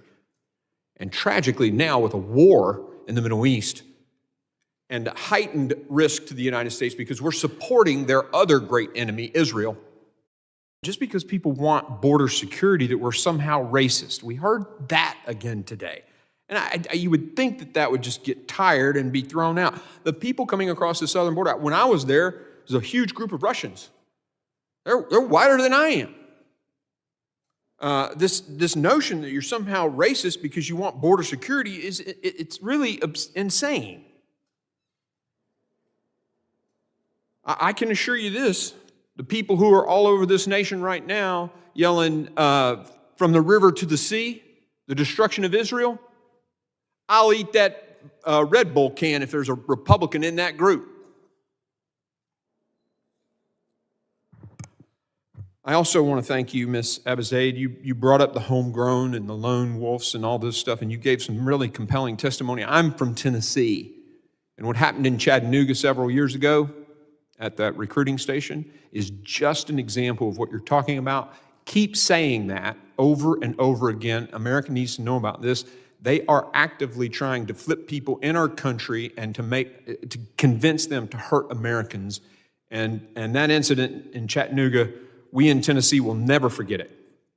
And I thank you for bringing that point home. Now, Mr. Mayorkas has said that we need to add dollars. Well, the truth of the matter is there was no budget change between the last administration and this administration, but you can look at the graph. It's like this and then like this. It ain't about dollars, although we're not against. If you look in H.R. 2, we put more dollars into that. Technology, pay for Border Patrol people, despite what some people have said. You also mentioned, Mr. Mayorkas, immigration laws. And yes, they're broken. They need to get fixed. But the truth of the matter is that the Immigration and Nationality Act's being subverted right now. You're not even, courts have ordered you to do it a different way than you're doing it. So I'm not even sure if we did change the immigration laws, you'd even abide by them. The ranking member mentioned that the asylum laws, we need to change that. But we're not living according to the definition of the asylum laws now and detaining people. We're actually sending them to hotels and sending them away while ICE detention beds sit empty, despite what the law says. More resources? No, this is a policy issue. The policies were changed by the Secretary, and the results are people came, some on the terrorist watch list, being chased by the FBI, loose in our country, thousands dead to fentanyl, millions disrupted by the cartel crime, thousands of children lost in the system, thousands of people trafficked, and billions of taxpayer dollars. The New York mayor, who happens to be a Democrat, says it's going to cost his city $12 billion. Right out of the taxpayer dollar, not at their choice. They didn't vote on this. You just moved the policies out of the way. Here, let me write the check, because that's what Mr. Mayorkas wants us to do. And now, as I said, with the conflict in Israel, we are faced with an open border coupled with a heightened threat as we give assistance to as I said, the only other country or group of people that the terrorists hate more than us, Israel. The abysmal failure to secure our southern border has put every American at risk. Even a baby crawling around on the floor of a VRBO who encounters fentanyl left by the previous renter, dead. To crime, to human trafficking, to billions of money going to some of the worst human beings on the planet, cartels, and now, of course, international terrorists. I want to, before I finish my comments, I want to say a few things because you guys have raised some really good points, and I want to just give you some assurances. CFATS, the House passed it. We're pushing the Senate. We have a CFATS working group to try to get it in a posture where the Senate will actually approve it, but that side of the building is controlled by another party. We passed it over here. We're waiting on them. No, we're actually trying to get it in a posture that they'll actually support. UAS, we're working very diligently to get that done. You're right, Director. FISA, there's a special committee that is working on this. I promise you that will get done. The CWMD, of course, was on the CR that just passed. So it's done. It's over on the Senate side waiting. Those are very valiant, I agree with you. Those things need to be taken care of. We're working on it. Mr. Wray, thank you for being here. Thank you for your testimony. Ms. Abizaid, thank you. Mr. Mayorkas, thank you. I know you rearranged your schedule to stay a little later, and I get that, and I deeply appreciate it. And it's clear that you believe you're doing a great job, and I mean, I'm not hiding it. We're looking into all this because we on our side think that you're not. And we're in our last phase of a 5-phase process that you're following in the press, just like the rest of my constituents and people across the country. We're going to finish that up, I think, sometime around December. And I'd love to know today if you'd commit to come back. We'll finish that thing out, I think maybe in December. I mean, does that sound reasonable to you? Will you be able to come back for that? I will honor the request of this committee. Thank you. Again, I want to reiterate my point about the people of your departments. It's hard work protecting this country, protecting the citizens of this country, and I know the men and women who do that professionally as a career deserve the utmost of our respect, and every one of them has it from us. Our frustrations are not with them. It's not. It's with leadership that we think has made bad decisions. And with that, I'm concluding my closing remarks. The members of this committee may have some additional questions for the witnesses, and we'd ask that the witnesses respond to those in writing if you get any. And pursuant to Committee Rule 7D, the hearing record will be held open for 10 days for those written statements. Without objection, the committee stands adjourned.